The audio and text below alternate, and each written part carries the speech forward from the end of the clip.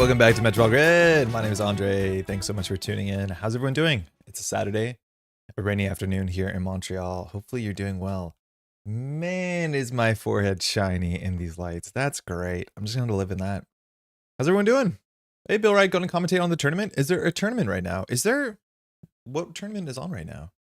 Is there a tournament on right now? I know that there's an AMT on the 10th. Which is like the date after legality or the 11th. I'm not sure what I'm missing. Apologies if there is a tournament right now. Hey, Jai, how's it going? It's on JNet. Oh, no, I have no idea what's going on. Huh, interesting. Brennan, it's the grid. Eric wants to slot shred. Eric says, love some good funk. Now I want to go play guitar. Hey to both of y'all. Hopefully your elevation has been good. OF15 is running an event right now. Oh, super cool. OF15 is a cool person. I wonder what that's like. Is that like first look at elevation meta? So say we go to, let's just guess it's Aesop Stables. Let's just guess. There's the Gatineau tournament. Yeah, this weekend there was a tournament in Gatineau, which is basically right next to Ottawa, for those who don't know, in Canada. Technically, Gatineau, I think, is in Quebec, not Ontario. I'm not sure. I know that's a tournament. I think some people from Montreal might have gone down. Unfortunately, for this weekend, which I'm going to be said I would be streaming for a week straight. We can't really do that, but it's unfortunate. Hope they have a good time. It's been a while since we've been down into the Ottawa kind of area to play some games. There's some like really great players and really nice people, especially organizers out there as well. It's on Cobra, so that's tournaments.nullsignal.game. How's it going, by the way, Odsy? Nullsignal.games. Doing great. Tom 3K, welcome to stream. How you doing? Every day, Andre's trouble returns closer to its natural state. Branch. Nature is healing. Online tournament, 37 players. Ooh, let's go. Okay, so it looks like it's an online tournament. I don't know if it's being casted. 10 Nebula players, 5 Baz Hoshiko Phoenix players on the runner side. Nebula clearly winning here, followed by Thule, and I do think Thule Assets is pretty good right now. I think Assets might be pretty strong against Barry. If I have 3 ice, what are you gonna do? Built to last? The fuck? Okay, I guess there's the new idiosyncrasis. We'll see how good that is. Oko, Ob, Leo on 1? What the heck is going on? Why would you play 1 Leo? Yo, early meta, figure your shit out. What's going on? This is pretty cool though. Definitely want to see it. Hot take, there's no weak runner faction. Yeah, I would say that's maybe true. I don't feel like anything is too far behind anything else. My guess is that Shaper's probably the least performant faction. I think Shaper seems like has the least reason why you'd want to play it besides Deep Dive. Outside of Deep Dive, I'm not sure why I'd play Shaper. But yeah, things look pretty good, I think. Top 8 get LSR Ellie SMC sleeves for JNet. What do those words mean? Wait, you can get JNet card backs? That's kind of sick. That's actually a really good reason to come out and play in a tournament, to get some JNet card backs. I don't know if I said hi, Dojin. I think I did. We have a Saturday stream. Awesome. Yo, Aris, how's it going? And SRN, me watching yesterday's VOD stream notification. Uh-oh. Glacier Gamers here to ruin all the experimental runners' days. Yeah, so like I'm not sure what Nebula is doing. I think I've seen some like true Nebula Glacier decks. I've also seen like Nebula no remote server fast events, and those all seem really good. I do think in terms of Glacier, like Glacier Jinteki is probably kind of reasonable. I think you'd probably play PT or maybe even Restoring Humanity. Leo is like full Glacier, which is like really fun. When there's like 4 Moosely Hots out there, they're gonna have a bad time, and that's good. That's a good thing for you. I think Magdalene might be a problem. 3 Sebs is cool. Notably, literally 0 Synapse, which I'm glad to see that. I'm not sure who's excited about Synapse, and I'm not sure how good it is. But we have 2 Zwicky, literally no Bangun. Oh man. What's the representation for new IDs here? Like 1 Topan, 5 Rio, which makes sense. I think Rio is like seems more playable than Topan off the bat. 2 Dewey, 3 Maggie, so not a huge difference, as much as Lat is still there for sure. And then on the Anarch side, or sorry, on the criminal side, we have both Barry and Moosely Hot seeing a lot of play. So that's pretty cool. That is landing. On the HB side, we have Poetry and Leo seeing some amount of play here. We have no Synapse, fine. We have no Bangun, not surprising. And both the Jintekis are here. That's pretty cool. That's pretty cool. Yo, Frank, how's it going? Have a great rainy Saturday. It feels like it's been rainy every day for the last week. Hopefully you're doing well. I totally disagree. Shaper shenanigans have been upgraded, but Shapers might not get, but not every runner's cup of tea. Yeah, Shaper is like, I don't know. I'm not 100% sure. I think their Breaker Suite is really good. I just don't think they have a good reason to run, which is kind of the problem right now. What I noticed, so this is pretty wild. So the last game that we played on the last stream yesterday, I got to a point where I was playing Criminal and I could not afford to get my breakers down. I was playing Baz and we just kind of QQ'd. We're like, we're kind of cooked here. There's like 3 ice on the remote server. We can't deal with that. And not like the ice was particularly big. It wasn't like envelopments. It was like, you know, Maskirovkas. It was sandstones, and sandstone's pretty good. But we just couldn't deal with this. Maskirovka. We could not deal with it. And so I thought, okay, that's a problem. Our deck doesn't have enough money. And this made me think of 2 things. Firstly, it made me think, what's the chance that we actually have to play Rent Rioters and install this for free with Baz and then just click for 9 credits? I think that's actually probably not bad as a 1 influence splash. That might not be awful. Our deck just needed more upfront money, and this is really slow, but ideally we get some click compression. But then that brings me to my second point. I think the meta is slower. It's just slower than it's been for a while on both sides of the table, it looks like. And the games that I'm playing, I feel like they're very much closer to what Netrunner felt like maybe 6-7 years ago. At least from what I've seen so far, and obviously the corp decks are not super optimized, but like we played against Tron, who just has like playing PD relatively methodically, having a Mersha Ballard install ice every single turn, which was an absurd amount of value. But that just kind of feels like ETF back in the day, where there was 2-3 ice on every server, and then they start scoring out by like turn 7 or whatever, turn 8. It felt slow, but it felt like it used to be back in the day. And I'm realizing, like, wait, are things just slowing down? Which means that I don't really want to go for single axes. I feel like I want to just put down the twinning. And instead of running, you know, and getting 7 or 8, you know, breaches in a couple turns, I want to get 2 breaches. And in each breach, I want to see 3 or 4 cards. I feel like that's what it's come down to. It really feels like that things have slowed down from what I've seen. And it feels like we're in a bit of a depowering, which is kind of cool. Another thing that I'm kind of struggling with, and I'm not sure if it's true, it's like, why do I want to install my Carmen for 3 to 5 credits to break a drafter or a boomy for 4 credits when I can just install Matryoshkas? I feel like some part of me is like super Matryoshka pilled right now, but the issue is like Matryoshka is just unsustainable. Like Matryoshka is just a really good breaker compared to the other criminal breakers. Like it just has fine numbers on it. You only install one of them, then the other ones are free. So like the money you make back is money you actually make back relatively quickly. The issue with Matryoshka is that there's just certain matchups and certain ice that see non-inconsistent play that are just going to ruin you, right? Like what happens if you run into a hammer? Maybe if you're Baz, you can jack out or you can boomerang more parts of it. But like hammer is just going to be a problem because you have to trash this bottom part, which means you're going to lose your good stuff. You're going to lose your twinning. Then what do you do against Samaxamon, which I haven't seen too much Samaxamon, but like this should see play. And then if you don't have a Fractor, what do you do with Samaxamon? What do you do with VSA? What do you do with, what's the HP one that really punishes you for not having a breaker? I guess Hagen's a bit of an annoying face check, but it's kind of interesting. It's like none of the breakers feel that good compared to like just playing a Corroder on Matryoshka. I'm not sure. Try some of the D-Res effects in Criminal and look at the BOAC Melt. I like the D-Res Criminal cards a lot. I think Mag Electric is sick. The problem is the cards that are doing really well into me are actually not the 6-cost cards that you can D-Res, like the BOAX and like the Bronze. The cards that are really annoying, it feels like, for when I'm playing Criminal, are the 3-cost cards, the 4-cost cards. Like having to deal with the drafter when you're not playing Revolver for some reason, like having to install your breaker and then break drafter for 4 feels good. It feels too good for the corporation. Having to break a Maskirovka for 4 credits after installing your 3-credit factor feels good for the corporation. Like a double Maskirovka server on R&D, unless you have Game Dragon or some other cheats, like you're paying 8 credits to get through 2 Maskirovkas. And that's obviously you can give them the 2 credits, but if you're playing Rapira, why do you want to do that? You don't want to do that. It's weird. It's like the breakers feel not very good.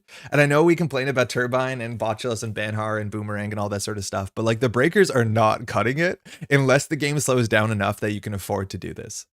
Turbine has been around for so long, everyone has forgotten what mid-range is like. Yeah, Alex, how's it going? Also like Cleaver too.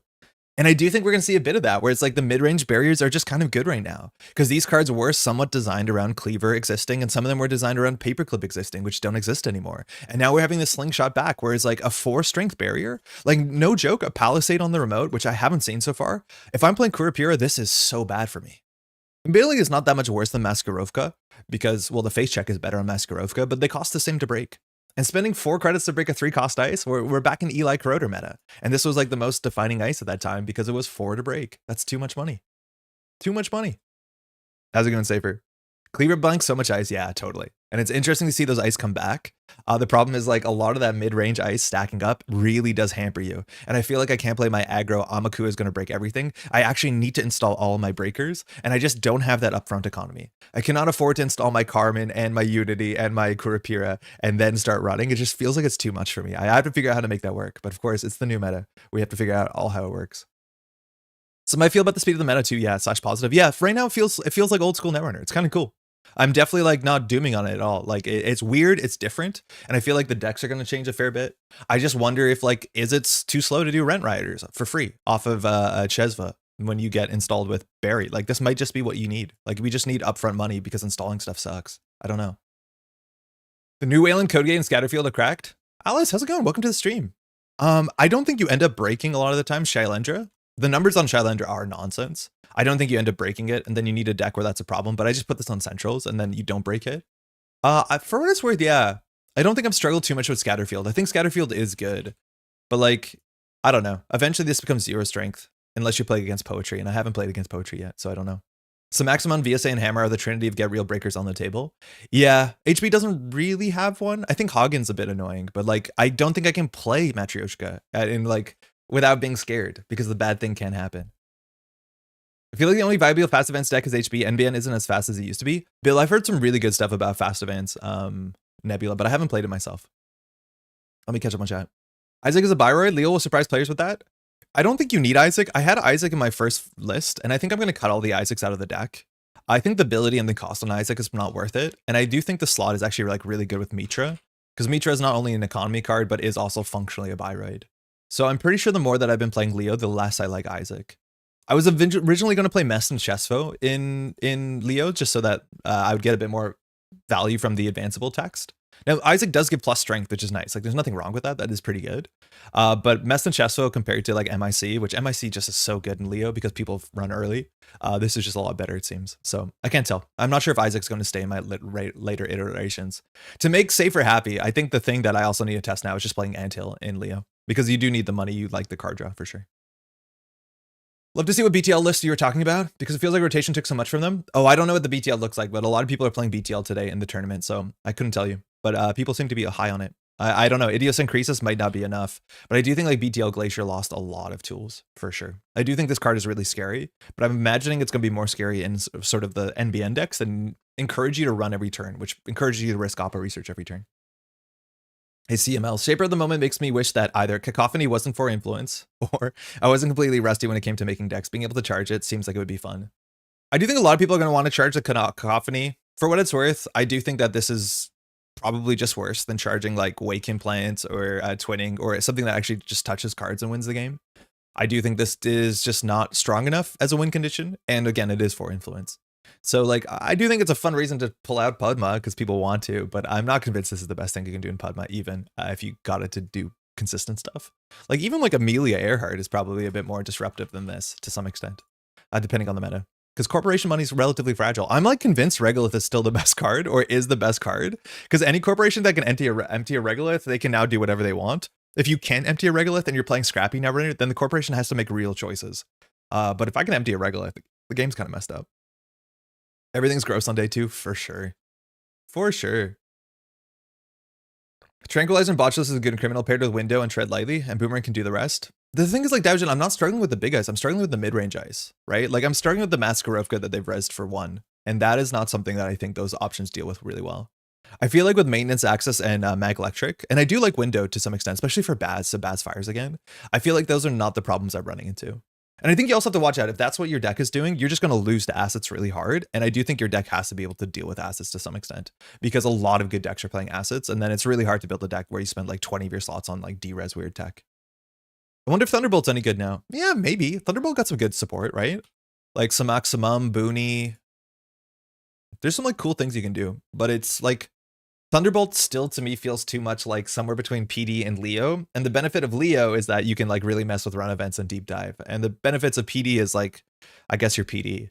So I wouldn't know exactly what Thunderbolt is doing there, unless you're playing Ganked and Mitra and being really mean. Because Mitra is also really good with Thunderbolt and as a way to like force re-reses.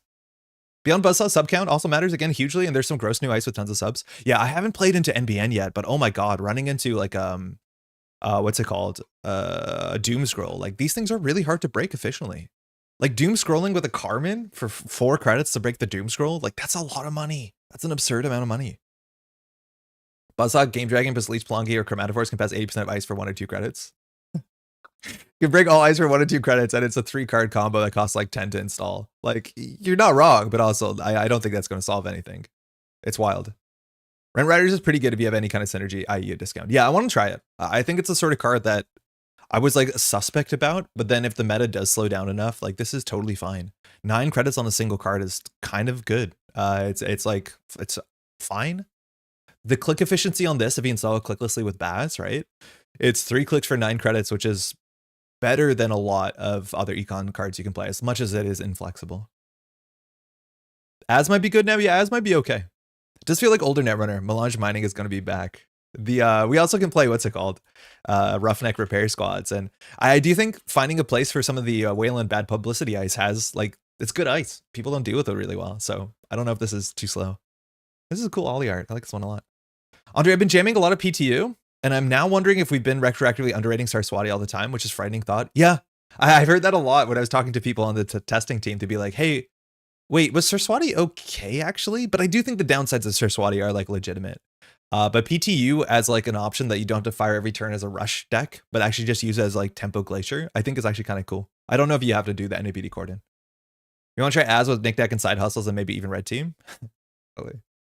I will say I saw 4 countered reduced service on Archives against a run-focused deck. I felt so bad for that guy.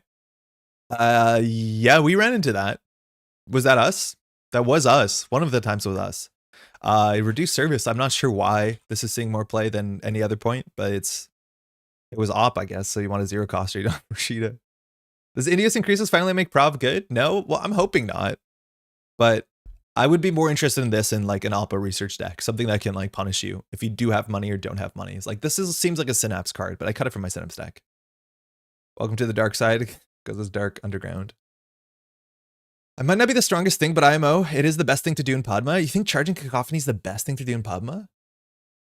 I saw some day Cacophony, which is kind of neat.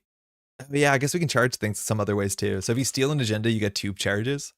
The problem with Cacophony too is like you need to charge it. Right? Like such is the issue with charge is that if you ever take the last counter off Cacophony, you can't charge it anymore. So you always have to get this to 3 counters before you can fire it. It's like really ugly, at least if you're counting on Padma. I'm not sure. Thunderbolt needs to be permanent. The fact that it's ephemeral is just not enough. It might not be enough, but I do think that's why you're incentivized to play. And like, if breakers suck, how much better is Stegodon right now? My guess is pretty good.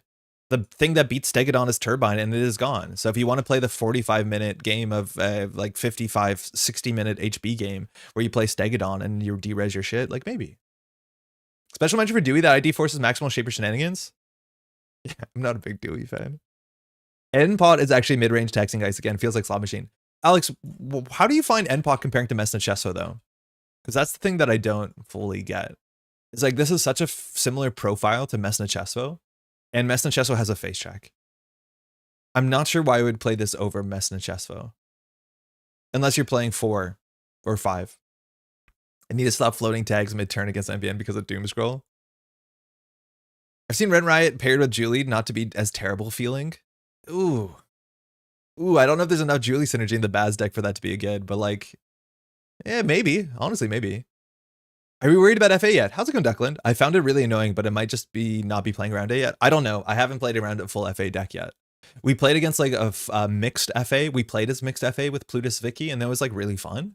But it does seem fragile. Wayland Fast Advance at least is more fragile because it's attached to either Plutus or to Slash and Burn, and you can interact favorably with those as a runner. But I am a bit concerned about like Nebula doing Nebula stuff, but I haven't played as or against Nebula just yet. That reminds me, I got to rebuild my breaker list stable jank, annoying. I fully lost the list, so back at square one. I think you can rebuild it. I do think like that sort of breaker list deck, I wouldn't know about Sable so much, but Mercury has a lot of support. And I'm assuming Deep Dive is really good. Red Team Julie, sell her last counter to Knickknack.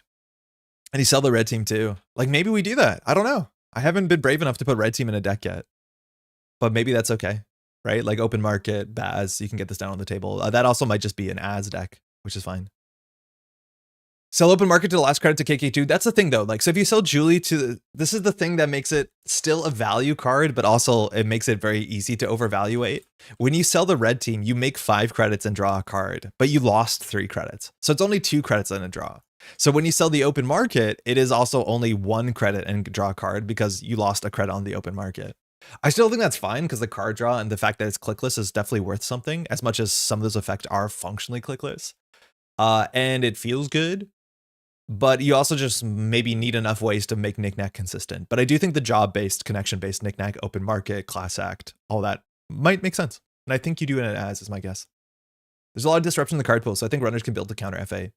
I don't know if there's enough FA disruption, because this is the problem. Dan, how's it going? Is that I worry that you can score out agendas from hand on like 1 to 2 credits. And I think that's the thing that you can do. Specifically in Nebula, you can, or in Gemalang, is you can like Kakarembo out of Stoke the Embers going positive credits. You can fast advance out with a KPI. I wish and Netrunner DB would let me search KPI, not lockpick. But yeah, there's a lot of ways that you can fast advance on really, really low credit thresholds. And that feels like you lack the interaction. Right now, the go-to combos open market, class act, side hustle. Yeah, I haven't played side hustle yet. I think we'll do that soon enough.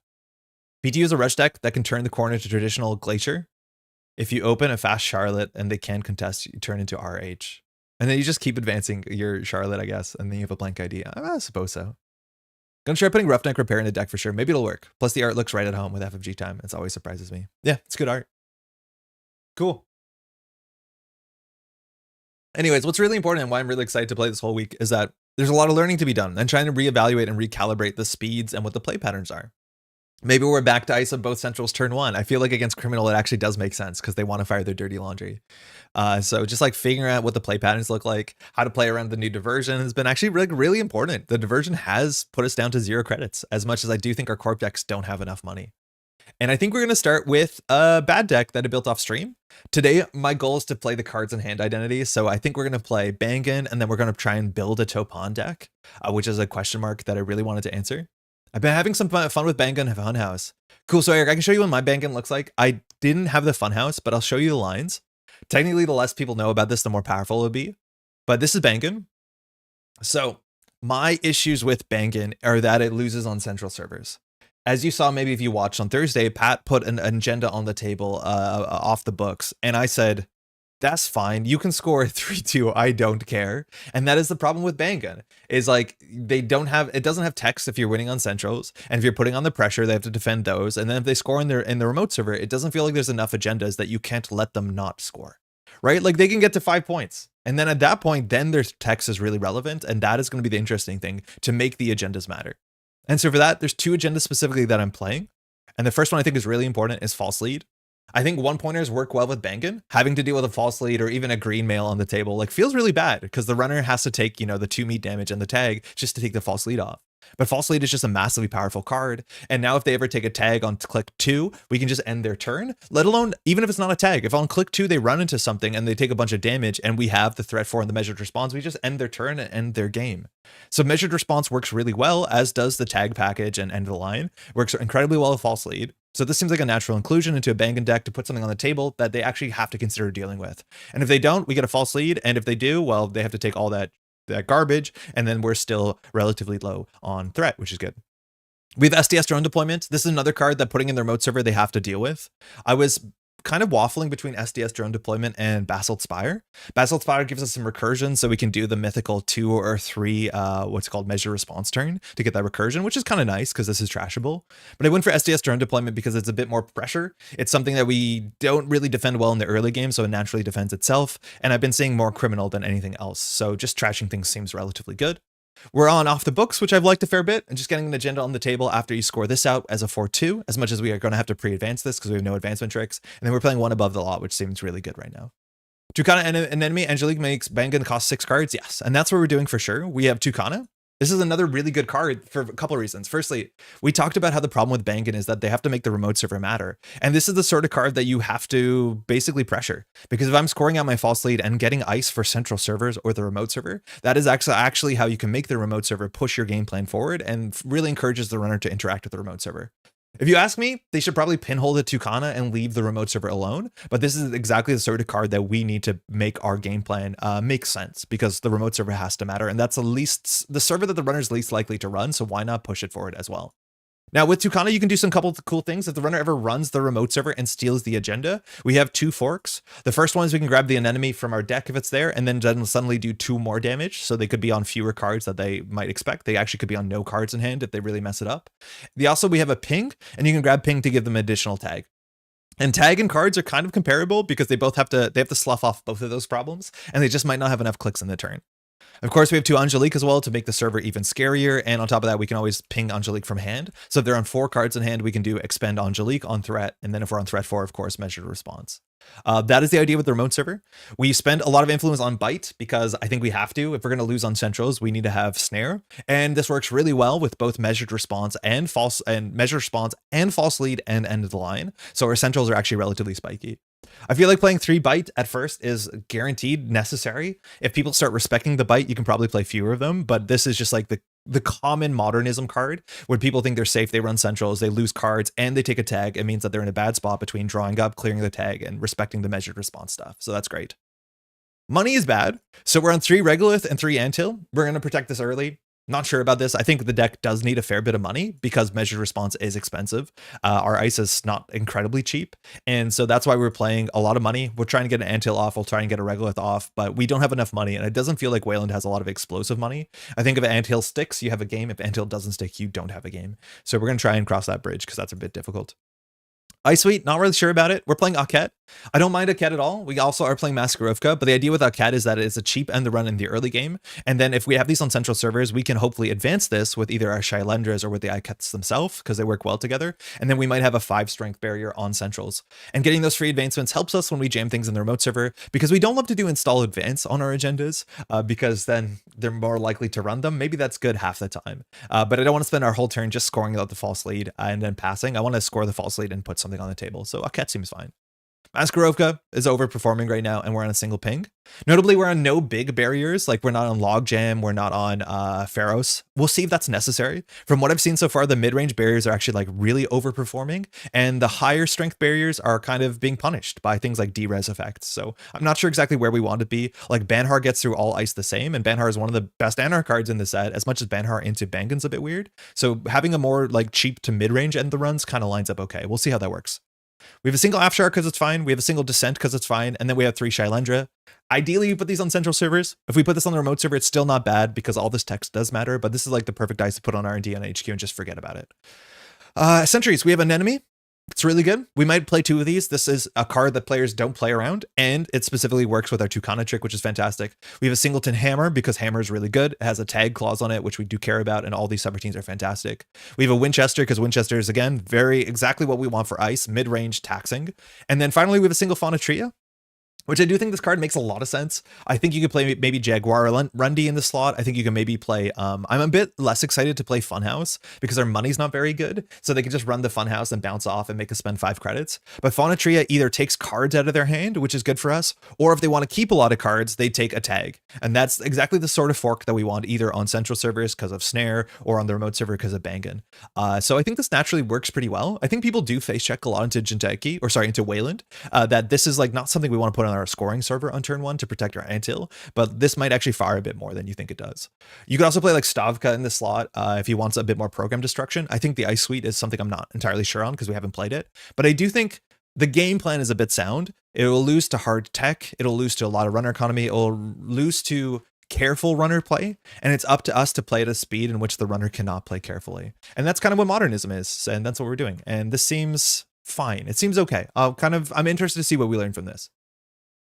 I'm on Amaze Amusements, Funhouse, and Azief. Ooh, Azief is pretty cool. I could see some Azief. I think Azief is going to be awkward. Amaze Amusements is a card that got cut from the deck because of influence.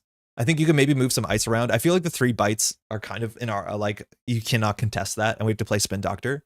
We're playing Spin Doctor, right? Yeah, good. That Amazement Amusements is a card I really want to play. I do think if you put the Maze in the route server, they just won't run it. It's weak to Copulation, but most things are like that. But Amaze Amusements is the card that I want to play. There's 2 cards I want to play that are not on the deck. Firstly, Amaze Amusements, and the second one is Neurospike. And I think Neurospike actually might make a lot of sense because it does exactly what the deck wants to do, which is saying, I'm going to make running the remote server important. Because that's the problem with BANGUN is you can lose on centrals. But now if you put something in the remote server and advance it, specifically also because it's face up, so you don't lose to Hermes, and then you score at a 5-3, you can do Neurospike, and that will flatline some amount of runners. Not all runners, not Steelskin runners, but there's actually a reason why you could consider Neurospike in BANGUN. But it is a lot of influence, and I didn't want to do that. I'm on 2 byte, 3 spin, 2 amaze, and 1 funhouse. Yeah, I don't mind that, Eric. I think I like that a lot. I think 2 byte is maybe fine. 1 byte, I don't know. 0 byte, I don't know. Behold, I think works worse than byte because a bit of tags and a bit of damage works out better with measured response. But I do think that's a fine compromise. I like that a lot. Neurospike end of line is a kill with orbital. Bah, how's it going, by the way? Jai out here throwing your orbital makes heart swell. A cat can feel like a big berry once triple advance. Yes, I'm hoping that we get to that point as much as we can't do it ourselves. I wonder if we should play a wall-to-wall just as like a little tempo tool, but I'm worried that's going to butt up against the other assets we need to protect. With that Turbine Cleaver, it will. Through the old BTL, I make big barriers is going to have trouble with Game Dragon, so splashable. It is, but the Game Dragon a lot of times is a one of in the decks that is not tutorable. It can't be recurred very easily, and so there's reasons that the Game Dragon is awkward.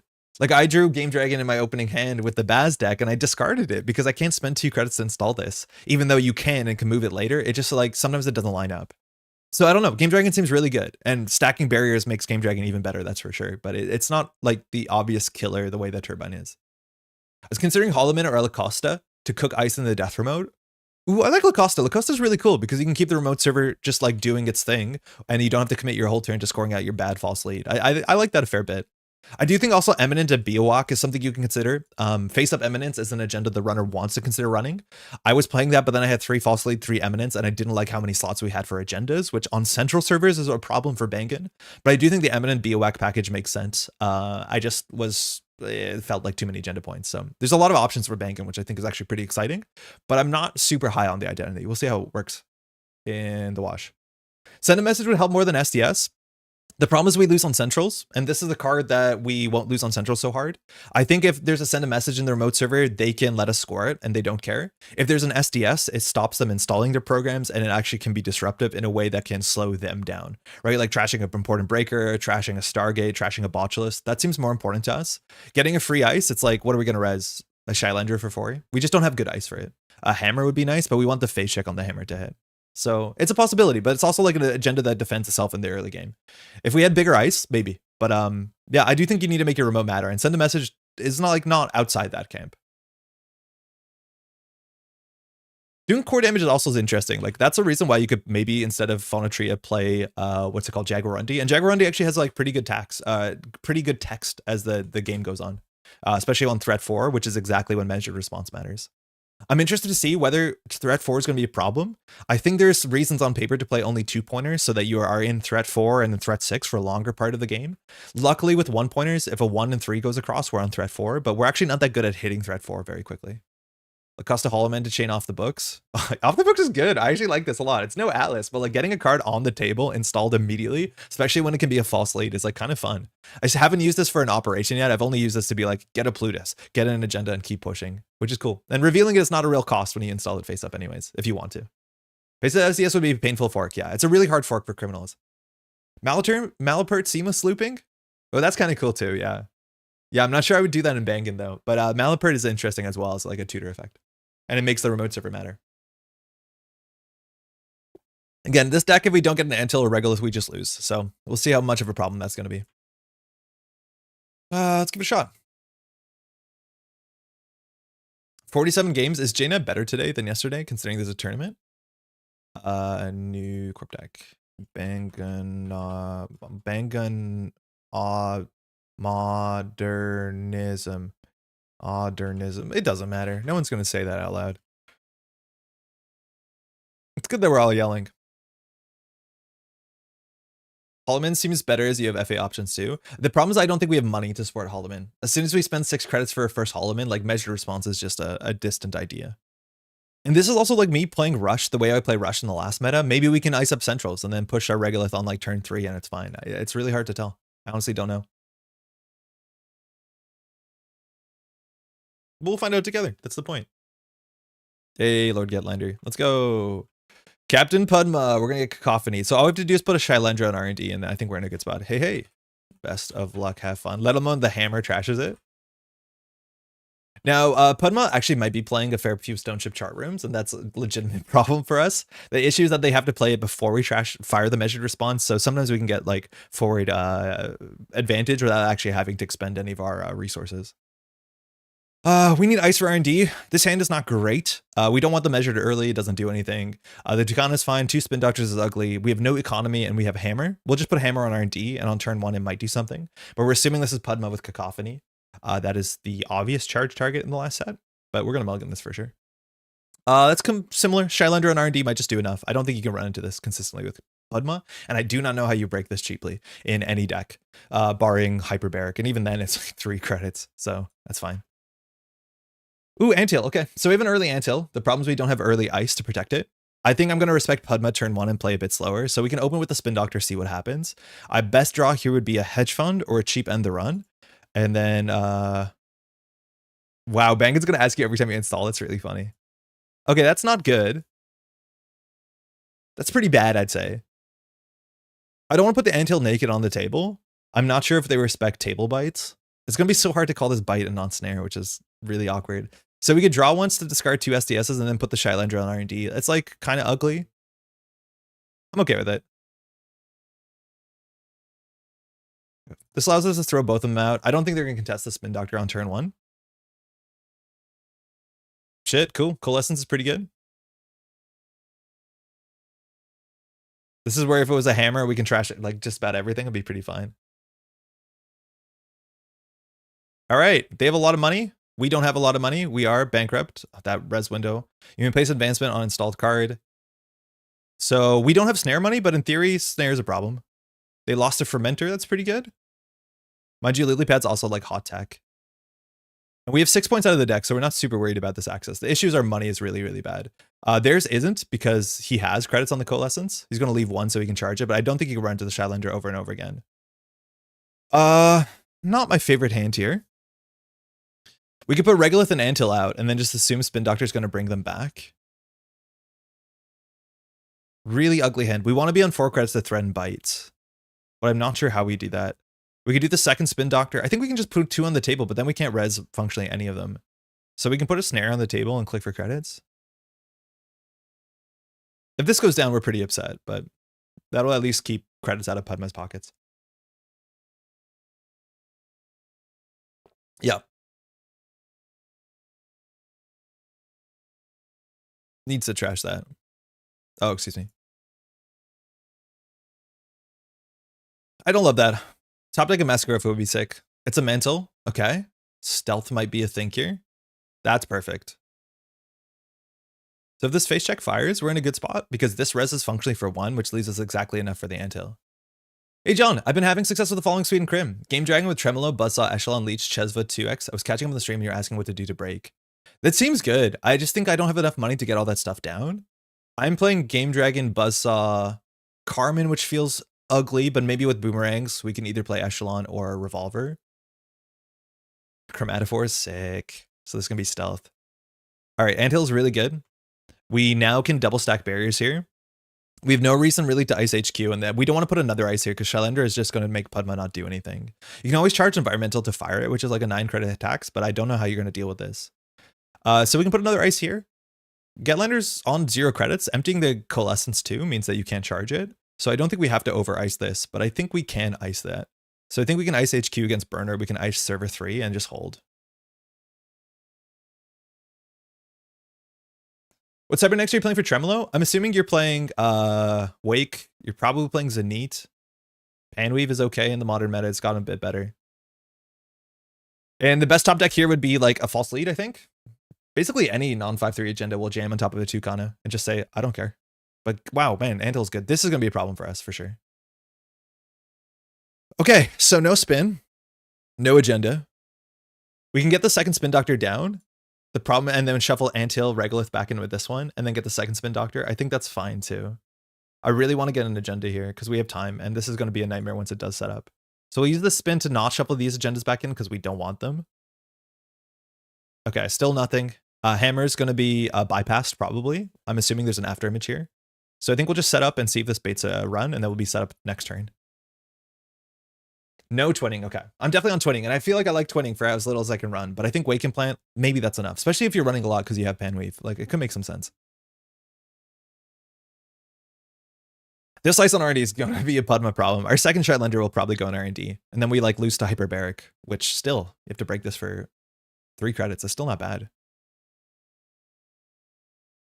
This is why I don't play Padma, is you end up in situations where your ID is functionally blank, and I just want to avoid that at any cost. Like, I don't like my ID not doing anything. Them cracking the Stone Ship is really good for us, because obviously we care about cards in hand. How much of this warping of the meta can solely be attributed to the Cleaver ban? It seems like very, very big. I think it's really big. Well, it's weird. It's big, but it's not like... So, criminals didn't play Cleaver. But because other people aren't playing Cleaver, now you can play some of these like mid-range barriers. And now that means criminals with Kurapira no longer have just the small stuff to deal with and then the big stuff to cheat around. Now they have the mid stuff to deal with too, and that's a problem. It's going to be hard to tell exactly what it comes down to. But again, a lot of this stuff was balanced in a world where Cleaver existed and even Paperclip existed. So we're having, you know, a bit of a whiplash for sure. It's going to be interesting. It's going to be interesting for sure. The card pool is like, it's much smaller, like numerically, but it feels wider because obviously we don't know what we're doing. Nice. Environmental testing, SMC into Mantle. I want to know how they break this. Again, I think the cheapest way you can break this is Hyperbaric. We're paying 4 credits for like a Muse Game Dragon or something. Sorry, Buzzsaw Game Dragon. Notably, we have 6 points in the... Oh, Lobby. Still break this for 5 with Lobby. I don't think we care. That was hard cast from hand. This is why you play SDS, y'all. Love breaking Mattering again so much. Yeah. Man, this window, I really don't like that window. I don't think it was worth it to add an extra click to every damn encounter just so that we could play Mitra Amon. Like, I don't think you can pay 5 here. With 6 in the bin, the problem is all our agendas we want to score are here. If you hit a snare here, it's like... You lose the game if you hit a snare here. Admittedly, we don't have the end of line, but... Okay, that helps a bit. So we're not topping an agenda. I'm not going to shuffle the Spin Doctor. I think we're going to draw once. I don't know if we have a reason to ice up Archives. They saw Faunatria. He might be on Orca. I don't have anything good to do with this. We'll draw once. That's what we want. So we'll install this face up, and then we'll advance it once. We can throw out, I think, the second Tucana. And now next turn we can advance this and jam the next card. And once this is scored, we have a really awkward situation for both players. Loving the new 3-cost Deki Barrier. Yo, Spooky beats a lot going around at them. It's really, really good. And it's one of the big reasons I can't just play Matryoshka, but Samaxamon is like very, very cool. It's also a card you could play in Bangun, I imagine. If you're like really frustrated with people cheating through ice on turn 1. Rigging up. It's got no MU left. The Muse is going to leave. It's another Coalescence. Okay. This is a pretty good econ card with rigging up. Leaving an encounter. Just so you can run R&D for 5 credits. Yo. I don't know if a Conduit's going to come down. A Cataloger is something we have to worry about. That's another good reason to keep a Spin Doctor on the table. It's just to deal with Cataloger. I honestly don't know if there's a better ice. Eventually, like, unfortunately, we have the Hammer in hand. We could just put another Shylendra when we score with a Tucana. I think we will. The best top deck would be like a Regolith or an Antil. We score the false lead, res the Tucana, put the ice here, and go. Game Dragon on the Lobsomu doesn't... Oh, it actually does save a credit. And then these are all barriers. So Game Dragon Lobisomu is actually kind of cool. All right, we have false lead. We have to keep that in mind. We need to get to threat 4. So we'll score this. We'll go get another Shylendra. Another Shylendra on R&D actually doesn't line up well against Game Dragon, does it? So what do we want? Huh. Winchester's kind of annoying. Winchester's kind of annoying. But in theory, we don't want to stack ice types. We don't have anything to install, which is a bit of a bummer. I think this is our only code gate, but technically Maskarovka is a code gate which charges Lobby, and Lobby now breaks Maskarovka for 2 credits, which is still not bad for a 3-credit ice, I guess. So I think we're just going to click for credit. I would love to jam something here, but I'm not a table snare believer because they don't have a real reason to run it, especially when we don't install it face up. This is where our economy is bad. Like we could res maybe 1 ice more than this. But with this in mind, it's more going to come down to who's going to get to threat. So I have no doubt that he's not going to trash the Stone Chip. And this is just like Shaper is going to make 2 runs for the first 10 turns, and then we're going to get run over because they break everything cheaply. That's something. I think we can just install this and click for 2. If we don't install this face up, they might not think it is worth running. Sometimes you want to bluff. Like it is important that you can bang and face down agendas. I think if they interact here, we're kind of okay. But we might actually feed them agenda points. I think actually getting the SDSs in the remote server would be one of the best things we can do here. I didn't know this would be a Lobby deck, but if there's a Lobby, we would have held onto one of the SDSs. We'd have to score it, mind you, and they have to run it. Because otherwise we trash a Lobby, they'll just trash a Coalescence or a Mantle. It'd be cool to have a card that saves the Trojans from getting trashed, like put it at the bottom of the stack. We could build the coolest deck. It's kind of what UAV wants to do, but yeah, maybe. The bottom of the stack stuff with Scrounge is like really weird. There's very few identities that can interact with it. I'm not sure why it's exactly there. Barry Knickknack? Coalescence just Shaper setting up, not doing anything, but hey, we're not presenting problems, which is again, maybe the Bangun issue. So now we're incentivized to leave this on the table. I don't want to put Afshar down. In theory, actually, Afshar is really good because you can't charge Lobby when it fully breaks a code gate. Yeah, so I guess we could put that on HQ. I think we're just gonna do credit. He probably has a Fractor, so I don't know how good the Aket is gonna be. I don't think we want to advance our ice. Triple advancing Shylander will make sense at some point. I just don't think it's this turn right now. And Hammer's actually really good into Lobby Somu. Assuming that they don't have a killer installed, this can like ruin a bunch of things because you can't break all the subroutines. I guess it's not Kit, so it's good regardless. I'm used to like this being a Kit interaction where because Kit runs with and breaks this with a decoder, it has text. But like we're one snare fire away from things being important. We'll jam the next false lead next turn. We can even do install advance and say, bring it. His money is all tied into his environmental testing, but he can fire this environmental testing immediately by simul-chipping for a Muse and musing for an SMC, or let alone a Coalescence. So he's like functionally up 13, 14 credits here. Let alone the run with Knickknack too. Cool, let's see how bad this is. Let's see how you deal with the Winchester. So Coalescence is sold for 2 credits and draw a card. Initiation phase. I'll stop complaining about that, I swear. Once I get used to it. We have 2 snares in R&D. We have a lot of agendas in R&D. Notably, you can't take Coalescence on the corpse turn. Yeah. Yes. Which means you can't panic to do it, but the environmental testing is going to pop here. All right, so stacking code gates. That's cool. So this is now a Winchester. This saves like 2 credits. So it's not huge. It just stops you from having to break the Winchester. Yeah, they can't do it in response, yeah. Well, they can because a lily pad draws stone chip. Like functionally, they're up plus, but they can't do it for the credits.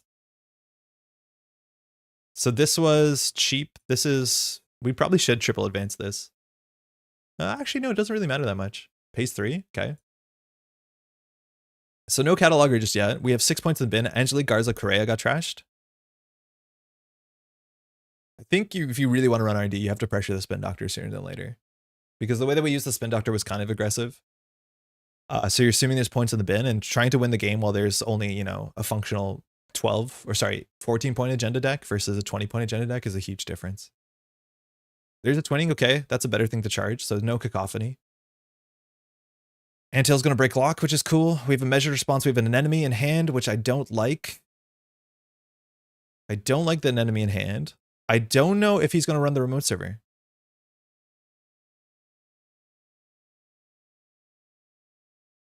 So that means the ping is the only thing we can get from the deck. So our question is whether we put an enemy on R&D or we put an enemy on server 3.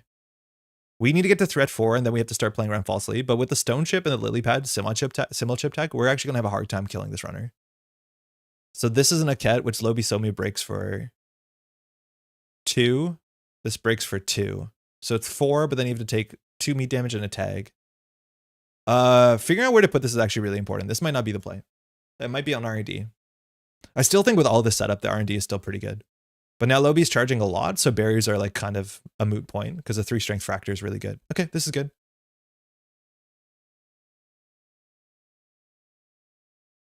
All right, 6 points back in the deck. I think that had to be done a while ago.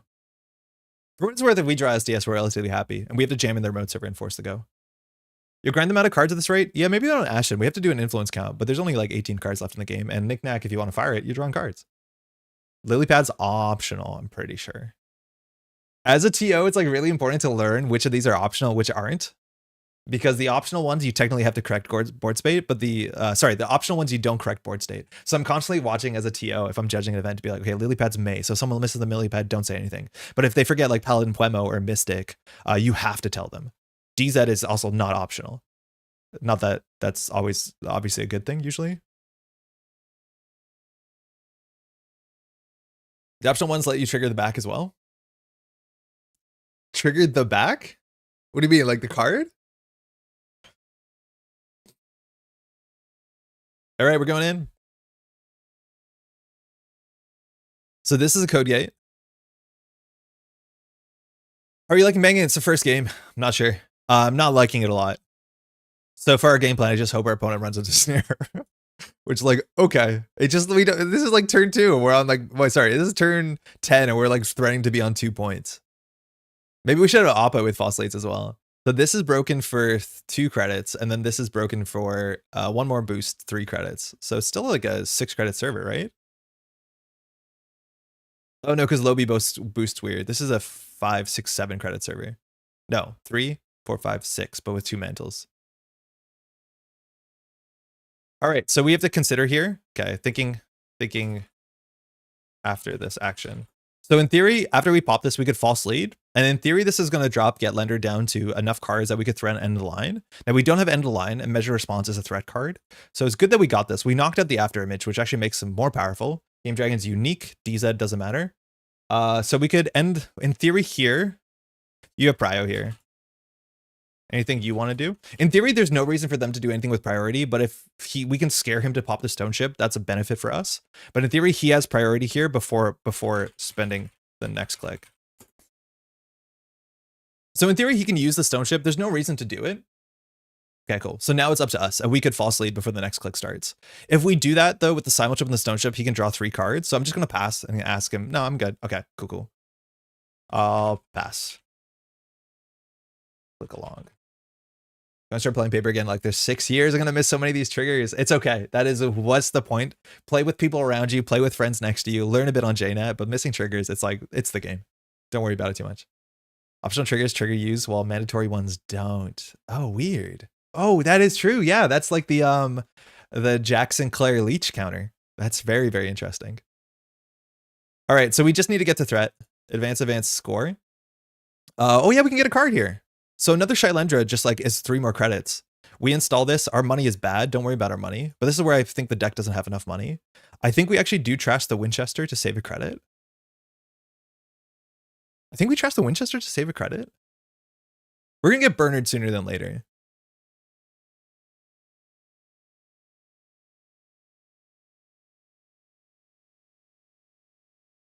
That might not have been right because this costs 2 credits every time. And we save 1 credit. Actually, yeah. Now we'll just click for a credit.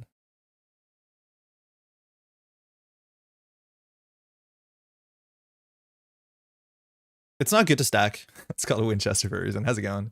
It's not good to stack against Game Dragon, but like that's still just a well-numbered ice. I think at this point the hammer doesn't make sense when there's after image. Actually kind of liked it for my Lou Mulch deck for Thanksgiving, though I feel like Scrounge is just a bit better for that. Yeah, I get it. Like decks that get to the bottom of their deck, you actually do use the Scrounge text, which is nice. I think that's kind of cool. Pokemon other companions are fun for course correction, since they're technically not 100% good for the runner. Yes, those I like correcting, because there's a lot of board states in which the state of the companions is something that's worth playing around, and it's a problem. How's your weekend been floating? So we at least are threatening enough snare money, but the problem is we're not threatening measured response money. We just need to get an agenda in server 3, and as soon as we put like a 3-2 in the remote server, Getlender has to consider running. Now his money is not fantastic. It looks like we're going to go Coalescence and then pop the Coalescence by running. Yeah, this is fine. We have a couple bad hits, like measured response are trashable. We're 2 spin doctors out, so we can't just lose to that. If we res Afshar, we go down to not enough bite money. I'd rather have bite money. So we're not going to res here. If he sweeps with the twinning, it's okay. This is all house money anyways with Mantle, so there's not a real incentive to res here. Let's see if he uses the environmental, or sorry, the twinning on this. Yeah. Looks like we're going to boost. Totally fine. Okay, sweeping Garza. If that gets trashed, our other cards are safe. Nice. Phonotria, measure response. That has to stay. Still haven't played a single game with the new set because it's a busy weekend, but I've been spectating to kind of wrap my head around it. Nice. Okay. Yeah. A lot of people are diving in for the first time this weekend. And for what it's worth, JNet's running well. JNet's running really well. We have like 47 games being played. Here's a propeller. Okay. It's a fractor. I don't think we're going to actually have to use this. New cards arrived in the mail, slowly getting it all organized in a single box. I've heard from folks in the States who are like getting their cards physically, picking them up at shops, which is like super sick. All right, we might not have to make a play here. Charging Mantle and Twinning, classic. Locking the top of R&D is going to be a problem. We only have one bite in there. So the best thing we could do is put something in the remote server. The problem is we can't. I think a Phonotria that can get bypassed, but this is when the runner passes this ice, so this will still trigger. I think we just need to get our money up because we need to threaten 2 measures, we need to threaten the remote server reses, and we need to put cards in here. I think the Phonotria would be better as an enemy is my guess. I think it's a bit less fair. A burner would be pretty bad, and they might run R in HQ because they know there's a measured in here. I guess both the Corp and the runner have less resources than standard in general. Yeah, it feels like it. It feels much more scrappy. Twinning feels good though, because like making important multi-axis, like not having to run every turn, especially if Mantle can charge it without interacting, is pretty powerful. Oh, that's bad for us. That's not good. Recurring this is actually a huge problem. If he's on Ashen, we might concede. It might just be that bad for us. Hitting the bite would be the best case.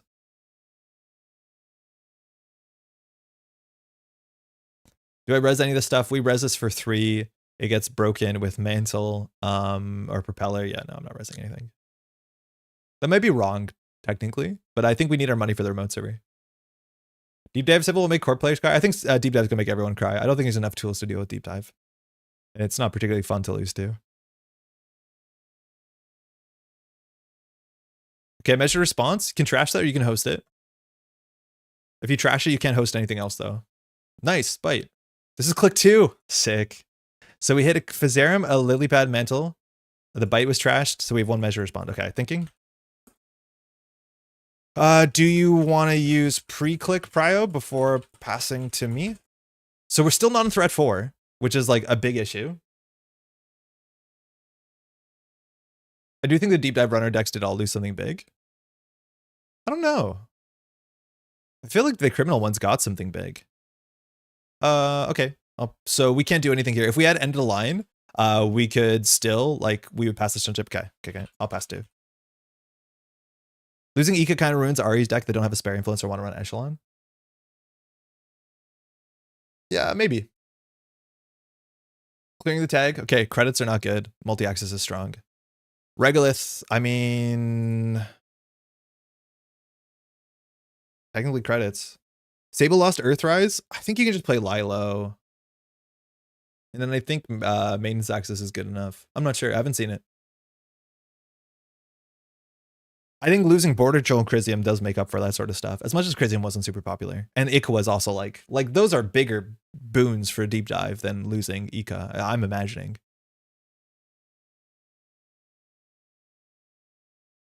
Loadbanger Regolith. It's a Adonis campaign. This shit's so good. Get lenders on 1 actual credit, which is going to be difficult. I suspect that Sokka's Deep Dive Lat might be the best old D deck in the meta. Yeah, I could see that. It lost all its asset tech. Yeah, you can play your Azamat if you want to. But I don't know. Maybe against assets, you can just deep dive and not care.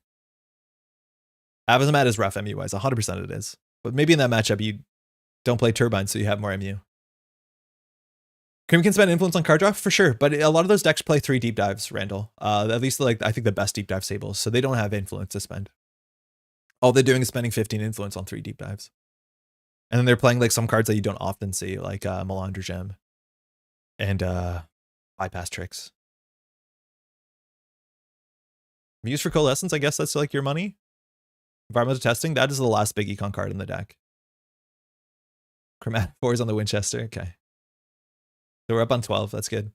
Has Jaina been really good then? It's like surprisingly good. Notably, there's more games than yesterday or the day before, but like this seems perfect. I have had no problems with lag.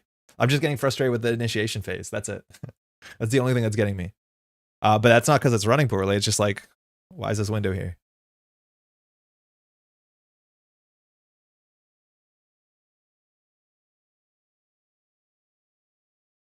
I found that 2 deep dive Katurga Mystic is better. Yeah, I'm not sure. I don't know what the modern meta looks like for that. I do think you really need 3 deep dive. It's also about like getting it consistently. It's not like playing 3 of them. It's like finding one soon enough. GMU for the Shaper Trash card program seems bad. It's like bad, but it's also a better program. And in the context of like, I'm going to say it, Dewey, maybe it makes sense, but it does definitely seems bad.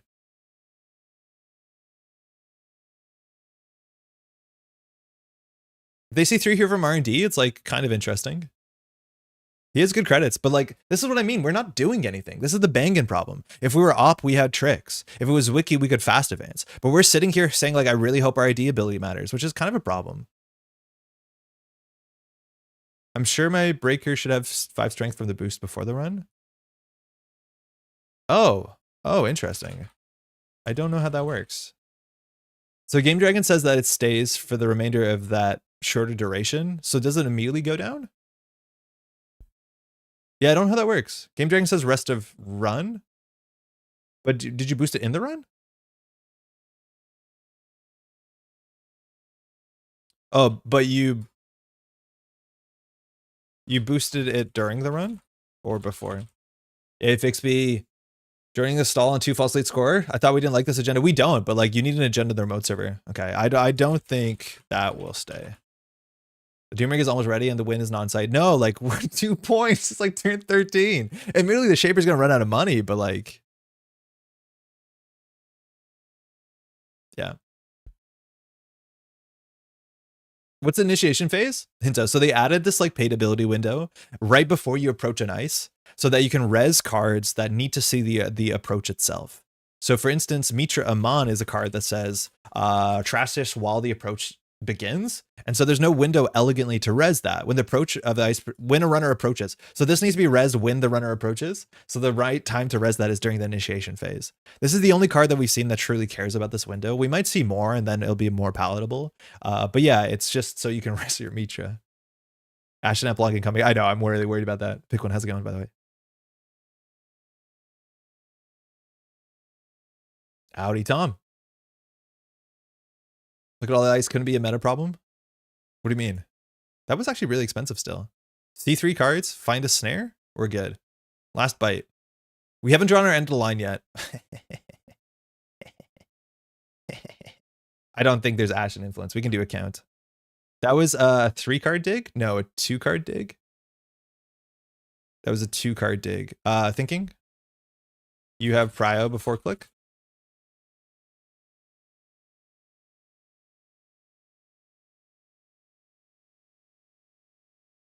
Okay. I don't think we do anything. If we had an end of line, we could threaten a Stone Chip. With 1 card left, a Getlender only has 5 hit points left, and we ground through all of the bites like a good old Jinteki gamer. So now we have to shuffle these back in with Spin Doctor again, like a good Jinteki gamer. So I think we're just gonna chill here and empty our regular. I'll pass. New Netrunner standard rule, max 2 ice on any server. Jada only checks a set strength when you pass an ice or end the run. So if you pump outside the run, it sits around. Hexnet, how's it going? Yeah, it seems like that. That's always been the way that it's been coded for a while. There's an Antil on the top that wasn't trashed. So next turn, he can run back. I think we just get the money. Again, once we're on threat 4, we just need to make sure we can measure response enough times. You're telling me. Kind of want agendas too. R&D density approaching 1. It's not that bad, but it's bad. Like, the issue is if we lose in 1 axis, well, you see like SDS at 1 pointer, like, okay, so much for threat 4, but there's enough agendas. There's enough. MR for value? We can't. We're not on threat, but we might MR for value eventually. Let's do an Ashen check so we can see if there's influence here. So this is 2. This is 5. 6, 7 on Hannah. 8, 9, 10 on Fazarum. Fermenter puts it to 12. After image is 3, so there's no Ashen. We're at 15 influence. So these are going to be the last 5 cards unless we have a Harmony AR therapy enjoyer. Yo, Pat, how's it going? I wanted to shout out. I got to tell Pat in the morning. We hit room 46 in Blueprints last night with Maddie. It was a good time. Loving the new set. Cool to see extra streams. Heck night. Glad you're enjoying it. It's genuinely like obviously this is, you know, cheesy to say, but like saying, you know, this is nice. I'm enjoying it. It's like a really big deal. I do this because I'm hoping people have fun. Spin your bites, you might just win. Yeah, it's going to be real healthy gaming. Clankomatics, how's it going? But this is what I mean with BANGUN. It's like the BANGUN remote server doesn't matter. Maybe we should just be playing Neurospike. I don't know. But Getlander's now at the point where like on threat 4, you can't run unless you have 8 credits. Oh, that's good to know. It might be right to put a phonotria here, but technically the text on this is not active anymore, so it's just going to be 2 credits to break. I do think we can lose in a single run. I think it's actually very likely we lose in a single run. We might have wanted to draw there instead of Antil.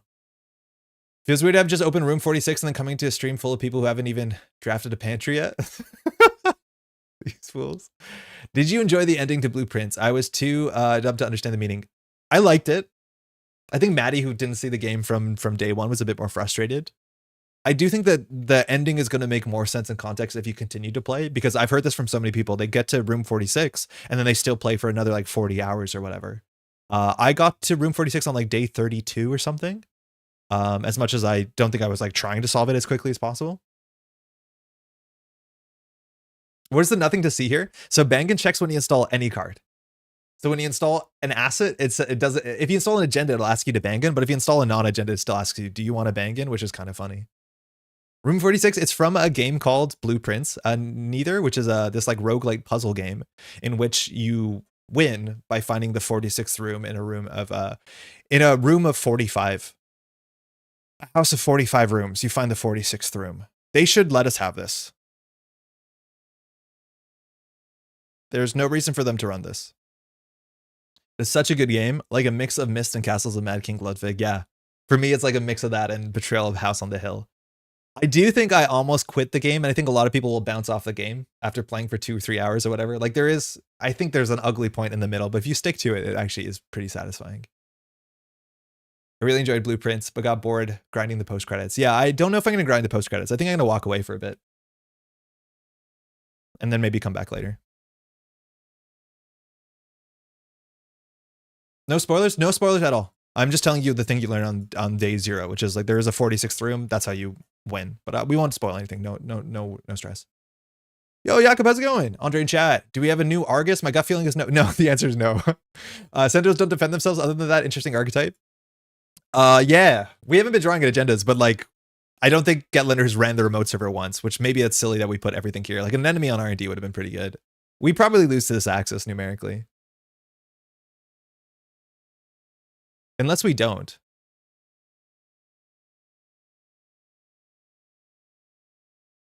Oh, okay, we might win. They have he has to trash the measured response or he just loses. Or he needs to get to 8 credits, which he can't. Oh, he can. He can coalescence, but he can't do it on our turn. So if he passes turn, we just measure response and the game's over. Oh, if he spends a click, we'll false lead.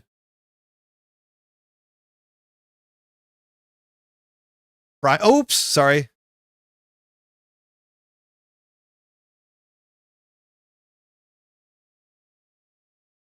Thought there would be a drop-down menu. Dodo. This is fine. I'll let it lie. We'll play it as it is.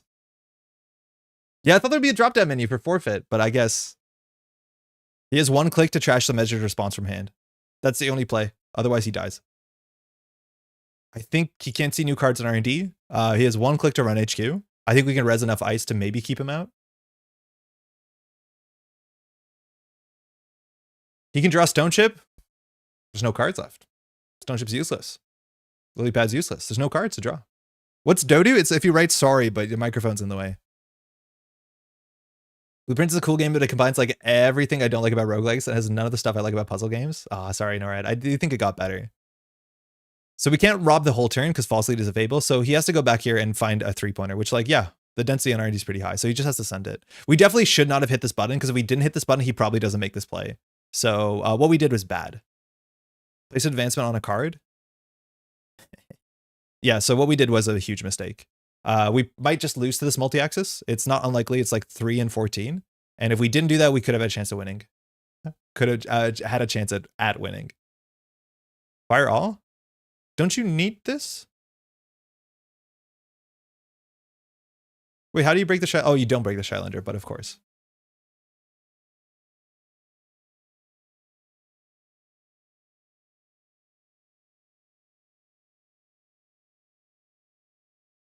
If we lose to this, I'm going to be so upset.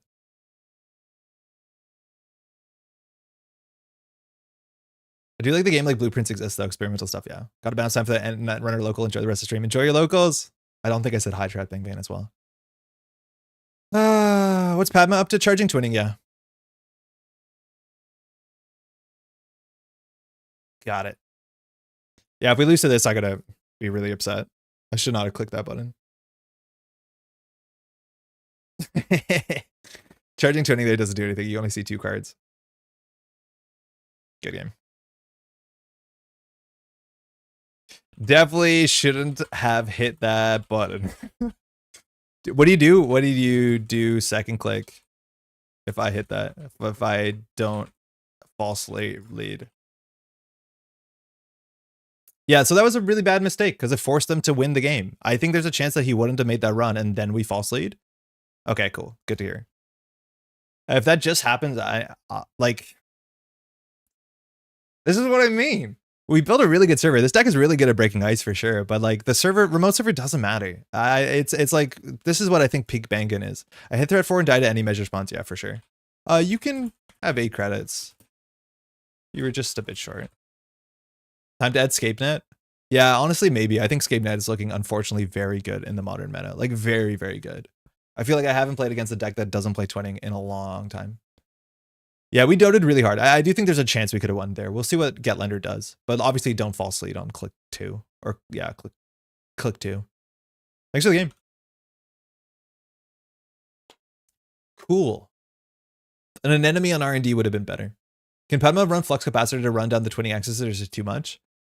She can. I'm assuming it's too much.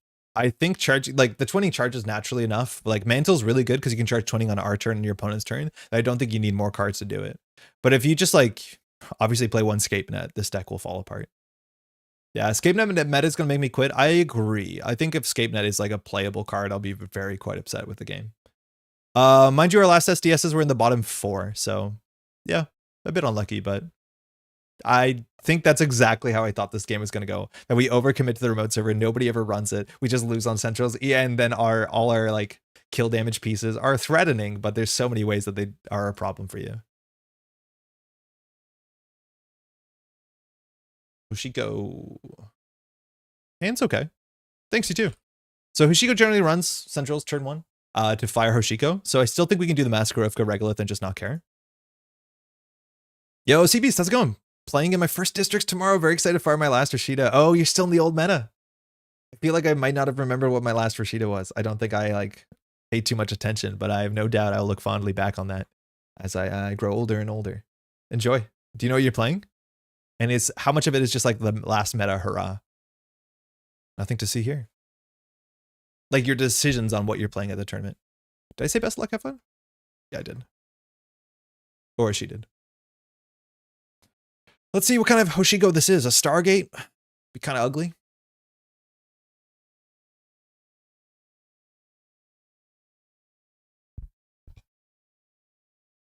Yep, cool. This is the best server to run in turn 1. I like it. 1 and 4 were in punished. Okay. She knows that. Not a big tell, but tags also matter. Every time I see the channel play Glacier, I don't mind Glacier, but yeah, that's what that game was. We didn't draw enough agendas. That's for my safety. Hopefully I don't have to use it. Hit. Like, this is really funny. In theory, if you run last click and hit bite, the game is like super cooked with the end of line in hand. Spin Doctor, Fencer Fueno. Nice. We draw Winchester. I think we Winchester HQ. That's fine. And then we'll just Regolith and take some money. We could have taken more money off the Regolith. I think it's okay. We're likely to do Regolith twice next turn and like install or draw. Hopefully install Ice on R&D would be the best case. As Shylendra and R&D would be like totally cracked. The more I think about it, the more I feel like we need a Neurospike style kill. Need to force a runner to contest every push or die. I agree, Jai. And I do think that having the Neurospike would be fine. I just don't know how you make it make sense with the influence. I think you cut the 2 Kanas and you cut the enemies and pings, and then you play 2 Neurospikes, and then you play like 1 Malapert. I think that's probably it. Probably playing Sable and Near Earth Hub. Got to play at least 1 FFG identity in person before it's too late. Yeah, no, I respect that. I think that's a good way of going into the last tournament. Getaway R&D? Bite, bite, bite. This is also why you play SDS, is totally safe. Measure response for 3. Feels good. We still have Spin Doctors. I think you're happy to see that go. I'm not sure if you trash this early. I feel like you do. Okay. Very much lose on Central's energy for us. Hoshiko's money's good. Fencer Fueno did help trash the measured response, which has been good. I think we're just going to take 3. I feel like with 9 points in R&D being totally safe, we're in an okay spot. This will blow up in a couple turns. I don't know whether this means we should expect Enga, which I do kind of want to play in Phoenix, or whether it's just Stushka, Stargate, all that sort of stuff lines up well. No, not at all. No, not at all. No stress. It's weird that we might be in a meta where Fencer's good. Yeah. Yeah, Fencer's feeling a little bit better. She's looking okay. I think if players are worried they're playing slow, like you can get onto JNet and you can make a game and say like, you know, newer players slower play. But I think there's so many people, myself included, that are incredibly patient to that, because if there's newer players entering the game, that is like the best outcome, let alone I can hang out and chat. But yeah, like no stress at all. Crew, okay. Our ice is relatively good into crew. I mean, let's see what happens. So this is where we can do Tucana to ping or Tucana to an enemy if this above the law gets threatened. And trashing the crew would be fine. I think if this time bomb goes off, we'll thrash and end the line and just a couple cards from hand. Public. It's open to the public. Come on down. Bangun is scary. Yeah, I hope so. I really do hope so. That was a good turn, I think, for her to flip Hoshiko out. There wasn't above the law on the top of the deck, but I do think flipping Hoshiko in and out is like pretty good. And time bomb will pop next turn because it has to start its turn with 3 counters. Imagine if it was Roughnecks and you could do it again. I don't like the flexibility on that, right? Like we get more money, and the fact that we can do like Regolith, install an ice, that's kind of what we want to do. So like there is a downside to Roughnecks, which is like your turns are pretty, it's like all the limitations of humanoid resources without the fun of humanoid resources. But humanoid resources allows you to do a lot of different things. Okay. She can challenge remotes every now.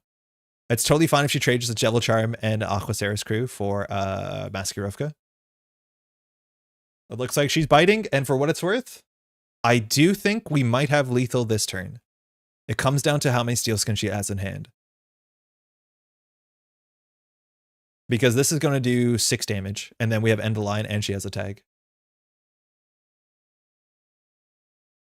HR is undefeatable, it's true. It's like a really fun card. I'm not sure if it's going to stick in every deck, but it's like such a fun card to fire. Yo, actually, what's up? I don't know, Fish might still be hit or miss. It's good, but like half the game is still sits on a hella credits. Yeah, it depends on the meta for sure. Like I compare Fencer Fundo just to any other card that can get you 1 credit a turn of value. Oh, she's doing it. She's sending it. All right. Would you like to access? Okay, she is consented. So we're going to res Angie. We're going to res Tucana. We're just going to start blasting. This is why you don't run the remote server. So we have a whole bunch of triggers here. Fencer Fueno will eat well, but Emily is also going to lose almost every card in her hand. I'm not sure if shooting a runner in the back is self-defense. It's self-defense. What are you talking about? So we can either go for more net damage or we can go for another tag. 2 tags is reasonable because you can't clear it. More net damage is not necessary, so I'm going to go for the 2 tags. So we'll put ping on server 1, which is res now during that run, so she gets a tag. So now she's at 2 tags and she still has to touch the Angelique. What did they do to Dirty Laundry? They made it better. They made it much better. What's the fun interaction with the new cards that you've only learned by playing them? Plutus has been really fun. Okay, she had 1 Steelskin. That's still fine. Oh, it's not fine. Well, we can double end the line. It's fine. So either she draws, she dies to double end the line. If she doesn't draw, she dies to single end the line if she clears the tag. They nerfed it so hard? No, they didn't. It gives you credits on success, so you can use the credits to trash cards. It's a lot better. This is GG? Yes, this is GG. The fact that we had both. We only have 2 in the deck. So like, yeah, I don't think you run the remotes over there, but above the law is the sort of card that you need to run. Thanks. You too. Yeah, that remote server. Yeah, it's really scary really fast. Cool. Good fork. She had 1 Steelskin, which I do think made that run make sense. And the fact that we can either anemone for, we can Tucana for a ping or Tucana for the anemone gives us the fork there. She's exactly 2 more Steelskin. She lives. Yeah, she needs every Steelskin to maybe survive there. Yeah, that's the fun fork. Yeah, that's the weird fork with Tucana. I can also grab anemone if I want to hit the cards instead. I suppose it could have been a maze as well. Yeah, I think you'll see a maze a fair bit. Yeah, that's the way I think. It's like you just ignore this, you run centrals, and that's fine. Maybe that incentivizes her to try and use the crew on HQ. I'm not sure. But yeah, just don't run this. Like if we score that, we don't win the game. If you run that, you lose the game.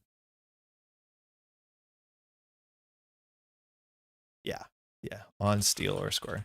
Exactly. No, not at all. That was fun. Here's the game. Jeez. So that does what that does.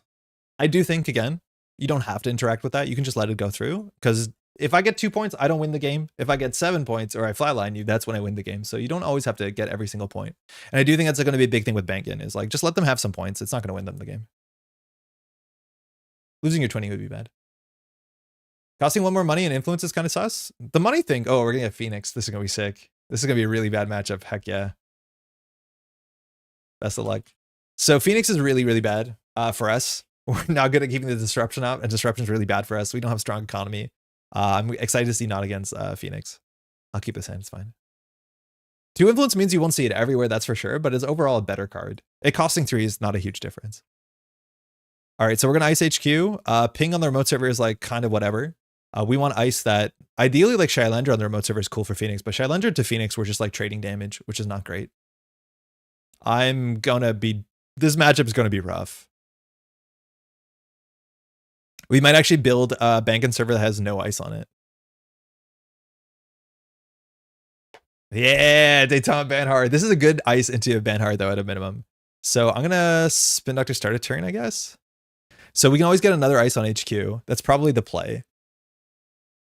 So if we get an Akhet on HQ and we just like protect that, that's okay. Yo, Jackmate, how's it going? We can do Topan false lead and say take some damage. I think that's also reasonable. I think we needed, if we had the end of line in hand, we would do Topan false lead on the table and say, I don't care. But we need to make sure Daytona is not hitting us. So I think a second ice makes some amount of sense. This is 2 net damage. So I think we'll just like, yeah, I'm going to throw out an agenda here and play slow. We can res exactly both of this. We'll throw out the off the books. We don't want to deal with it. This agenda seems bad for us. This deck is a real pain. Yeah, I think Phoenix is going to be a real annoyance. Yeah, called our bluff. That's unfortunate. The Spin Doctor is really valuable in the matchup. We might actually be okay giving 2 points to get closer to threat 4. Nice, Rent Riders. Excited to see that card. It seems really good.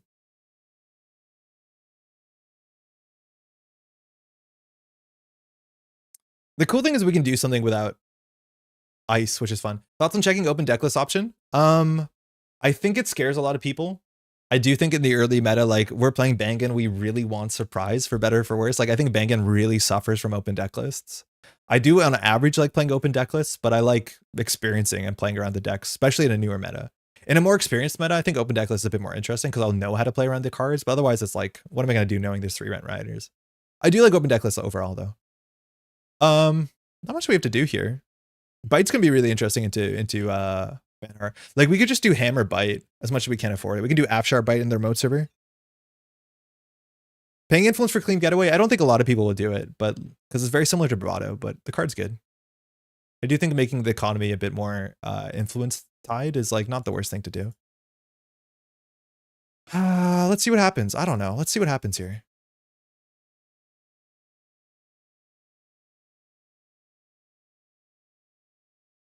If we have the actual damage in our hand. Okay, so this is going to force the credits out. If Winchester fires, we're in a really good spot. Strike Fund, nice. Justushka, nice. Gonna keep going. Okay, we have one of the best ices here. This is gonna fire, and then we're gonna trash Banhar, and we're gonna trash Detente. Or sorry, we're just gonna trash Detente. Noggin's gonna draw a lot, which is a bummer because now contesting this is reasonable. We can't res the Tucana, and we can't fire, what's it called? We're gonna lose the false lead here.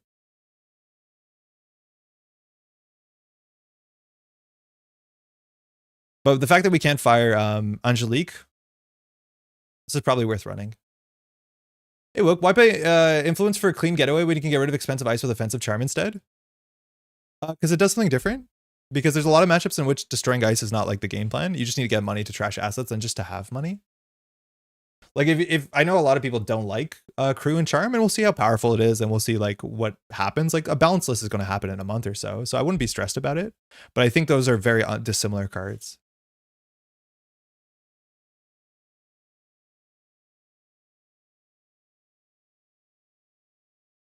Oh, with charm offensive. Oh, that card seems really inconsistent. I don't know if we're even going to see it. I thought you were just saying that you find Devil Charm offensive, which is like, yeah, I kind of get it. I don't like that card for what it's worth. At least I don't like Devil Charm. I like Crew a lot. I have Ashika flipped in my true form. This seems rough. This is not great. Jade, how's it going? I think this is gonna really struggle. We're gonna have to build a 2 ice remote server. I do think a table ping, a bite is how we win. So I think we have to set up like Afshar into ping and then jam a false lead behind it. So I think that's what we will do. Yo, Bing, how's it going?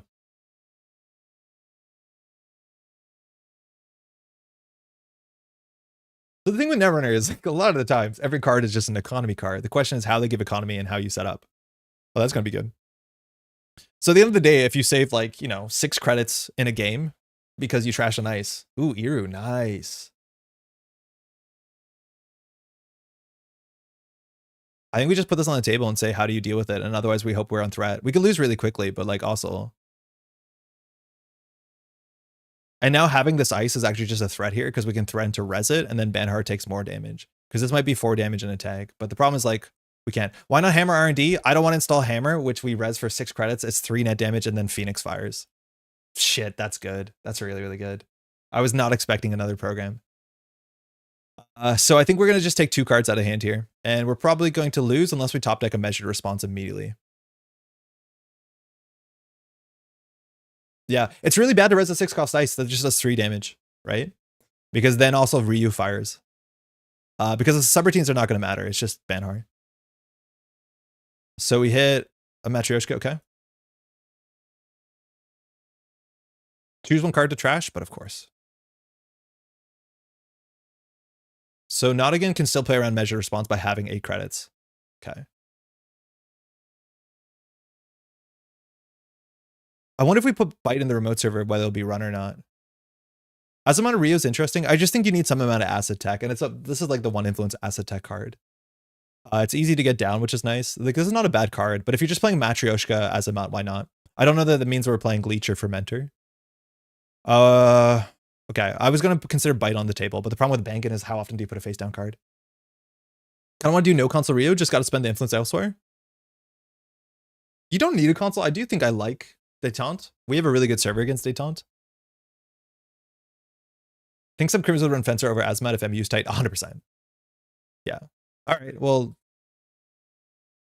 we don't have a game plan. Bangun is like so bad. I don't know what to do. Like, what the heck am I meant to do now? We're on game point here. Like, do we jam a false lead and say that Darya has to run it? Like, I don't know. Now the ping into Afshar doesn't matter because we go through this for 1 damage and then we go through this for 2 credits. Let alone you can go for the 2 credits. And like, we're just never going to run centrals, which is really funny because that's how we normally lose. And now if we run through this, we have to lose a card from hand, which is like probably the ping. I think ping is how we end up eventually winning. I just don't know if we put the anthill in here, whether not again runs it. We'll push something next turn. Yeah, Azmat is 1 influence. There's a bunch of like really cool 1 influence cards in the set. Trying out key performance indicators in Bangun to install out the game more. Stall out the game more to shuffle back. All right, if Nottingham runs HQ and hits a bite, we might have a game. I'm assuming this is coming down. We want to do something with it. We might just want to get out of the hand because of Banhart.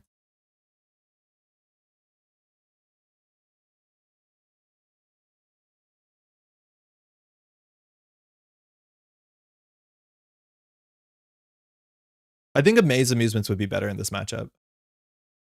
Do you think Earth Station is better than Bangun? I think it has a more direct win condition, but I think it has a lot of the problems that Bangun does. Oh, that's a problem. Do we just lose to this? Nope. I think everything's better than Earth Station as an Earth Station freak. All right, we're losing our ice on Centrals.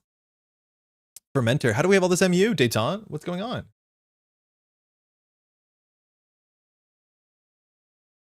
So we have a bite in hand, which is known, and we have an Angelique on top of the deck, which is known.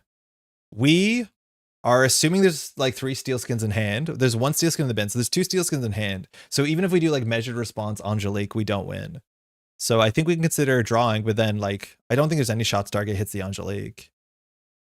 Luckily, we know where one of the SDSs is and where the other SDS is. If we put the anthill in the remote server, I think it's likely that Nottingham thinks it's the bite, so we can maybe get away with this. Very excited to hear all the different mispronunciations of Detente. I've heard some really fun ones. I think as soon as you end a letter, a word, an E like that, people like the last syllable gets really, really, really interesting. Cool. Antil, Angelique, Hedge. Hedge might just go here. I think trashing the Angelique makes sense too, because it's probably one of the cards that Daria can possibly lose to. Detente. Good old Detente. That's a cool choice. Yeah, Angelique going makes sense. I was going to consider drawing that. It might have been right to draw it, because it is one of our win conditions, and we put the other Angelique on the table. We're trashing the Antil for 1. Cool. So we'll full break lock. 5 cards in hand. We do not have a win condition, my friends. Ooh, we got the SDS through. Wow, that's important. So all the SDSs are in hand amongst the bites. So we can draw once for ice. I don't think we're punished for putting this on the table. And the fermenter is just like good defense for the background. Jesus. Phoenix aggro versus this Bangun. We do nothing. Oh my god, do I not think Bangun does anything. Date auntie. Invent Winchester for R&D. I like positional ice. All right, that's 2 more points and a measured response. I'm assuming the measured response actually gets trashed. If we draw the off the books, it doesn't change anything. Yeah, there you go. You can have it, but you can just run back twice, yeah.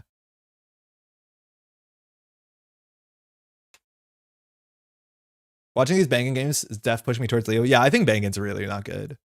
Maybe someone will find something out. Like, I do think it takes one interaction for this ID to be interesting. Like, if we can get something on the table and then have, what's it called, Neurospike, maybe. But it's like, our text is functionally blank. It's a blank identity on most board states. And for what it's worth, I do think we're like pretty poorly situated around Phoenix. There's an idea that plays Scape Net's this one. I think like Leo plays Scape Net. I think the HB identities play Scape Net. See, I'm banging for about 5 hours. All right, this is what we have. Do we put in the remote server and lose there? Now our text is functionally blank. We can measure the response because it's fun. Yeah, there's no way this is the right thing to do. Pays 8. Got him. Who's trading credits for credits? We're winning. Boy. The issue is we have to discard one of our win conditions because we have too many agendas in hand. Yeah, tempo MR. We spend a click in 5, you spend no click in 8. So you click for credit, we're like 5 to 7. So you lose 2. It's good. It's good. Don't worry about it. And notably, Angelique actually doesn't interact with Stargate because you don't access this, which is like kind of funny because Hokusai does work really well. Oh boy. Now we can trace. Yeah, now we can trace out. Like, we should concede a long time ago.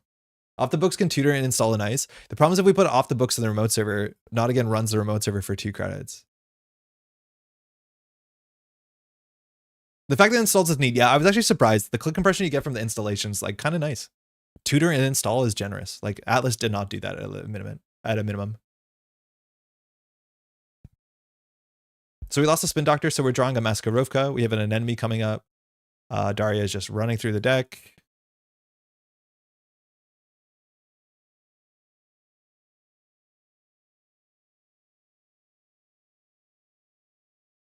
Doesn't have to run the remote server. Even if we score an agenda, we're on 3 points. We still lose. No ice here matters because Banhar, the ice is actually bad for us because Phoenix. That is this 3rd bite, technically. It's real bad out here, friends. It's awful. We don't have a game. There's literally 0 way we could win. We have a 0% win rate. There is no series of plays in which we win. Okay, honesty check, respect. Okay, that's not true. The last thing that could happen is bite could be hit. Like, scoring this doesn't do anything. It gets points out of the game, though. Hammer R&D? You break it with Phoenix. We need Hammer R&D and then another ice in front of it, which at that point we've given up on it. But if we did Hammer R&D with a second ice, yeah, I mean, that will actually trash the Matryoshkas, but you'll just go through the hammer. You just keep going through the hammer, maybe. Oh man, we're winning. Our out is not against power gets caught. Like the internet in the States sometimes. Maybe that just falls apart. Who knows? It's a 14-minute game. We're so cooked. There's 15 cards in R&D. I don't think I've seen a game where Stargate's fired like every turn for like 7 turns straight in a long time. And the problem is as soon as we use Bangun, we lose the game because not again just runs the remote server. So there's a bite in hand. The problem is if it's an SDS, we can't install it because we can't advance it. As soon as we advance it, not again runs it.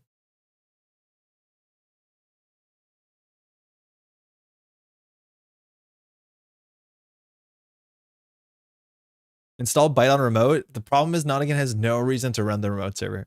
There's no card on the table unless we're on 5 points, then Nottingham has to run. With an enemy only shot, it is no shot. There is 2 steel skins in hand. It is literally 0 shot. Unfortunately, it's 0 shot. But the biggest problem is when we're on 3 points and when our agendas look like this, there is no reason for Nottingham to run the table. Just Stargates every single turn and then we lose. Like you just can't win. There's no winning. Other ways that we could possibly win on this board state is Oppo research and grind out value. We don't have that. Public trail into double end line doesn't work. Public trail into Angelique into end line doesn't work because that just doesn't do enough damage. So identity seems slightly questionable. It's not good. It could be good if you start to have agendas that you have to deal with. Like agendas that if you don't run it, can lose the game. And as soon as we res ice, we just start losing cards from hand, which is really bad. Like we should concede. It's just like this game will only be another 3 minutes, so that's fine.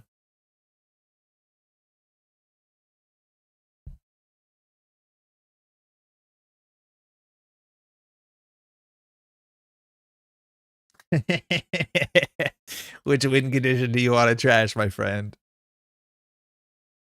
Okay, the trashable one. That makes sense. This one doesn't win the game. The other one can win the game. Like if we play 2 measured response and Nottingham doesn't have exactly 3 cards in hand, more than 3 cards in hand, we can maybe win the game.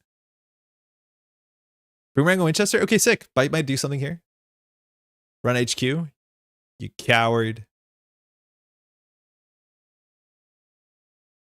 I think Rio's going to be pretty awesome in Dawncore. I actually like Rio in Standard, I think. I think Rio's really mean. I think people undervaluate Rio. Oh, this is fine. This doesn't do anything.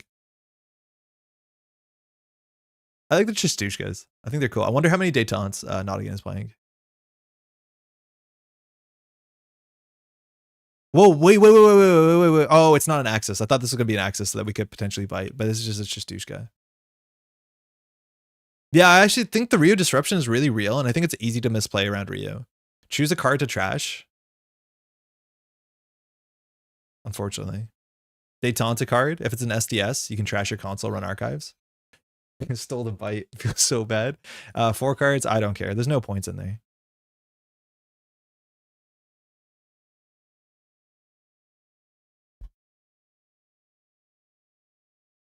Oh my god. We could win with measured response. How many measured responses are left? None. Wait, Nottingham has 2 cards in hand. He needs to draw here. If this is a spin doctor, he's in a bad spot. I could spin doctor, lucky, get draw back in. The problem is like we lose to Stargate, but like an enemy might do something. I don't think so. You're Matryoshka. Like, what are you scared of face checking into? We can spin back. How do we have spin doctors? Okay, we have no spin doctors. Never mind. We 100% lost. We have no way to win. But yeah, draw is the play there because you don't lose onto the table. Okay, good game. Not even close. I was imagining that's going to happen. We saw that when we played against Pat. I think this matchup is not particularly good. As much as like Banhar seems interesting, but like Nottingham is just doing what players should not do, which is there's no reason to run the remote server half the time. You don't need to access when your win condition is like Chistushka and Stargate.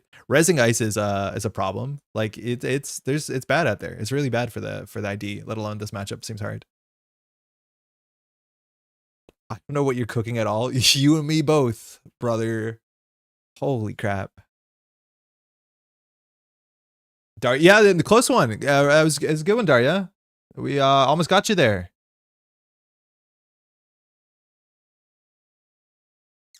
Ooh, Arasana. We have some ice that like interacts well with Arasana. Okay, what do we do here? I believe it. Yeah, it's awful. I do like Ryu. I like your Ryu list. But yeah, Bangun's clearly not it, and like your deck is really well beat to deal with the Bangun. I think the only way I win is like to bait you into a snare run, but that means I'm not using my Bangun text. I wasn't around when modernism was played. What is in the deck lacking that we used to have? T-Sword Scorched Earth just won games. Like, it was a 3-card combo, but if you had more money, you could just kill them out of nowhere. You had Hostile, which kind of matters because it's an agenda that puts you forward. But it was like a mixture. Your ice actually hurt, right? Like you ran Program Destruction, and Program Destruction was kind of relevant into 2 of the identities. So you had like mean ice that you couldn't face check in too well. You had better money, it felt like. You had like Archer's pretty good. And then you also had a kill combination that was like not super flexible. Like that was a bit more direct. Like the problem is measured response is only so good. Also, when you played Argus, Argus worked on every central server. Like imagine Argus actually fired on R&D or HQ. Admittedly, it didn't say take 2 meat damage or attack, it said or, but like your text just doesn't do anything on central. So like you're functionally a blank ID unless the runner's specifically running the remote server. And as you might have seen in the couple games we played so far, the only game that we won like very reasonably was the one where they ran the remote server.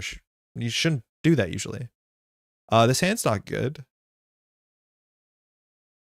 This hand's pretty bad, honestly. Not get burned, I guess. Audacity is a huge thing that's missing along with board control. Yeah, but like back in 2014, right, Jeff? How's it going, by the way, in 2013? How's recording last night? Yeah, it's not going to run the remote. You have no reason to run the remote.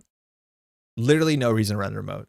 I think maybe the play that we could do is above the law, the Banhar, but I don't think that wins. And Daria, you're holding steel skins in hand too. Like we straight up don't do anything. I need 1 ice to make the play, but our play we can't afford to do.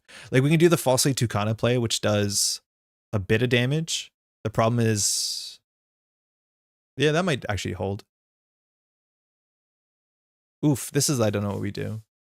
I think we put the Tucana on top of it and say that our opponent won't run it. And then once we empty the regolith, like this looks like an Angelique, as much as it doesn't do anything. And I don't see Arsana being able to run this. Illumination is actually really bad. It's the reason why we should ice R&D sooner than HQ. I think Pickwin can like Illumination like really pop off here. How's Bangun working? Oh, it's not good. It doesn't seem very good at all. Oh, I don't like this hand. I throw out the SDS. Super modernism wasn't like that good in 2014. I think players need to learn the play patterns against it. Yeah, when it came onto the scene, it was like it was winning games, and it could still win games, but it was the thing that like wasn't super common for a while. I don't think it was like a real metaphors back until like Argus was playable. And I remember at the end of like the Valencia Argus, like even Clan Vengeance, it was kind of an interesting matchup. Yeah, 2017-19 Argus was actually a good deck. Yeah, there was a window where Argus was like a playable modernism deck. You also did have like hard-hitting news too, which was like a really much worse punishment, where if they ran early and their money wasn't good, you gave them 4 tags, and that's much harder to deal with. So there's a whole bunch of weird things. Telework gamble. Okay, just getting money. That makes sense. I wish we had a play that made more sense than just making money. So our best case scenario was like false lead, advance. The thing about Argus is it has Central's defense. Yes. The thing about Argus is it cares about every server. You can throw out a lot of agendas. They run archives. Good stuff. My favorite new corp ID has to be Synapse Global, but I can't figure out how I want to build it. I haven't tried it yet. We might try it today. It seems to be pretty unpopular in the public eye right now. I think it's also not very obvious what it wants you to do besides like spam tags, which doesn't resonate well with a lot of runner players. But I guess we'll see. I think us taking money while the Shaper's setting up favors the Shaper a bit more here. Was old super modernism ever even good? It was okay.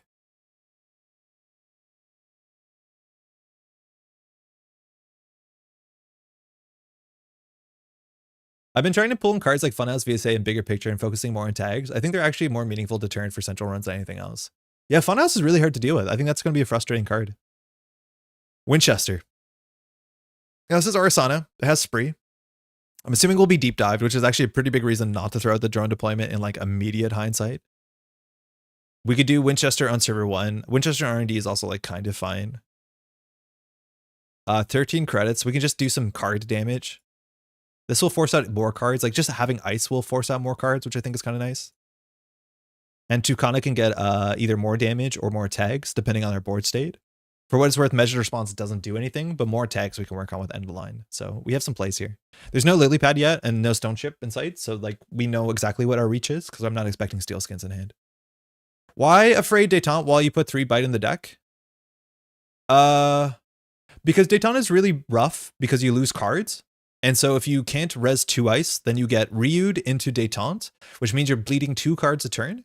And the Détente is as likely to take the bites away as it is to fire the bites, right? Because if a Détente hits the bite, there's no more bites. And then like immediately you can click the bites back, which is kind of interesting. Maybe that's a line we could have considered. But if that's the case, we just take the bites back and Nottingham doesn't go for the axis. The axis is optional.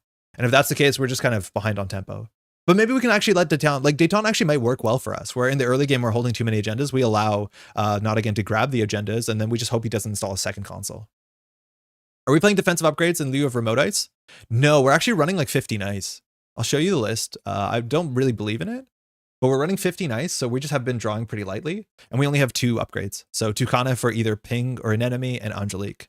Phonatria has done nothing. I think this easily could be another anemone. I think Amaze Amusements makes sense. We're playing 3 bite because modernism. But yeah, it's definitely like a questionable list. But we do have way more ice than this game predicts. That's a card out of hand. What's the etiquette in JNF for runner player across from a scored false lead? Are you asking every turn after click 2? I think it's good to ask, yeah. I think a lot of people don't Heliopolix, and as a corporation, I will say between clicks 2 and 3, like before click 2 resolves, I'll be like, I'm thinking. If your opponent blows through the false lead, that is their disadvantage, and you can be like, hold on, sorry, I want to take that back, and they will take it back for you. So it's a mixed bag. If we res this Winchester, it costs us 4 credits, which is fine. It threatens the Fermenter, which can't get cracked. It threatens the Simul Chip, yeah, that's fine. Thank you for showing decklist. Ask if ever, Tom, if you want to see it. In the Bangun deck, me and Geo are building. We bend it into line in favor of measured response only. The rest of Tucana, Angelique, and enemy. I think measured response is pretty bad. I think tags into end of line is a much better win condition, especially because we're playing bite. Like measured response doing nothing for the first 10 turns of the game is really, really bad. And like we've won with end of line on turn 2 or 3, I think. Oh, you did ask. Excuse me. Sorry. Did I miss it? Oh my God. I'd be interested in Angelique, Amazed, and Yellow Style Remote, and then more taxing Spike you centralize. I just don't know what the ice is. I don't think you have it in faction. Yeah, looks like we're just going to trace through this. So at least this is a bit of a credit war. We're not going to make it unbeatable. So you have to pay to keep your Fermenter around. You have to pay to keep the Simul Chip around. Admittedly, this is overclock credits. So maybe resing was a bit sus because the overclock credits only slightly overextend past the Winchester. I really underestimated how good Mersha is. Today I played it for the first time. It gave me at least 5 credits worth of installs plus a credit saved. 5 out of 5 card. Mersha's really good. Really fun too. Like on both sides of the table. Like I like Mersha a lot. It gives you the ability to catch it. Like you want to chase her down. It gives her good. She's very, very, very good. She feels fun too. All good? Tentabola might give you better reliability than Bite. Bite wins, like, to quote you, Diogen, but Bite will win the game. Bite has been one of the best cards in the deck. Tattoo Bola is just a barrier that gives us a bit more money. The problem is not so much the money, it's that we need a win condition. Because this card doesn't do anything. The only way to make this threatening is to have 3 of them in your hand and have 15 credits and have the runner not trash them, and that is not a win condition. That's a win condition in someone who doesn't know what your deck is or what the cards do, with all due respect. It's very hard to build a situation in which that's a legitimate win condition.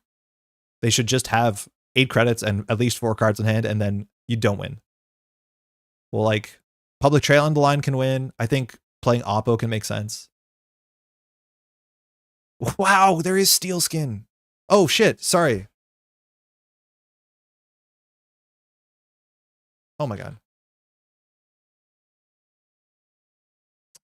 Oh, I got baited into chat. I was meant to res the Tucana for sure, but now that we know there's a Steel Skins there, I guess we just missed that trigger. That's on me. That sucks, because I can't see the hand after they took the damage. I can't res the Tucana there. Fuck. I don't think it's that important, but like, obviously we knew that. Nah, it's too late.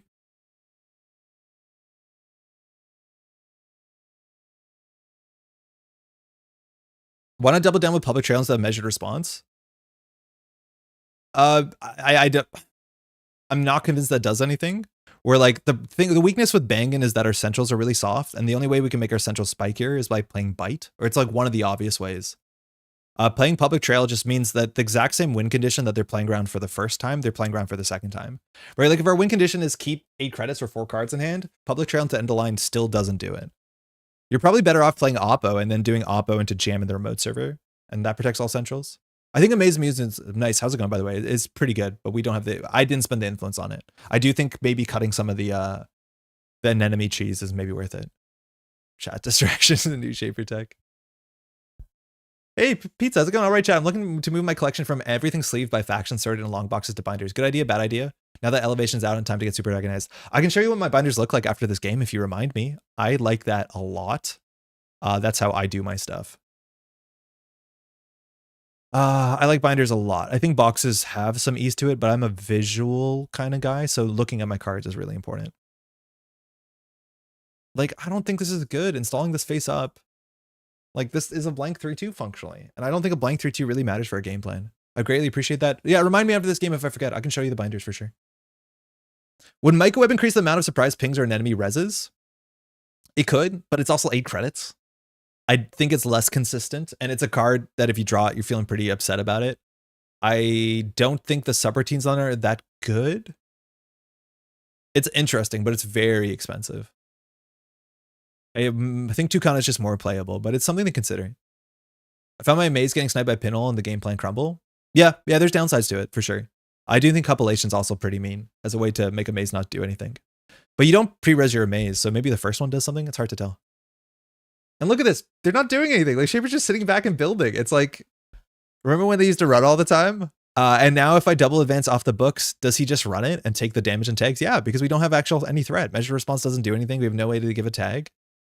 This just seems so flawed. Like, pick one is going to have, what is it? Like 12 extra credits next turn? It's going to be on 28 credits? Scoring a blank 3-2 is not the play.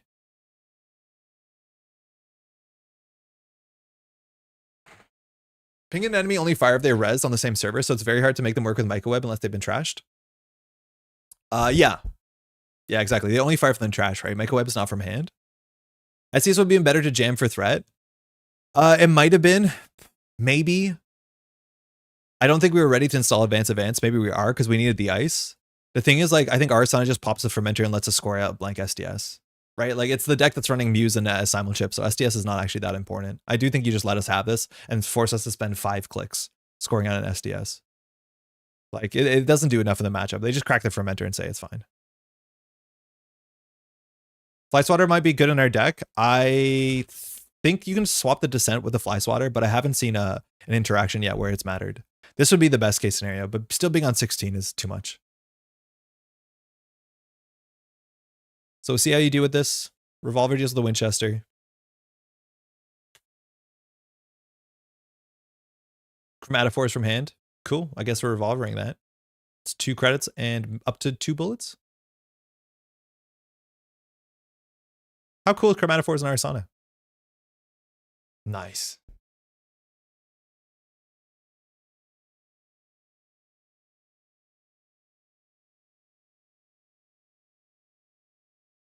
Trashed a Spree? Oh, Spree Chromatophores. Okay, cool. And we're now on threat 3. Jammed SDS deployment, we're on threat 6. But still, this is exactly the point where, like, measured response doesn't do it. Even if we land both measured response, the pick one survives. With Onicum, even +1 card, like, it doesn't make any sense. You pay 8 and then you do that, and we don't have a win condition and they live. Like, none of this makes sense.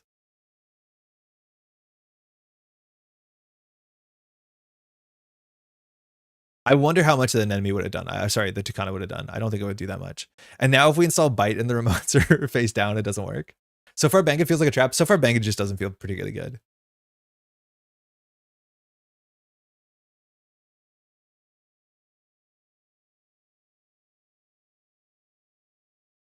Like, I don't know what to do here. I think we just draw and throw out the SDS.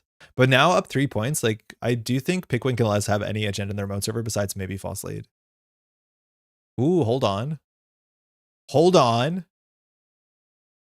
Brute Force 15 credit play. Draws the perfect hand. Now, you don't have to run this because we're not going to score it out. Our hand only trashables. Yo, Jackman, how's it going? How do you liking the new set? I saw you dropped in as a spectator before. Hopefully you're well. Arsana is probably still doable and would be good. Yeah, I imagine so. I do think Alex was talking in chat earlier about losing, like, Ika is not great, but yeah, I do think, like, sending an aggressive deep dive makes a fair bit of sense. Bangun means wake up? For real? I've heard it as like the natural kind of obviously shortening of the actual name of Bangun, which is like the full environmental protection and saving people outfit. Doing all right. Good to hear. Just finished editing a quick announcement video for a meme contest. Is that launch on Monday? Lost twice. Are you playing Op still, Jackmade? What's Op look like? I'm pretty much out of loop. It's a good time to be back in the loop. It doesn't seem like anyone knows what they're doing. Definitely I'm not. I'm just trying to figure out what makes sense. I'm sad that Bangun feels like such a miss. Yeah, kind of me too. It's so far feeling like in the same camp as Nubank, where it's just kind of frustrating because nothing works the way that it's sold to you that it will work. Now, that doesn't mean that will change, right? Like this idea is going to be around for a long time, again, for better, for worse. And that easily can change in the future. But right now, it just seems like it doesn't seem like it's doing anything. I'm playing Nebula and Moosely Hot. Okay, cool. Triple measure response does seem fairly terrifying a threshold to have to stay above. As soon as you said that, I read it. Nah, it's good. Don't worry about it. No. We're gonna put 2 measured on the bottom of the deck. That is so funny. Like I think we do concede. It's awful. Surely they pop a 7 counter for Mender. I don't think he needs to. He might last click. We could consider purging, but like we're also not doing anything. I wanted to try new IDs. Both feel good. Measlat seems really good. I'm assuming Nebula's like absurdly good too. I haven't got to it yet. Yes. Hit a Peach of Shaw. Okay.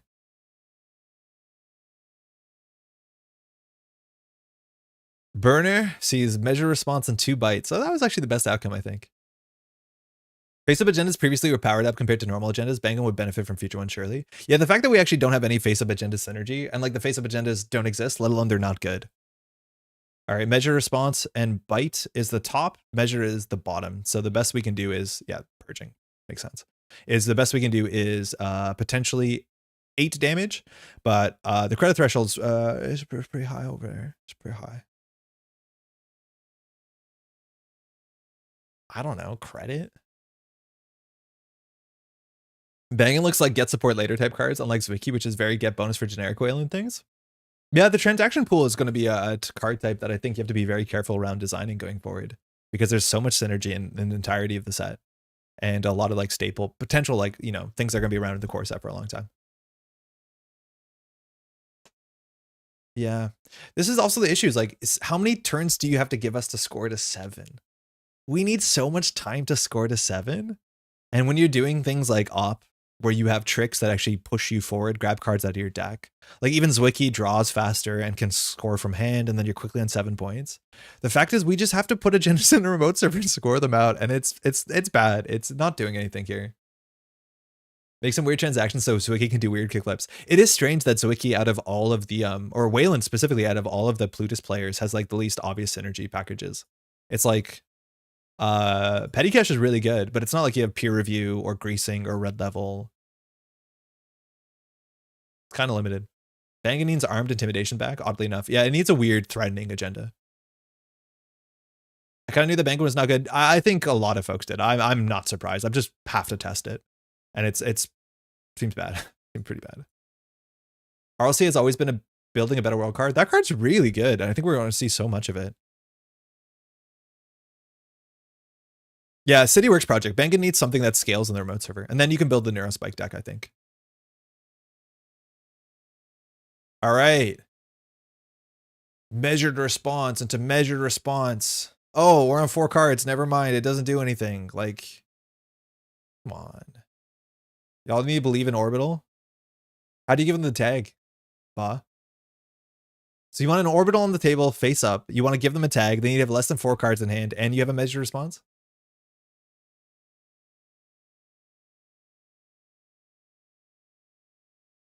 Like, look at this.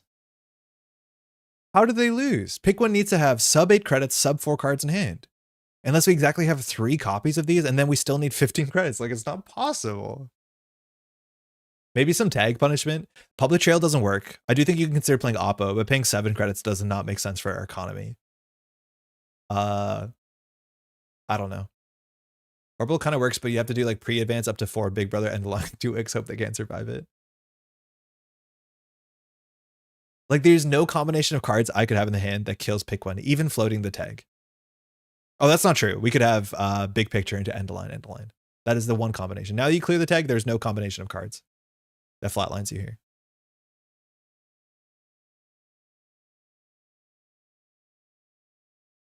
If we had one credit more, technically all three measures could flatline you, but playing around having all three trashables in your hand is, it's nonsense. It's straight nonsense. I can't. All right, I'm out. Hey, good game.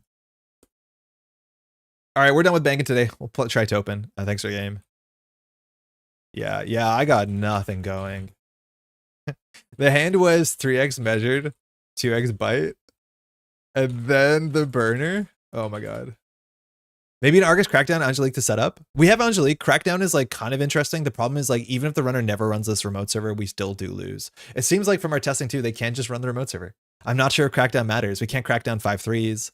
Crackdowning off the books is your whole turn. It's like it's a mess. It's an absolute mess. Maybe do more NBN things than Jinteki things. I just think you can do. I'm pretty sure you can play this deck and play it in Zviki or Ob or BTL, and it'll just be better.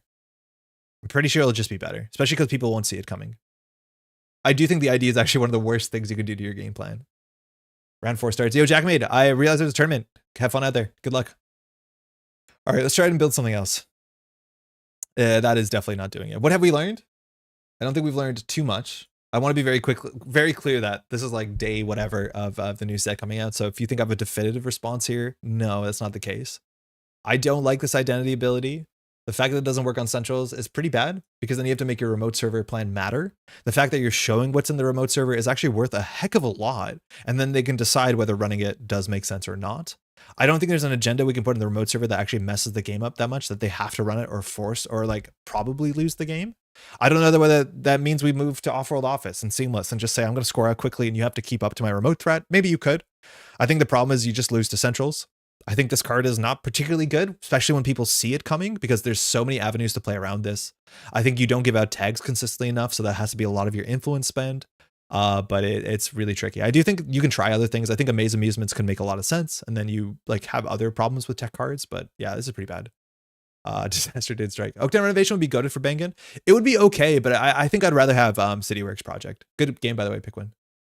See if there's something, it just needs to cook. I would be very surprised if the best Bangun deck isn't better if you just transplant it to another identity. Because I think another identity like Ob will have more impact on the game as opposed to having a remote server that's harder, a fair bit harder to run. I just don't think that's enough of a win condition. Compared to like playing this deck in Op. You'd make some changes obviously because of Op text, but I do think in an Op it would be like fine. I don't know. I think BTL 5/3 is going to look attractive this rotation. I don't know what your win condition is though, because you can play 18 points of 5/3s, but then you have to score 3 of them. So I'm not sure. Thinking more of Bangun assets. Fuck. Whoa, I don't know what that would be. I do think having assets that like keeps them interacting, keeping their money down is cool. And that's another big problem, mind you, if you want to consider Bangun assets, is we don't give a good reason for the runner to run. Generally, we show that the runner, we have an agenda installed face up every like 2 or 3 turns, and then they can consider running that. But we don't actually have a reason for the runner to run consistently. Like notice how we've been getting every anthill off and like Regulus have been staying. It's because people are like, that's fine. I don't care about that. Because even if you have infinite money, I don't think you can win. So maybe we put more things on the table, the runners feel like they have to run, right? Maybe we have something. Maybe we can play Oppo. Maybe we can play like Hearts and Minds. I don't know. Fat Bangun with Hostiles, grind them out. Yeah, that now we're talking. But even if that's the case, I'm pretty sure that deck would be straight up better in Op. Clearinghouse, Hearts and Mind, Daria. That deck would be 100% better in Op. Particularly in Op where now you can like Cyber Sand Harvester for instant speed for a single copy of Fat. Like there's just no way. How do I search Fat? Does Fat not work? Bautista? Oh, because it has an accent. They need to fix that. They've done that for other cards. Yeah, there's no way that it's not better in Op. The Saltspire Neurospike is probably the more threatening scorer you have, but you need Steelskin tech too. Yeah, you can't beat Steelskin. Maybe that means you have to put Mr. Face in it. But we're talking about Neurospike as an option. I still think that's like, it loses to so much tech. It loses to Onicom, it loses to Steelskin, it loses to Stone Chip. It's a problem. Op ruining Wayland once again, yeah. I don't know. I'm very not high on the identity. On that note, let's play another identity that I don't think I'm going to be particularly high on. Oh, is there a card that has a big glow up in general with rotation in your opinion? A card that has glow up? I don't know. Well, we'll find out. I think Cyberson Harvester is something you need to look at, and that's not so much rotation, more so that it is the new rules interaction that you can crack this without credits on it. That actually seems somewhat important in OB. The one coster escape. Binder check. Thank you, Priz. I did remember before I was going to jump into building the Topan. Good shout out. Red level clearance, I think, is just a bit more flexible. We'll see how popular Plutus decks are, but whether you want to play this because it's transaction and it's clickless and you get credits, I do think there's a lot of decks that want to consider red level clearance. Figuring out if this is like a tempo playable play with humanoid resources, either to install it clicklessly or fire it after the turn, we'll figure out if that's a thing. I think there's a chance that NABD Cordon looks a bit nicer because there's no imp in the meta, which was the natural enemy of this, and the imp can trash agendas. This might be okay. I don't know. This card has not really shown up too commonly in competitive decks. Or I think has always been good. It is, but it hasn't found slots consistently. What else is like really like improved in quality that much over rotation? It's a bit hard to tell at this point. What have I played where I've been like, damn, that's been really good? That hasn't been the case. Oh yeah, mid-range ice. Holy crap. Maskarovka, really good. Just like mid-range barriers seem very good right now, which can't be too surprising. But like Kurapir threw this for 4 credits. I don't care. Face check for 1. Great. Like this sort of stuff has felt a lot better. And it's less weak to Botulus. It's less weak to Bandhar, as in like you'd spend 3 credits, not 6, where it does the same amount of damage as like mostly the same amount of damage as when they run through an MIC as they run through this. So why not? Have you tried Dewey yet? No. And I think I'm going to avoid that because we came off the Bangun train and I need to feel a bit better about myself. I think that camera might work. Hold on, I'm not 100% sure. I think I'll just show it on this wide camera because I'm not sure if that camera will work out of the bat. Let me show you the binders.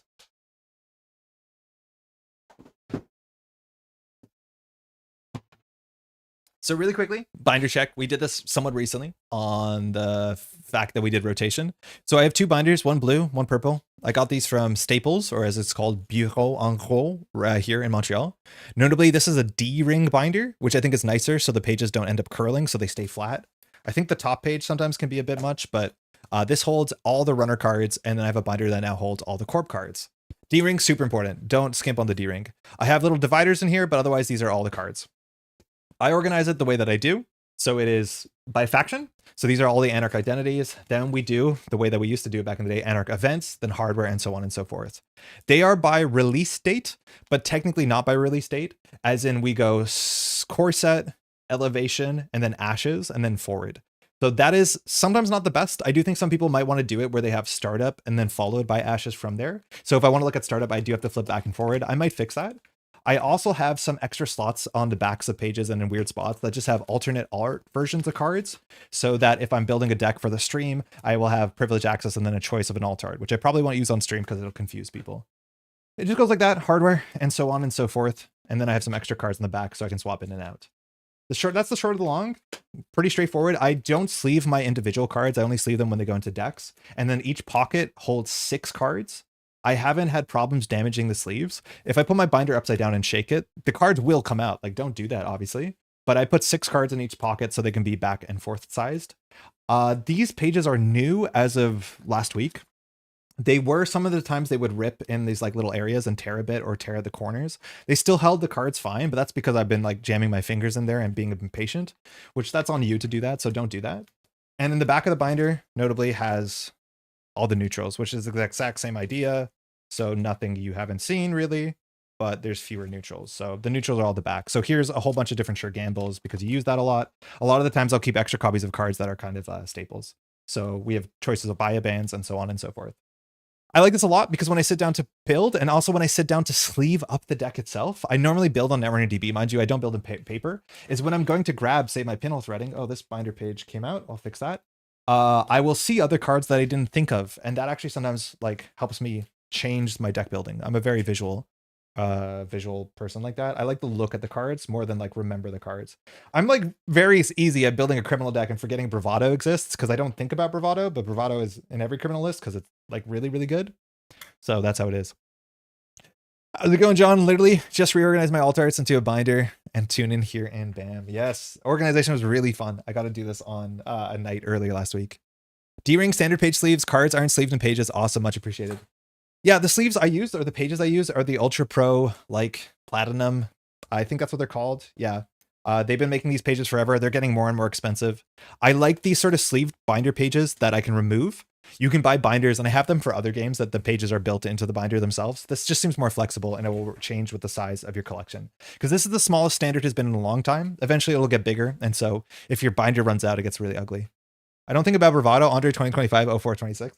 It's like a card that if I'm building a criminal deck, I'll be like, okay, I feel like I'm forgetting something. I'd be like, yeah, you didn't put Bravado in it, dingus. Hey, Deluvian, welcome to Saturday stream. Anyways, the core binder is the exact same, and that's all I do. And this is really easy. It stores 2 binders, and we're good to go. I do the exact same process for Arkham Horror, but I divide experience cards, and I do the same thing for Marvel Champions, except for that I have like ultra binders with fixed pages, and that's actually becoming a problem.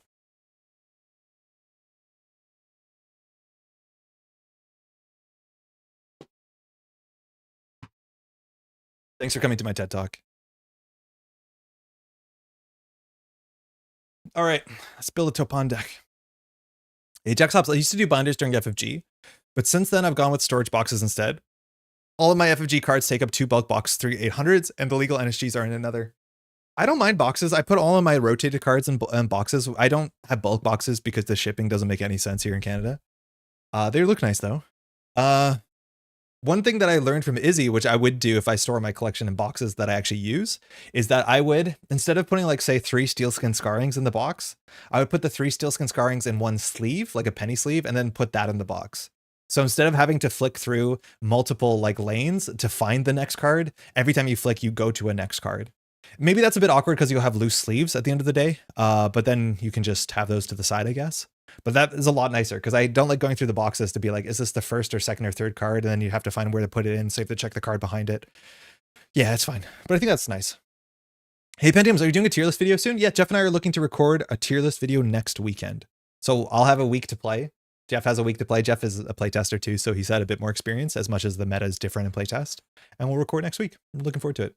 I don't know which side goes up first on which channel, because usually we don't record it all in a weekend. We record the runner side that goes up, or the corp side that goes up, and then the next week we try and record the next one. But I'm really looking forward to it, which is why I want to test out a bit of everything before we get to that video. How you doing? All right, let's build a deck. It's gonna be bad. All of standard now fits in one dungeon, playsets and penny sleeves, and divided by the first letter. Oh, sick. Hey dog, I did the same thing, bought some of the wood inserts for my Terminal Directive and core set boxes. The Terminal Directive box, I think, can fit every card in Netrunner plus like 2 to 3 other card games. That box was so big. It used to be my monitor stand throughout all of university. I think I got rid of it since. But what a big box. All right, let's build something that I'm not convinced is going to be that good, but hey, it's about testing. This is Topan. Topan's text says that once per turn, they can spend a click to install a card from my grip, paying 2 credits less. And when you install that card, after it hits the table, you can suffer 1 meat damage. That means you can install cards cheaply. And this seems like it's patchwork, but I promise you it's not patchwork. It's a lot worse than patchwork, but it does start on turn 1, which is kind of nice. So my goal with Topan is basically making sure we can fire that every single turn. To do that, we need 2 things in our deck. Firstly, we need enough 2-cost cards, or 2+ cost cards that can actually make us win the game. Secondly, I don't want to play that many events because events don't work with this condition as much as you want to play steel skins. And we need a lot of card draw because this is a click to lose 2 cards functionally, like get 2 cards out of your hand. And if you're not replacing those cards with some sort of consistency, we're just going to run out of cards, and that's a problem. I'm worried that we can't play too many conditional board state cards. So like things like Pinhole Threading are relatively easy to play, but Pinhole Threading is a card that can stay in your hand for a couple turns. And we don't really want cards like that. We want all our cards to be of the same value or worth no value. Maybe that's a good reason to play a lot of like unique cards of the same type so that we can just trash them and go forward. I'm not convinced that Topan's going to be that good. I think it's a fun ability to fire. I think saving 2 credits a turn is actually a lot of value, and maybe we're going to under-evaluate that in the modern meta where like runner economies seem a fair bit more limited. Figuring out what the console slot is, that's going to be pretty tricky. I do think we want something that draws cards. Obviously, Bling like sort of draws cards, but I'm not convinced this is what we want to do, but it does work really well with Topan. I think we can consider trying it, but I'm not sure it's going to be my first shot for Topan for sure. Going to suggest a card and you're going to scoff, but I'd recommend trying Verbal. No, Jeff, that's a great idea. I'm going to try Verbal for sure. It's 3 costs, draws 2 cards. I think that's a great idea. Still debating selling off my FFG cards, but having every single product since less than released core set makes me reconsider. It's nice having the full collection. Yo, dog, what I recommend? Build a cube. Like, that's a cool thing is I have all my cards in boxes. I'm probably going to build a cube, put them together the same way I have an ONR cube, and then just have that as a cool little treat. Or build some like classique decks. Like, this is a deck from an era versus another deck from the same era that were relatively balanced and interesting, and just have those sitting around as a board game, right? Like, I'm pretty bad at letting go of some of the stuff that I own that has like sentimental historical value. I don't think the cards are going to appreciate in value the way that other like cards people hold on to, but I still think there's some really cool ways you can interact with older cards that seem fine. One costers are fine. Yeah, maybe one costers are fine, but I don't want to play a lot of zero costers for obvious reasons. Actually, that's not true. Sometimes you want to play zero costers because you can install them clicklessly or cheaply, not clicklessly. You want to install your zero costers cheaply so that it's more likely that you can target where the Topan damage hits. And I think that's kind of cool. Okay, so let's talk about the console slot. So let's just go over the hardware. We'll hit every single button, and then we'll go subtype console, and then we'll talk about the options that we have, okay? And a lot of these we can just ignore, but some of these might be quite good. Amanuensis, no. Onicom, this is a maybe. Because Onicom says that first time each turn an event is trashed, we draw a card. We want to see draw a card on our console, I'm imagining. One of the ways we can fire this is if we play events. Another way is if Topan hits events. And thirdly, we can play Lagu Piranwa Shelter, which trashes a card once per turn on the corpse turn on most turns, and that can also draw cards. I think Topan for 3 influence, or sorry, Onicom for 3 influence can make a lot of sense. This is definitely one of the considerations in the Topan list, as much as Topan doesn't work well with events inherently, because Topan says install a card, which is different than play a card. Play is events, install is everything else. Bling, probably not going to play it. Maybe we should at some point, but I'm going to try and build a different Topan that I think is going to be obviously functional, and then we'll go to the weirder Topan. I think this is a weird card. Carnivore. This needs cards out of hand. We're probably going to not have a lot of cards in hand. I'm not going to play this. Demolisher. Honestly, not bad. This is a card that if installing it for 2 credits makes it a lot better. It gives us credits, which is nice, and it makes trashing cards a bit easier. I think this is a card that I'll consider based off of the meta. So far as my runner, I haven't played a lot against a lot of asset spam as much as I know it's out there. But this is a card that I think is a card that got better with rotation. For sure it did. So you can look at this for sure. Detente, probably not. Hermes, it's fine baseline, but it doesn't draw cards. Keiko. Keiko's interesting. 2MU on Keiko is totally fine. But the big thing with Keiko is that it wants you to use companions. Paladin Puemo is not a great companion with Topan all the time because Topan can install cards for free, which means you fail to use Paladin Puemo, which means you fail to use Keiko. Now you can still use Keiko with Fencer Fueno. You can use it with Trickster Taka. You can use it with Mystic. I don't think we're going to play that many events. This is definitely not a bad inclusion, but it is something I'm a bit cautious about because I don't want to be in a board state where installing the card and not using Topan's ability to fire Keiko and Paladin is better than using Topan. Then it'll just be strange, but maybe that's why we don't play Topan. We play Hoshiko. Don't worry about it. Lilypad. This is the one that I'm most excited to play. I think one of the cool things you can do with Topan is install a lot of little programs. Fermenter, maybe that's good enough. We'll find some 2-cost programs to push us forward. We can play Gourmand, which is a really fun card. It doesn't work well with Topan, but we can get out of our hand. And I think Lilypad's a really nice way that we can draw cards and replace the programs we're installing. And I like that a lot. I think it's between Onicom or Lilypad, my first shot at Topan. Madani, probably not. Doesn't make any sense with our ability. Marrow, having more hand size actually makes our ability less consistent, I would guess. So I don't really want to do this. Masterwork, kind of interesting, but it's 4 influence and we want to play 2 copies of this. No thanks. Pentagraph, probably not. Penny Shaver, not bad. 3 influence, could compare. It's not card draw. Super Corridor, +1 maximum hand size. I don't think so. Swift, I don't think so. And Virtuoso, I don't think so. So the obvious options for us is either playing Keiko, playing Bling, or playing one of the Shaper consoles. And I'm going to start by playing 2 Lilypad and hoping for the best. How do you beat Nebula Central's Ice FA? Botulus, Banhar, Gourmand. I don't know. I haven't played against it. Does Topan need buffer drive? Yes. I think we're going to play 2 buffer drives. I think the cool thing pre-chiefed with buffer drive is that it actually fires pretty generously because buffer drive will trigger, or Topan specifically triggers, after you install the card. So you install the card from your grip playing 2 red less, and then you take the meat damage, which means you can install the buffer drive and buffer drive will see the Topan damage. Now, for what it's worth, buffer drive is also just good with Lago. It might not be 100% necessary because I do think we're playing Ashen in this deck as well, and that's a nice thing that you can get back at the end of the game. It might not be 100% necessary, but it seems like an obvious inclusion, as much as we only have 7 influence left to go work with. All right, otherwise, let's build the deck. Let's start with neutrals. We'll play 1 Ashen. I'm not sure how we're going to get this back consistently, but so be it. Again, 2-cost events, it doesn't work really well, so we'll see what events we're playing. We're definitely playing 3 Strike Funds because this trashes and we get credits. And we're playing 3 Steel Skins because it trashes and gets credits. For that package too, I'm assuming we play 3 Prices because we have cards that install for 2 or 3, and this will trash our Steel Skins and our Prices, and that's great. So we'll play 3 of those. I think the other natural card we're going to play is 3 Lago Piranha Shelter, which installs, and that's good. And then I think we either play 2 or 3 copies of Jeff said about, what is it called? It's not Symmetrical Visage. Verbal Plasticity, which is one of the better draw cards in the format. Andre playing Buffer Drive and being happy about it. Yo, I actually really enjoy Lou decks. Like, I like mulching Buffer Drive. It feels good. I've been on Verbal and Zaya, Jeff. Feels great so far. Yeah, it seems neat. It seems neat. Are there any obvious inclusions? I am worried that we cannot play Banhar, because playing Banhar is really difficult when our ability already taxes out our cards from our hand. That Banhar actually might not be a good inclusion with Topan, which I think is one of the worst things about Topan, because Banhar is overperforming in the modern meta, and Topan can't Banhar that easily because you just run out of cards, and that sucks. And maybe that's why we play Lilypad, so we can play 3x Botulus, and that is a nice inclusion. I think that might make sense. Whether we spend less of our influence on some simul chips, we'll find out together. But I do think the fact that we can't play Banhar is like one of the most limiting things about Topan. I will play 3 Sure Gamble. I don't think we have a reason to play anything else. Wildcat Strike is a bit inconsistent. If we get the card draw, maybe we're not super upset. Oh, Boomerang. Yeah, Boomerang's not bad either. Boomerang might make sense. Boomerang Botulus. We need to make sure that we're playing at least like 12, maybe around 9 to 12 programs to feel good about this. We also need to make sure that we have a win condition and a way to make credits. Like, we need to be able to progress our board state and our game financially and in terms of pressure with Topan. So we need to make sure we're playing programs. We'll definitely play Stargate as a minimum. That's the sort of thing we're looking for. Is there anything else here that seems really powerful? I don't think any of these cards seem super necessary. There's a chance that Praxis makes some sense if we're installing, you know, programs over and over again, firing Lilypad, but it's actually more likely, I think, that we're end up playing Scrounge. I actually kind of really like Scrounge, both because the bottom of our deck, we might get to it, but the idea that we can scrounge up and then draw when we install a program like a Gourmand, that seems like a nice amount of pressure. What's Topan's Breaker Suite? I have no idea. I don't think it can be Audrey though, Jade, because Audrey's kind of similar to Carnivore, where like Audrey needs cards in hand. And the one thing that we can't do is have too many cards in hand because we're firing Topan.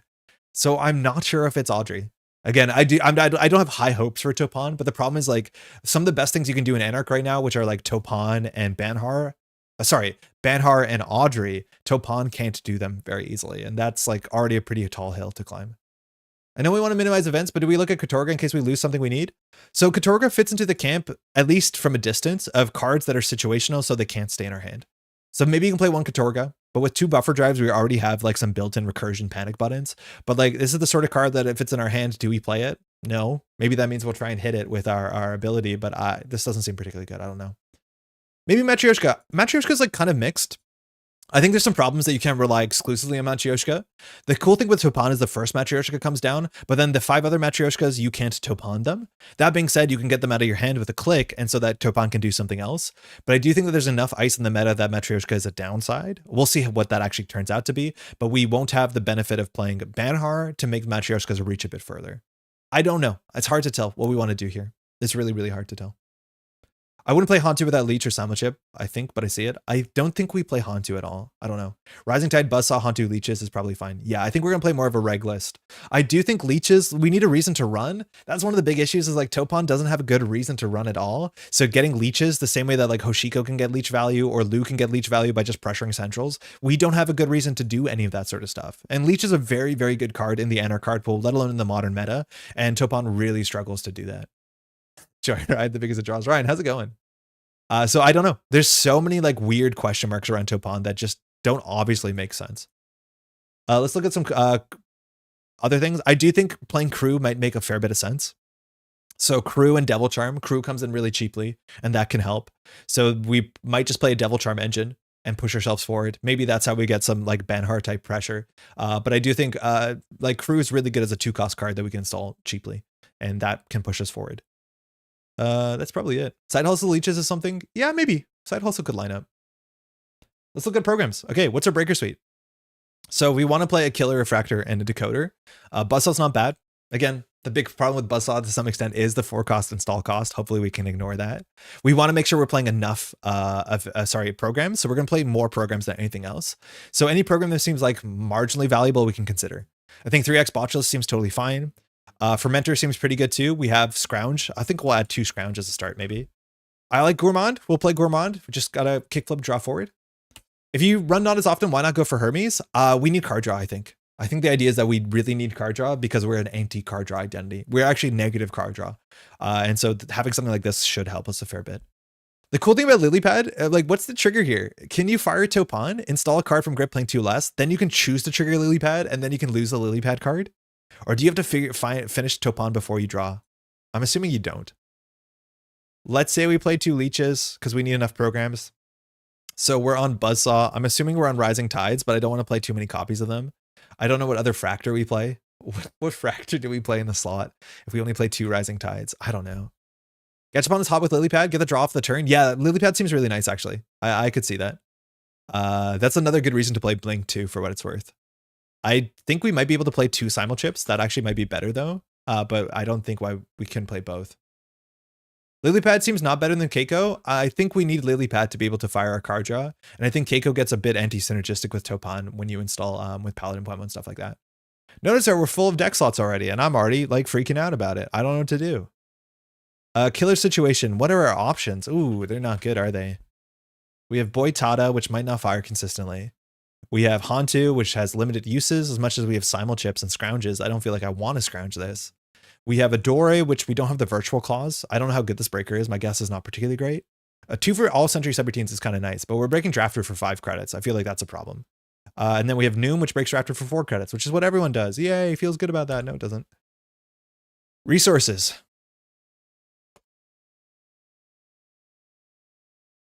Hello? Okay. So I'm assuming we're playing crew. Oh boy, this deck, we're gonna be struggling. I don't think this Topan deck is a real deck. What else are we possibly playing here? Can't really play Banhart. Companions are still really good. We have no multi-access, so like I'm assuming we're running Stargate. You know when you get like 60% into a deck build and you're like, we probably should just pack this up and play something else? I think we're hitting that point. Hey friends, I think we're hitting that point where this is definitely not a deck. Oh boy, this seems bad. Someone helps Andre budget that his deck. This is bad. This is not looking good. I like Rent Riders a lot. I don't know how many we have to play, but this is a perfect install for us. Player Inner Augustus plays 69 cards. Yeah, but we don't have a Hoshiko card draw. Heading up to the store in a moment later, all happy to be able to catch a stream. I'm gonna come. Enjoy the rest of your weekend. Enjoy whatever. I don't know if you're picking up Netrunner cards. Enjoy the rest of the weekend regardless.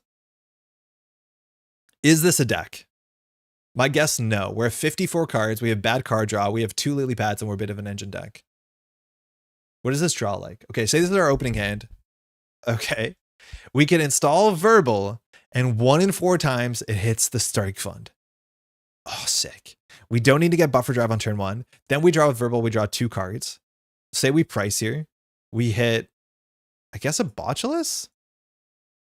Making a runner deck is super difficult. Even started with a smaller card pool, it takes me forever to get anything playable. Yeah, no, I hear you on that. At least startup is like, I have less options, so I'd end up not overbuilding the deck. I usually underbuild the deck. In startup, it's cool. I underbuild the deck. In standard, I overbuild the deck and have to pare it down. So we have 19 programs. That's obviously too much for Lilypad, so we can start cutting stuff. My guess is that we don't play Gourmand. We don't have massive synergy with it. Leech, Fermenter, Botulus. We probably don't play. Leech is really good with crew. We don't have any crew recursion because we're not playing Praxis. I wonder if you can actually recur Chisel with Scrounge, and that's a good enough deck. My guess is not. I think the next card we cut is probably the Scrounge. Is the price good in this deck? I think the price is good in any deck that's running Strike Fund and Steel Skins. Especially because we like can hit a Lagu or Verbal or a Rent Liars or a Lilypad. Like I think hitting those really quickly is important, or a Buffer Drive, because we don't want to install those. I would imagine it's really good. It's my guess. I think the card is just really good in any deck though, for what it's worth. So this is a good hand. So here what we do is like we'd probably pre-install the crew, then we would Topan the Lago to have the 1 in 3. Say that we hit the Steel Skin, okay, that we fired our ability. The Scrounges are looking pretty bad here. Results-oriented thinking. Look up a good Patchwork deck for inspiration, but they're very different decks, Diogen. Like, Patchwork hits events, and Patchwork you could choose the cards. This will actually play out relatively differently. And the Patchwork decks back in the day were Hoshiko decks that ran like Earthrise Hotel, which is exactly the problem we're running in, is that we're neither Hoshiko, so we don't have the card draw to fuel the Patchwork. We don't have Amakua. We don't have Earthrise Hotel. I'll show what they look like though, but like the Patchwork decks are generally like crew pressure decks, and we lose all the built-in card draw that those decks have. It's really, really, really different. And also, very importantly, we're not Patchwork. We're so much worse than Patchwork. Like if you could open with Patchwork every turn, I think the Patchwork deck is better than the Topan deck. The problem is you can't open with Patchwork every turn or every game, right? Like Amakua, Leech, Stargate, that's our package. We can't just play Amakua because obviously that doesn't exist. Devil Charm, Patchwork, that's our combo. And then everything else is like card draw and basic neutral economy. So Daily Cast for 1 credit, Earthrise for 1 credit. Hana for running with Amakua makes sense. And then you just play all these event packages because you can play Dirty Laundry for 0. You can play Sure Gamble for 3 credits. Your labor rights matters and you can discard them, right? Like this is just such a more smooth package. If you could draw Patchwork consistently, I have no doubt that this is so much better. And even this like card draw can sometimes be tight. So happy with Elevation, so much cool stuff to have in a core set. I'm slightly worried that the gap between Elevation and the next set is basically going to be the longest period. Smallest card pool that Netrunner has ever since release. I think Null Signal Games is going to run into big problems if it takes a year for the next set to release. I think they're very aware of that. Now, they haven't talked about how soon the next set is going to come out. They've definitely been working on it. Mind you, generally Elevation has been locked in for a couple months. So they're clearly working on other things all the time, but let alone they've had months. A lot of teams have been working on other stuff going forward. My say is that if the next set doesn't come out in less than a year, it is genuinely going to be a problem. And I do think we're going to have a player retention problem. So I think they can work with that. For sure they can. I had some success with instead of going Mulch, Junior, and Topan. I just don't know why I would do Topan there. Like Lu looks so much better. Hosh looks so much better. And then we can't play Audrey consistently. Man, I didn't think that this deck build would get me this way, but like, I don't know how to make this pile work. This seems like a total pile. I think we can play it and see what happens. Oh, we didn't even consider Nuka. Like maybe Nuka's worth something. Maybe we could do something like this. I know Nuka's really cheap, but having the card draw might be pretty good. Free money installs. Yeah. I think Nuka's really nice. Is there one influence card that we could play? I think our deck has like no money besides Rent Rioters. Like our deck is Rent Rioters, Botulus, and that's it. This is our entirety of our win condition. Maybe more viruses than Cookbook. Actually, Cookbook's probably worth playing. No, Cookbook's not worth playing. I don't think Cookbook is worth playing. I don't know what other virus we'd play though, right? Like Baby Chisel. But like Cookbook hits our Botulus slightly harder. Cookbook hits our Leech slightly harder, but that's it. I don't think it does enough. This Noom is like really, really suspect. Should we consider Info Bounty, Jeff? Like, that's the thing is like, should we consider Red Team? We just need a reason to run and we don't have it. Info Bounty's kind of neat. I don't know if we're going to get that much value running the Mark because our Breaker Suite is inconsistent and not particularly powerful. And if I have to use a crew just to get the Info Bounty, I'll feel pretty bad about it. But I honestly think Red Team might be better. Yeah. Red Team coming down for 3 credits turn 1. Like maybe that's the dream. Maybe we just play Open Market. Open Market works with Crew and Lagu and Rent Rioters, and maybe that's a nice thing to get down on turn 1. The issue is if I eat Topan down the Open Market and trash a connection, I'm going to be so upset with myself. Like, we could try that. It has nice targets. It just feels like playing Open Market in Anarch is like, why are you not playing a companion? This is just a companion that can fire faster. And I think with Topan, you actually don't really struggle to empty the it faster. Buy it for assets protection. Yeah, I would rather play Gourmand, I think, for assets, but I don't know how many assets we have to deal with. We probably do have to have asset tech. I just don't know what it looks like so far. I haven't played into any asset decks. But Buy is definitely not a bad option. It draws cards. I don't think we want to play Azamat. Wheels is really good. I think Wheels is probably what I play sooner. Maybe we do play 3 Verbal. Maybe 2 Nuka, 2 Verbal's enough. Okay, we can try this. I don't feel great about this. I wonder if we can cut 1 buffer drive and play another Nuka, or 1 buffer drive and play like a... It's funny that this is the deck that would play Diesel, but it probably doesn't play Illumination, or not Illumination. It probably... Do we play Illumination? No, because we can't keep it consistently in our hand. Yeah, if I was going to play assets, I think I'd play Wheels. I think I'd play Fencer Phono as well. 2 Stargates? Yeah, we need to find this, because this is our only multi-axis. We're not playing twinning. 3x for Verbal? Okay, I'll try it. 50 cards. What are we cutting? We can't play 50 cards. I'm working on Epiphany Fast Events deck. Wish me luck. I'm very new to deck building. Leap Bar, I think you're going to have fun. I think Epiphany is in a pretty good spot right now. No matter what, you get to fire your ability. It's going to be fun. Okay. What are we doing? Maybe we actually rather have some recursion. Oofa doofa. Like, this is just not a hand we can play. This is not a playable hand. I feel like we need Gourmand.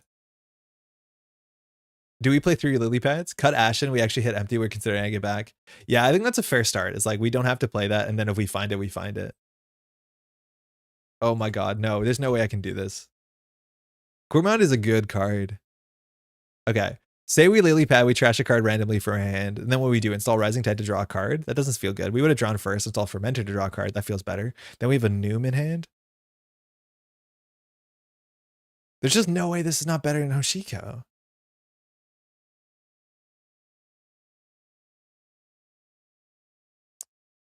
Okay, not you. Too much card draw. I really want Madani Anarch Viruses to be a thing. The consoles in Anarch are pretty good. I don't know if you need to Madani instant speed. One. This is a good hand, right? We would sure gamble. We could like Fermenter, and then we could verbal for like hope that we hit the botchless, draw 2. This is like kind of playable. The issue is like how many turns does it take for us to have actual centrals pressure? Look how long it takes us. Okay, we hit a Stargate eventually. I'm down to try this. I don't feel good about this. I feel like 1 buffer drive is more reasonable if we don't have Ashen. But we'll just take a Topan 50. Well, let's see if we'll learn something for this. I'd recommend adding Raindrops. I think Raindrops is a card that I would like to add. I don't think we can afford to add it. We don't have Banhar, but it's obviously not a bad card. I just like, we're at 50 cards already. It's a really nice card. I'm going to try this first and see how it is. We'll see if we don't have enough card draw. Maybe we're overextending. I don't feel good about this. Build Mag instead of Topan? I think we can get to it. I think I'd rather build Dewey sooner than that, just because it seems more interesting. I think Maggie is just like a value deck. I don't think you have to do anything like particularly impressive. Like you can basically port over a lat deck and just play a couple more installables, and I think you have a Maggie deck. Does Rising Tide work with only 2? Maybe not, but we have Leech. I just don't want to put more slots on the deck. We'll see how bad it is. Like a 2-string, it's basically Corroder in the late game. That might be good enough. Ideally we play more, but this is where we're gonna find out. There's a big chance that like the mid-range barriers are the ones that we don't want to like trash with our other abilities, like with crew and stuff. So maybe we want to make sure that we can deal with those mid-range ones. So maybe having 3 makes sense. I feel bad in some ways. Like playing this 50 card deck means that it won't be optimized, and then it's kind of like doomed to fail. And then we'll like dismiss Topan. I'm just hoping that we learn on what feels good and what doesn't feel good, because I think seeing what Topan feels like is going to be important.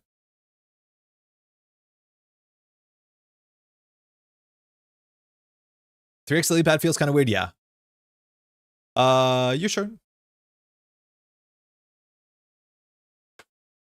Yeah, we might have too much card draw, so we can like cut back. I do think it's pretty common that when I build a newer deck to see what it's like, I will build 3 of the engine pieces, and then the more that you iterate, the more you learn like, oh, 2 is definitely enough, and go from there. Cool. We gotta play against Synapse. Synapse is gonna play Oppos, might play the new whatever Public Plaza thing. Our hand has a strike fund. I don't want to play a Noom early. The problem, oh my god, Noom breaking. What we pay like 2 to 4 to 6 credits to break a. Crap, that's not gonna be good. To break what's the one? The one that hurts us. A Doom Scroll gonna be bad. They kept, so we could consider mulliganing. This hand is definitely playable. It has no card draw in it. I think we'll mulligan around that. Like double Noom is not good. Crew is fine. The problem is like Crew gives you a tag, and we don't want to do that. So the best thing we have here is a strike fund and Rent Riders. I think I'm gonna mulligan this. That seems a lot better. Thanks, you too. So we have to play against Oracle Think Tank, which is gonna definitely be in this deck. That is just gonna be hard to deal with. This is the matchup where you would want Gourmand, and face checking can be really tricky. So turn 1 card, the remote server. I'm not actually sure what we have to be worried about. I think Regolith is like the worst case. That might mean we want to set up. I don't know which card is the card that we want to most lose from this hand. I think it is the Noom. So if that's the case, we can do Sure Gamble, Fermenter, Rent Riders, and go for the 50-50, and then draw. We want to make sure we're firing our ability on every turn. That was the best case. We'll draw a card. No card draw. Stargate's good. It still turns out Oppo, so we'll see what the remote server is. It could just be an Amaze Amusements. Amaze Amusements, I think, is a really good 3 of in the deck. It's another going to be a deck that we probably don't run the remote server for a while. He needs to get his credits up. We could, in theory, just like Stargate down for 2 credits. I think losing the Devil Charm is kind of fine. This is a nice panic button as well. This is a matchup also you want Bio Bands, I think. Oh, Trank, good. I think I was playing Trank in my Synapse as well. Single advance. So Crypto Crash is the bad one. That's a nice reason to have Rent Riders and Fermenter. We could lose if it's just like a tomorrow's headline into something. I think we will Topan down the Stargate and then just fire it. So we saved 4 credits so far. Funhouse, embedded reporting, and Funhouse. I think we'll get rid of a Funhouse. Will we steal a 2-pointer? Yeah, we'll steal a 2-pointer. We're going to be oppoed anyways because we Stargated. And so now there's a Funhouse coming off the top of the deck. I would love to trash that. We'll just draw here. That's a good card to get down. We can actually flatline ourselves first click next turn, which is like a rare treat for Corporation. Or for a runner to be able to flatline themselves. Not being able to play Banhar. Oh, off-world. Okay. So they have a Funhouse in hand. We definitely want to get this down. We'll draw once for options. It's so hard. Like being a low hand size is obviously pretty bad. We'll draw one more for a 50-50. Okay. So let's Stargate. So we know a Funhouse in hand. Hollow Man, Behold, and Hansei. I definitely don't want to deal with the Behold at any point in time in the game. A Funhouse is going to hit R&D, so now we have to Topan. I'm going to get the Lagu down and just Topan and hope it hits the Devil Charm. Nice. Topan is another ID that can play without a basic action card. Yes. Yeah, Topan can. You have to get really lucky, but that's usually how it works. So if this is a Funhouse, we're happy, forcing 5. We'll trash the top card of the stack. Lost a buffer drive, hit a price, that's fine. Okay, so Maze Amusements is likely in the remote server. We have good money. We have to watch out if we face check into Fly Swatter can be a problem. We could Lily Pad and then price. We have 1 MU, so we could hit something here. The issue is like our Breaker Suite's pretty bad into Doom Scroll. You don't need more money than you have? Well, we have to liberate the money at some point. So I think we could do Lily Pad price, but then what are we hitting? If this is a Funhouse when we force 5 credits, like that's the card that we trash with crew. The issue is everything else. So what are they threatening to score out here? I'm not sure. So what is our plan with Topan? Do you just price? How many steel skins have we seen? None. So we could just price here. We could lose the Lily Pad draw. I'm assuming that we don't get a program here. We could do Lily Pad price. Yeah, let's try it. Simulchip, Fermenter, Verbal, Buzzsaw. So we're going to go for the Verbal. So we're going to draw 2. We got our Rent Riders. I think we just take the Fermenter credits. I don't think they're going to purge here. If they do, we just Rent Riders. So maybe we just continue to draw. We Topaned every turn? No, we didn't Topan this turn. I don't think we want to install another Rent Rider, so I think we just don't Topan this turn. Let's keep drawing. Okay, there's a Noom. That is technically our panic button. So I think next turn we just install the Noom. They purged. I think that's fine. We have a 9 credit button. Not great. Top in the morning, TD. How's it going? How's the new set been? We don't get Verbal here. That might be bad. Oh, sick. You can pick the order. I don't like our hand that much. We'll Topan first, then Lily Pad. Okay. Punished. That was a bad draw. We have a lot of 3-ofs, actually. It might make sense to Topan first. Holloman, what do we have? Pretty expensive. This needs to be an off-world. Hansei. Oh, shit. This is the Synthesis, unless they score out. Embedded with 2 counters? Oh, Dividends 2. So they're on game point, and they have a Holloman. Surprisingly fast. We're now on threat 4. Let's see if the embedded reporting. So it says, find an operation, reveal it, add it to the top of R&D. I would be happy trashing the Holloman, so we need a face check. With Noom, I think we're relatively safe to face check. Oppo's on top of the deck, so we can just trash that. I think we'll Verbal first. Okay, so we can Botulus to draw a card on the Funhouse. If it's a Funhouse, do we go through it? No, I think we would crew it eventually, but that's going to take us a long time because we lost every single Devil Charm. No, we have 1 more. We could Botulus the Funhouse, though, and take a tag. Then we clear the tag, they install a card on the Holloman, we lose. Let's just force a res. I'm pretty sure this is a Funhouse. If it's a VSA, we'll take a tag. That's pretty bad. No further action, so we'll trash the initiation phase. So it's a Funhouse. I think we'll just check out. We can now challenge server 1. Initiation phase. It's a ping. Okay, so we have a tag. At least they're only on 2 credits. We don't want to float the tag. They have an oppo in hand. So I think we just clear the tag here. Doing that last click is so bad. So they can fire Trank. Wait, can we lose? We might have wanted to float the tag, actually. They didn't install a card. Oh my god, what is their hand? They could have fired Trank there. They could have installed Ice. Why did they not Synapse? What does he have?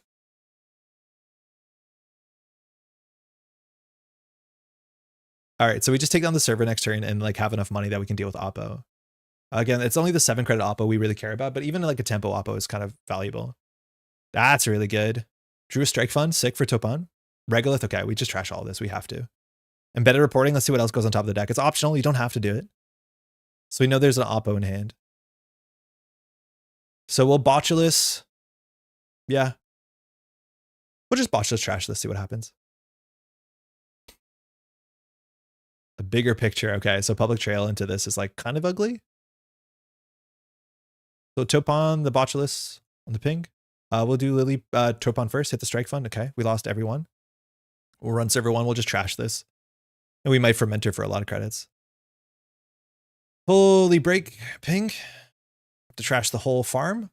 We might not be able to trash the Tranquility, but his money's actually really important. So Regolith and Holloman. Oh yeah, we could have taken the Fermenter first. It would have been better. Yeah, we should have taken the Fermenter first in like obvious hindsight. I didn't do the math. Hey, do you mind?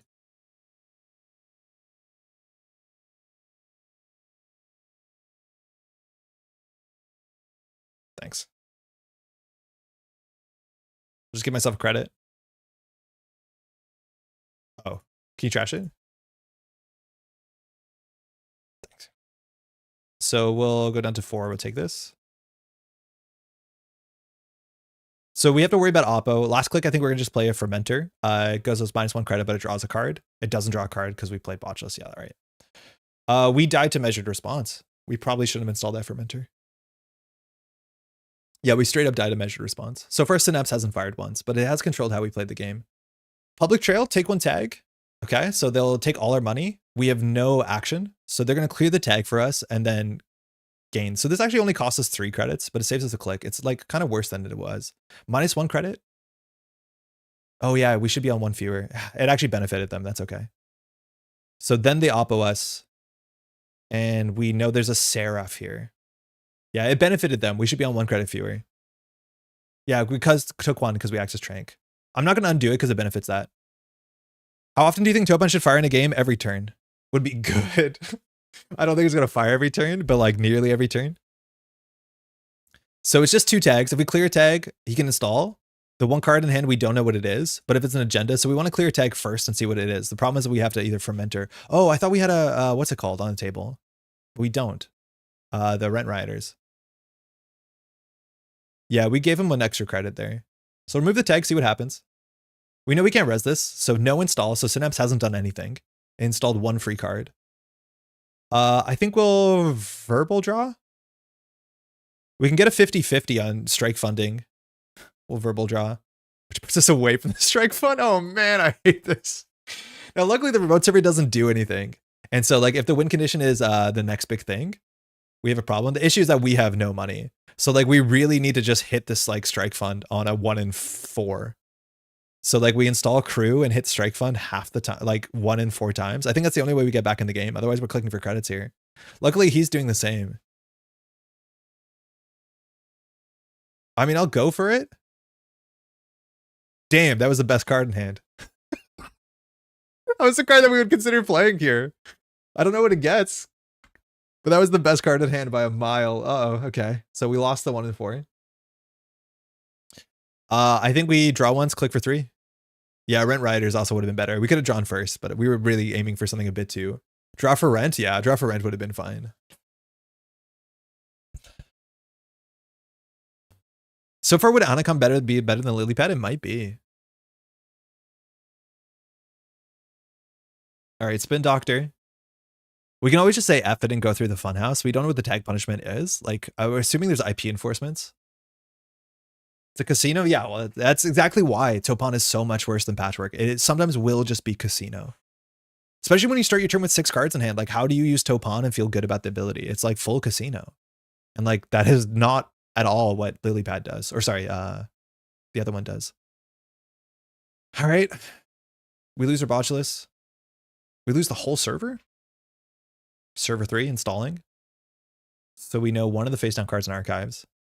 So that looks weird, but in theory, they installed like the third ice on the server, trashing the first two. You can't just trash ice for fun, but when you install ice, you can trash any ice on the server existing. So that saves you install costs. Predicted for 3. We're on 7 Creditos.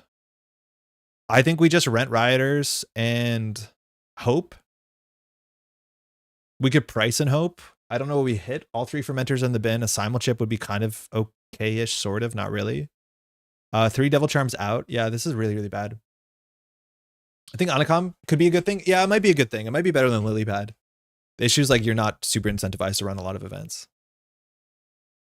Could someone explain to me why Bling is a good card? I don't see the usage in hosting cards on it. I would have to test it. I'm not sure. I think it's a really weird build around. Playing 0 caustics could make sense, but I don't know. I'm not high on it. Sick. Okay, got the 1 in 5. So we just take all this money in the world. Are we actually contesting the remote server? My guess is no. So that means we have to find our breakers too. So we'll draw with verbal. We won't hit this yet. Okay. So I think we do credit, sure gamble, and then next turn we can price. We didn't fire lily pad. I don't know. I'm down to try Bling. Bling is a conditional draw, yeah, but it only sort of works. I'll try it. I think we'll try it without lily pad in the next build and then see what it does. I think it wants to play Gachapon and some other stuff. Like maybe it actually is quite good. I'd be surprised. So Spin Doctor gets shuffled. So we're going to second Spin Doctor. We trash a lily pad. That's fine. We're on 16 cards left. Ashen doesn't seem necessary. Getting our breakers on the table seems difficult. So no matter what this gets dragged into, like it's an amaze. We get oppoed. We have to consider running it. Playing with Seb seems fun. Yeah, with Seb, I would play it because I don't feel great playing amanuensis into Synapse. So my read is this is an Oracle Stink Tank into a 3-1 into, sorry, a maze. But at the end of the day, like with Synapse, it could be, in theory, they're not threatening it to be Holloman 5-3, right? Because then you need 8 credits. Bling is good, trust. I'll try and find out, Vishal. I'm not convinced, but I'd be excited to see what it does. So let's price for a Fractor. Nice. So Crew, Simulchip Buzzsaw. Crew gets us access to no Fractor. We're only playing 2 Rising Tides, so that one's kind of on us. That being said, if we install the Buzzsaw, we draw a card and comes in for 1 credit. Fine. Okay. So we can't lose here, but he can be on game point. 4, 5, 6, because it's exactly 8 credits to score at 5-3. He definitely has agendas and they might be in the server. With the Maze Amusements, you don't really care what happens here. I think we might just rent rioters and set up. We didn't Topan, we didn't verbal this turn. We have a lot of 1s per turns. Verbal, Topan, and rent rioters seem really difficult. You can crew through a ping. I can, but then we end up taking 2 tags. And I don't know if we want to do that. The best case scenario would be that he reses the ping and we walk away. I'm going to just like say that money is going to help us. We'll throw out 2 Lagoos, I think. Something bad could be here. First run archives, it could be a think tank in there. I don't want to do that. Otherwise it's 1 ice. The thing is, like, I don't want to trash a ping. I want to trash a funhouse. Okay, Trank. Nice. So now there's an amaze and something else. Oh, got trashed on top of it. Might actually be a behold. That right reads like a behold. We lost the 3rd Botchless. Still haven't found a Fractor. 2 in the bottom 7. Regolith for money. Okay. Money is actually really important in this deck because otherwise I don't know how they oppo us. So we're going to have to run that. What do we do here? I think we can verbal first, then run. Still haven't found our 2 Fractors in the bottom 5. I think we just run this and see what happens.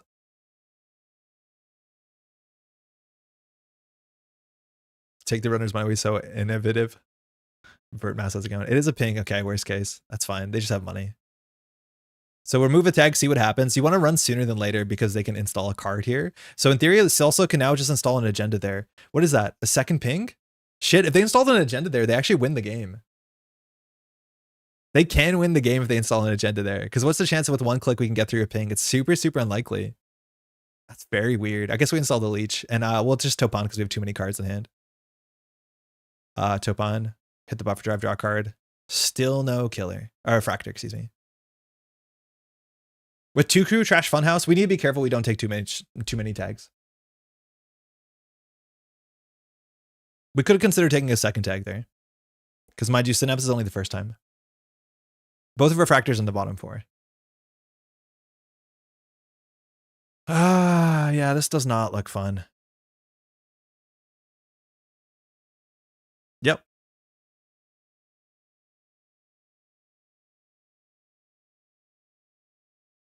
We lost the buffer drive. We lost the buffer drives. We don't have an Ashen anymore.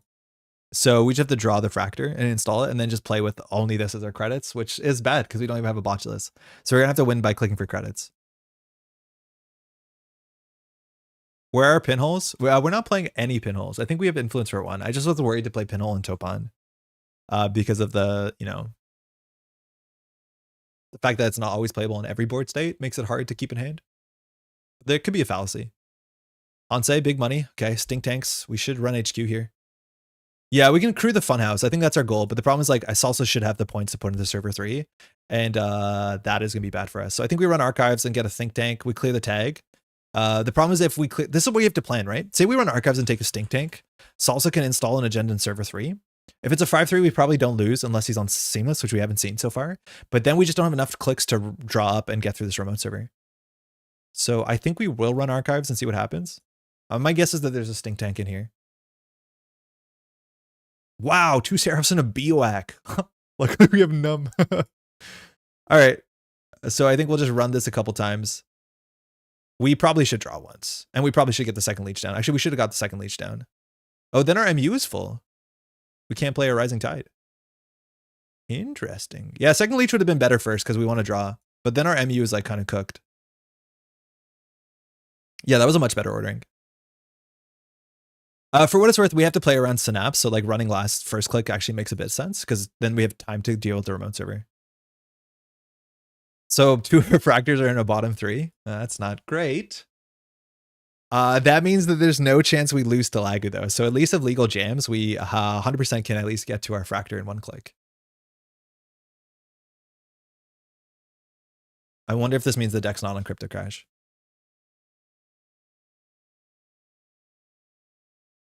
Mostly that time, I'm just not on Topan. I think we'll definitely trade more Topan, but like it doesn't seem great. Okay, so last card, I don't know what it is.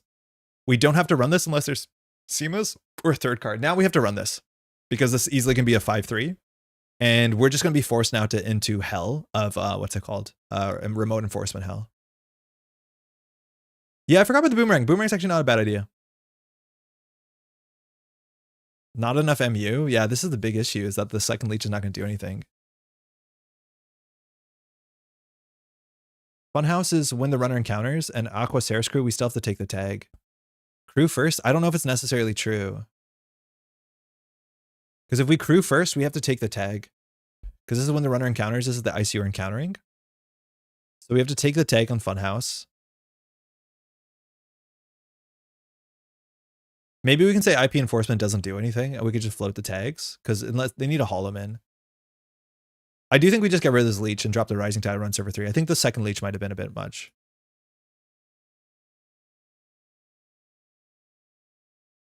Are we going to float 2 tags? Maybe. So we know this is ping ping. Okay.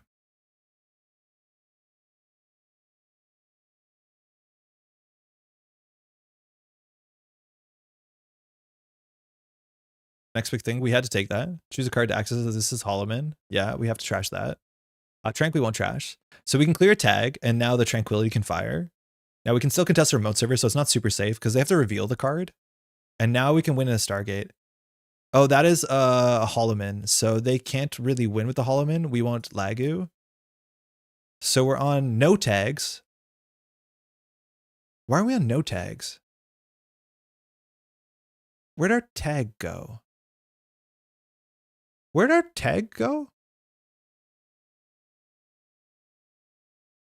Oh, we cleared it. So we're going to get oppoed. This is Hollowman. So their fork now is we just like trash the funhouse and try and win on Stargate. So we still have a chance here.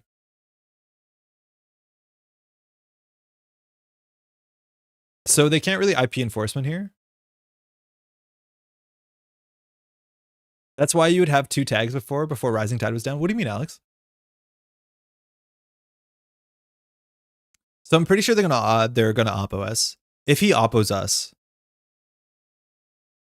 Okay, next big thing to draw 4. Card reviewers unsure what headline to use. Topan is tops or Topan? Topan 2-band. Excuse me. All right, so next big thing does the draw 4 and shuffle. We're happy if there's agendas in R&D because we're just going to send it. IP enforcement can let the game slip away, but it'll be next turn if anything.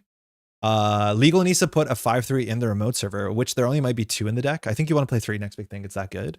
And then we can fork between running the remote server, which is relatively cheap. Okay, that seems important. I'm assuming they're on 2/1s if they're playing BOAC. Yeah, why not? So this is probably a spin doctor. So our guess is we have to run the spin doctor that we can threaten a bit. But we did not got punished this turn. We're out of value though. We have to click for credits. So we'll deal with the spin doctor sooner than later. Oh, public access plaza, that's fine. So now we don't get oppoed. So now we just camp the remote server. They can fast advance out of 3/2, which I don't think is disastrous. So I think we just click for 3 credits. We could Stargate. We could also run archives first to deal with the funhouse. I want to make sure we're doing that click 1 so that if we take the tag on the funhouse, we have a turn to react to the tranquility push. And then we just click for credits. So I think we'll Stargate in the near future. We don't have to care about this. It's a credit turn. This card doesn't matter. I cut this from my Synapse deck. It's like, it's not an important card, I don't think. Okay. I think if we're playing Ashen, we probably have to play Mystic.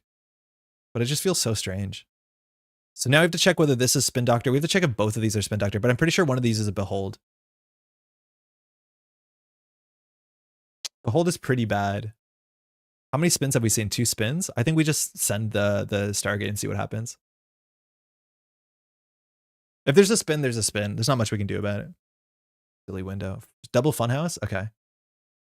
So we can consider going slightly tag me.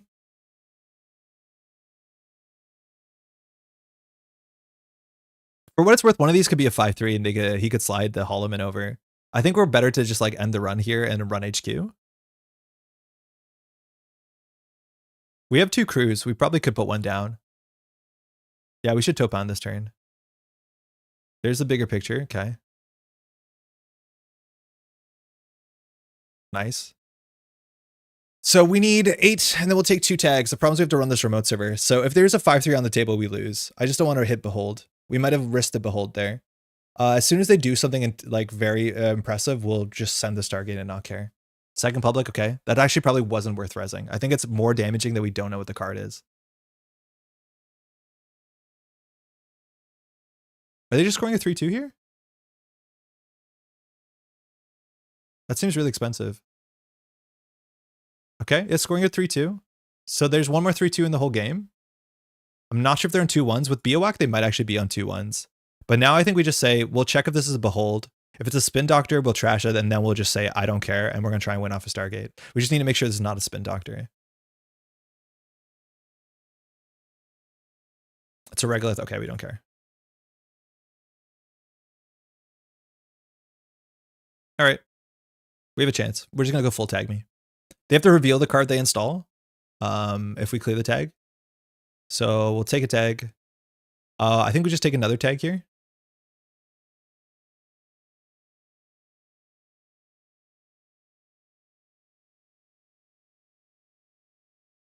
We can lose the IP enforcement. I'm just hoping that we win this turn. We can't trash both of these that easily without taking tags anyways. Behold, NPOT, and public access. That's a bad news for us. That's really bad news for us. So now what we have to do is trash the Holloman, run HQ. I don't think we want an NPOT around. Yeah, all right, we're cooked. We can run HQ twice, I guess.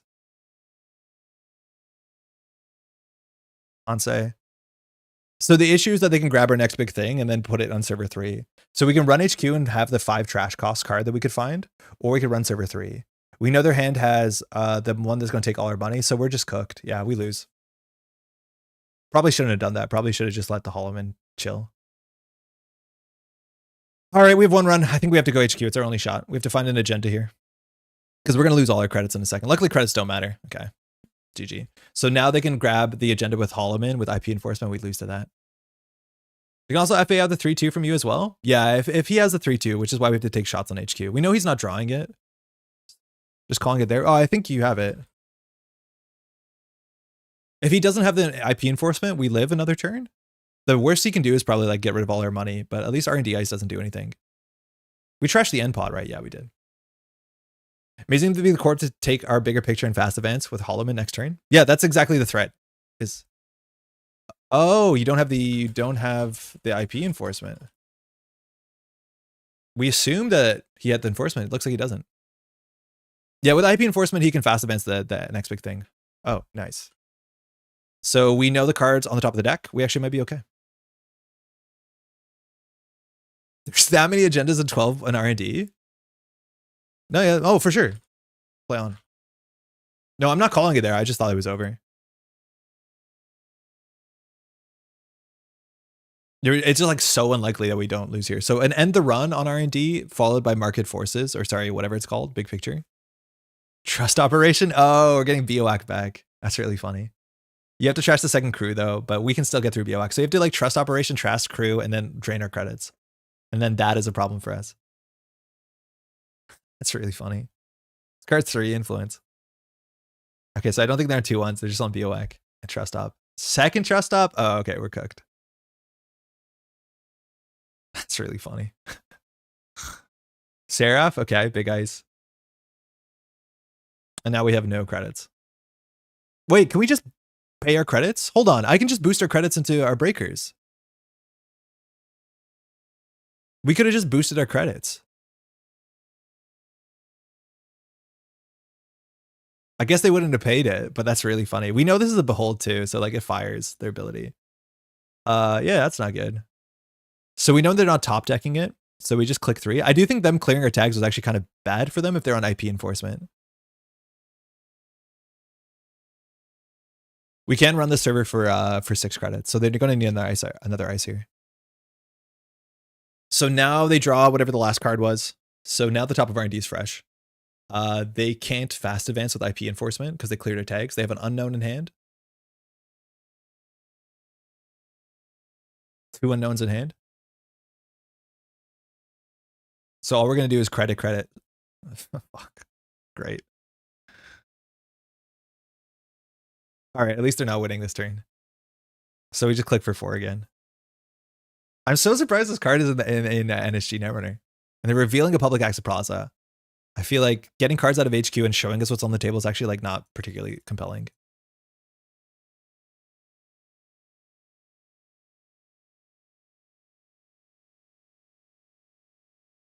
This is what I mean about public access plaza. Like they have infinite credits at this point and it doesn't actually help them that much. If this is the headline, they win. It is. Beans, they found it. Good game. I think there's a lot of points in R&D. How many agendas are in R&D here? 3 or 4? 9, 10, 11, 12, 13. There's 7 points in R&D? You only need 4 credits to C3, 2 credits to C1? Sorry, Thanos? Did they have them in their hand? 4 in R&D? 3 in HQ. Okay, so he did draw it. We might have wanted to be able to take the shot there, but the only card that we lose to is the Tomorrow's Headline, which is like 1 in 8 at that point. He could have drawn it halfway through the turn last turn. I think like installing the public access maybe makes us think that he doesn't have it because it dilutes the identity. We don't know what this is. Yeah, BOAC, we have to break all 3 because it's their choices, not ours. Yeah. So we actually have to break, this is break for 6, and then we just go through these for free. At this point with like, what is it, 2 agendas in R&D? Thanks for the game. Topan feels really bad. Topan does not feel good. You want to try Bling? Let's try another. Thanks for the game. Hey, Radish, thanks for the game too. You nearly had it. I think the trust operation, I think clearing the tags for us actually was like really good because we didn't have to play around IP enforcement, which is I think how we lose. It seems like you're not on triple IP enforcement. When I build my Synapse, I'm also on Tranquility. I think that's really, really nice. It fires Synapse. But like Synapse didn't feel relevant. I don't know about Trust Op. Yeah, I'm not big into Trust Op here.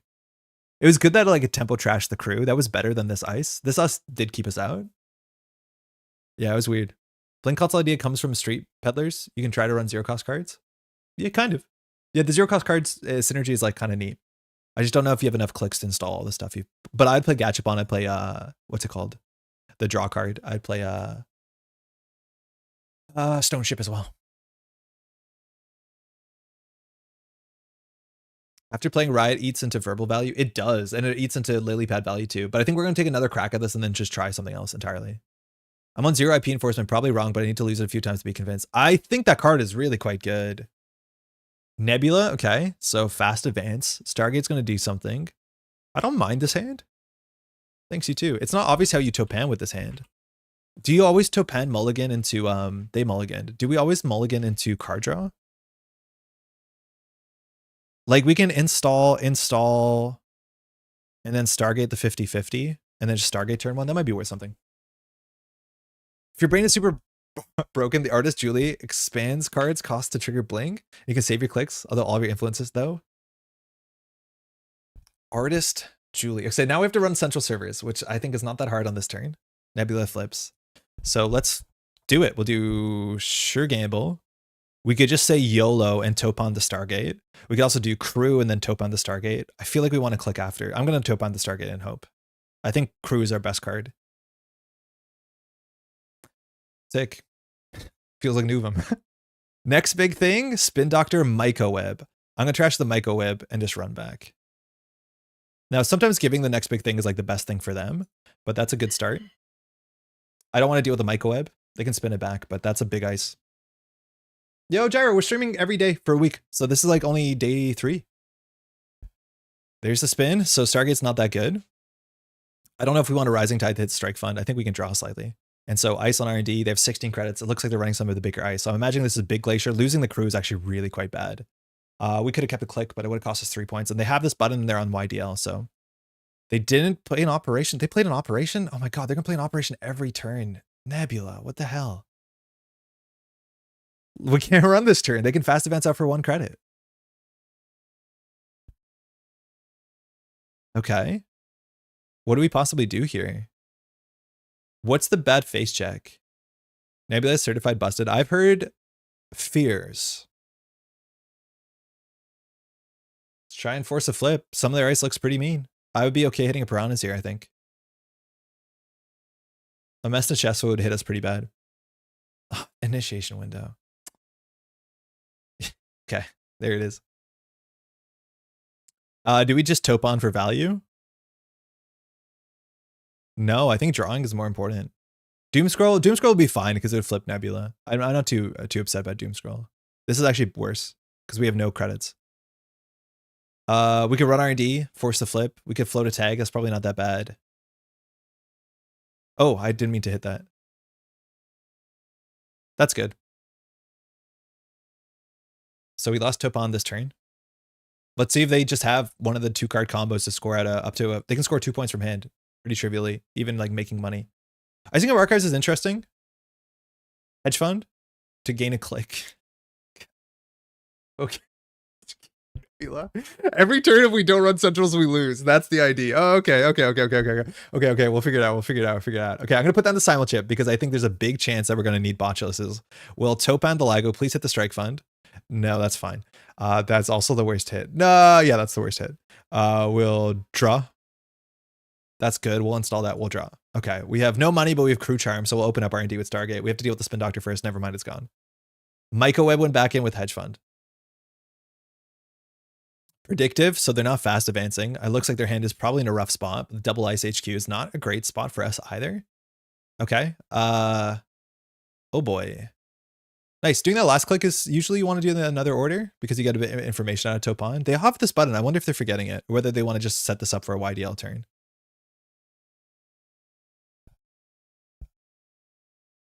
Hi Tron. This is our first Nebula game and it is feeling oppressive. It is feeling pretty rough. And we're playing Topan, so taking a little break from my district to watch. Oh, how's it been? Are you playing new stuff? I guess the district has to be in the old meta, huh? Hoping for the best. Okay, no. It's not Patchwork. 3-0 so far, Ag and Kid, cool. Charm, Topan, Crew, run. We don't really threaten 1 ice. They're on 13 credits. It might be worth something. This reads like a Spin Doctor considering the way that they used it, so I don't really want to Stargate. But we can't deal with any of the servers. Like, they're going to res ice that is a worse face check than the money they spend. They have a lot of liquidity, so like pressuring their econ when they're on planogram digital life non-equivalent is really quite tricky. I think we have to click for a credit here. We could price. I don't know what we're hitting that we're feeling good about. That's nice. I guess we'll take, honestly, we'll take rent riders. We just need money. We are threatening no breakers. We need a botchless as an anthill. Oh, neat.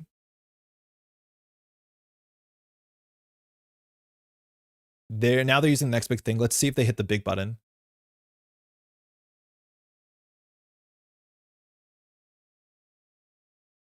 This card's good.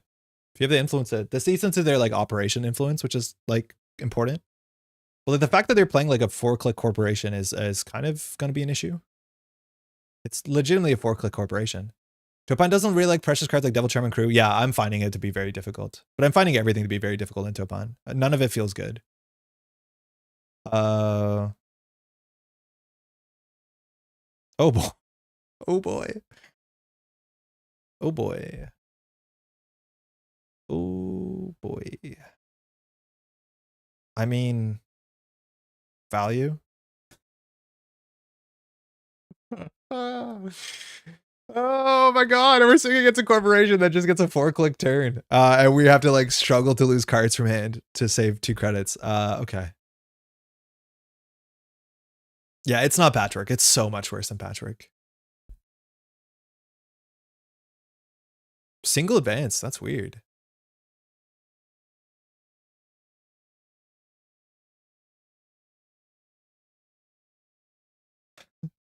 Like, do you want to Topan here and hit the Devil Charm?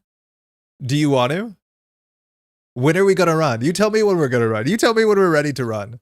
I have to do this just so that we hit a trigger. You see what I mean? It's like it's not Patchwork. It's not Patchwork. It's so much worse than Patchwork. You might need more draw power.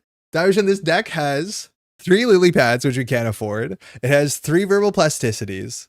We don't have Nuka anymore, but the problem is not draw. The problem is like everything. Like, we have to play our steel skin. Like, drawing keeps so bad because we're further away from Topan. Oh my god. Run HQ time? We can't. Well, we could, but it's going to cost us 4 for this, 2 for this. We have no money. Oh, touch-ups. Do we just die?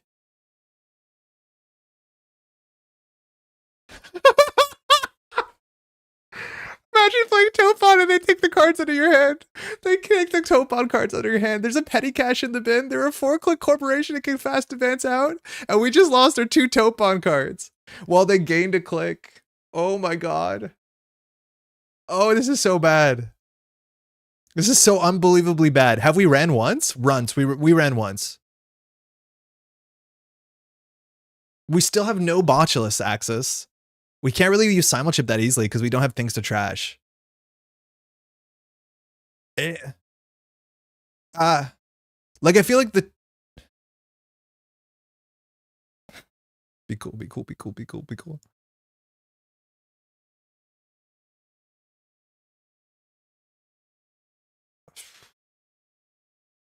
Go.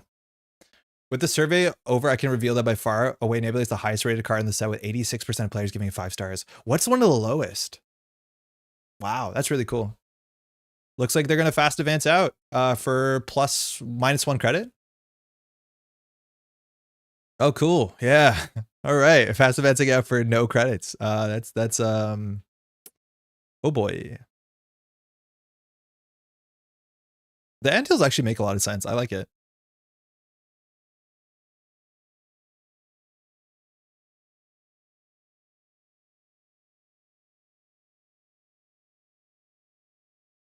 It might have been good to play our console, but it's gone. Don't worry about it.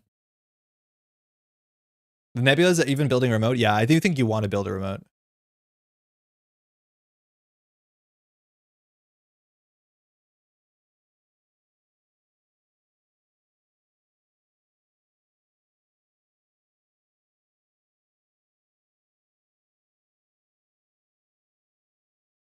Yo, what did I do? What did I even do? Why do I deserve this? Do I deserve this? Core damage makes us more powerful. Core damage makes us much more powerful because then we have less options and then Topan is more consistent. I'm going to break one subroutine. Our click is not worth it, actually, because we lose the card draw. Is a click worth 2 credits? Not even. Ada, how's it going? Hey, we're going to flip Nebula. Y'all, we're going to flip Nebula. Yes! Wait, we're winning! Oh, man. Why Boomy? I don't know. I think it's because it's Botulus tech. It's 1 influence. Like, it's not a bad card. Touch-ups for Spite. They chose Event. And they advanced the Messna chest. So Nebula's flipped again. Okay, cool. So if we don't run, we lose again. That's he's getting upset out here. That doesn't seem particularly healthy. This doesn't seem particularly healthy, y'all. Do we have access to a Fractor? We do, but we lost our Trojan. I think Nebula's messed up. I'm kind of getting there. It's our first Nebula game, but it does seem a bit messed up. Touch-ups is the next big thing where scoops to get, I gotta tell you. Your scoops are really good. Next big thing, I think, is one of the best cards in the set. Oh my god, is that card good. This doesn't do anything because we drew it late. We don't have to run a central, we have to run HQ or R&D. Not a central, HQ or R&D. Drafter numbers on Boomy for 1 influence sounds okay. Yeah, it's a real face check. Like, that is a legitimate face check. It's a tech card too. Like, the text is relevant. I don't mind this card that much. The numbers are good. Touch-ups is fascinating. Yeah, it's a bit of an overloaded card. Like, there's a lot of text on it, and there's a lot of use cases for it. Like, in Nebula, it's like really easy to play. So we're assuming this is Messna Chesso, so it costs us 3, 6, 7. So we can do credit, run, and then take a Boomy core. I mean, that's the only way we win. Don't worry about our economy.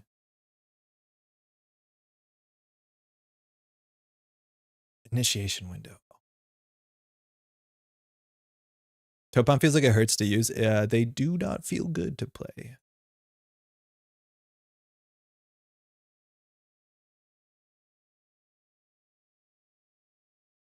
I don't care about core damage. It doesn't matter. Win. Damn it. Nebula, any operation that adds an advancement or can install an agenda becomes free biotic labor and gambling. Yeah, no, gambling's messed up. It's really, really good. And like, that's pressure you can put every turn. Like, the front of Nebula did not have to give a credit. I feel like it might not have been necessary. Because it's now not unlikely that they can fast advance a 5-3 from hand. If they have a biotic labor, they can score a 5-3 from hand. They biotic labor, install a 5-3, advance, advance, advance, advance, remastered. Like, we just lose. So it cost us a lot of money to go through here. So that means we have to go through here. So all we do is run HQ and have a chance of winning. There might be agendas and archives, but we just run HQ. That's our best shot. Because we just simulchip a Botulus through here and don't care about the repercussions. My only complaint about the Nebula is that in-person Gambling looks like the printer ran out of ink mid-print. I like the art a lot on Gambling. I don't know how it looks like in person.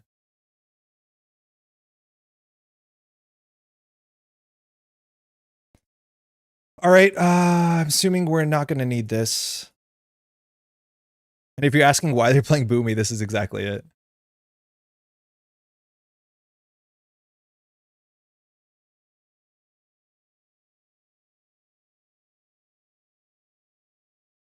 Core damage doesn't matter. Damn it. It was a good shot. We flipped him. That seems nice. They'll get another ice here eventually. What's our hand size? Where's our credits? Oh, Topan? This will play around the thing that takes cards out of our hand. Nice. If people need a bit extra time and aren't watching playing the tournament today, I can make some exception to the time limit. Oh, because the time limit is like, what is it, tonight? Even if you get a flip it and back every turn, they just make a credit per turn playing ops. Yeah, no, it's just good. It's just good. All right, so that's where their agenda goes, because we definitely can't run that. So they might have one in hand. We know there's a ping. It could be this. So we can run HQ. We have no HQ multi-access. We obviously got rid of our Stargate. So we can gain 9 credits and hope that there's not a single ping here, which we know. So our only play here is to run HQ. Nebula didn't flip. So actually, it's not that super important that we run this. If they install Holloman Advance, maybe we're cooked. But I think here we just run HQ.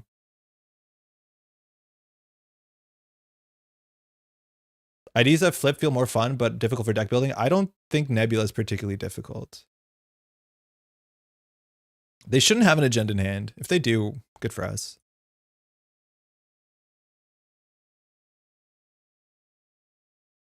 Hit our Steel Strike Fund. Come on. Nice. Ping. Uh-oh. Yeah, Hoshigo doesn't have any deck building. Yeah, that is true. So I think we need options in hand. We could rent riders. Oh no, we don't have the clicks. So we could force reses. I think there might be a shot that we lose here somehow. What's our hand size? 2? Okay, I think we just draw.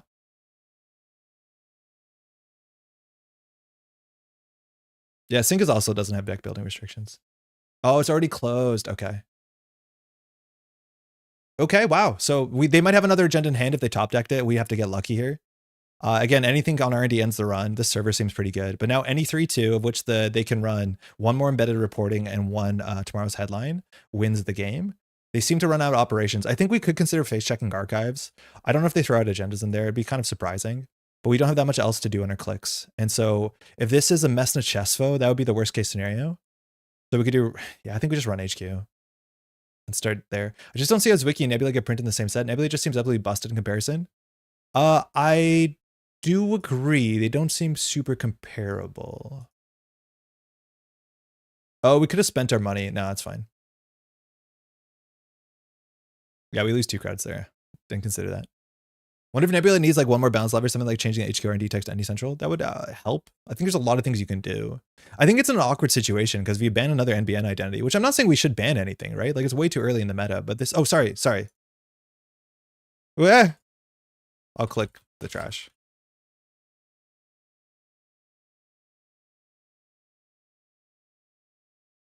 But like, we'll see in time. I'm not playing a particularly good deck, so Nebula is going to look a bit better, of course. I keep saying ping. We can't deal with anything. That's a good card to keep in hand. That could run archives maybe. So we'll see if they can fast advance out with a biotic.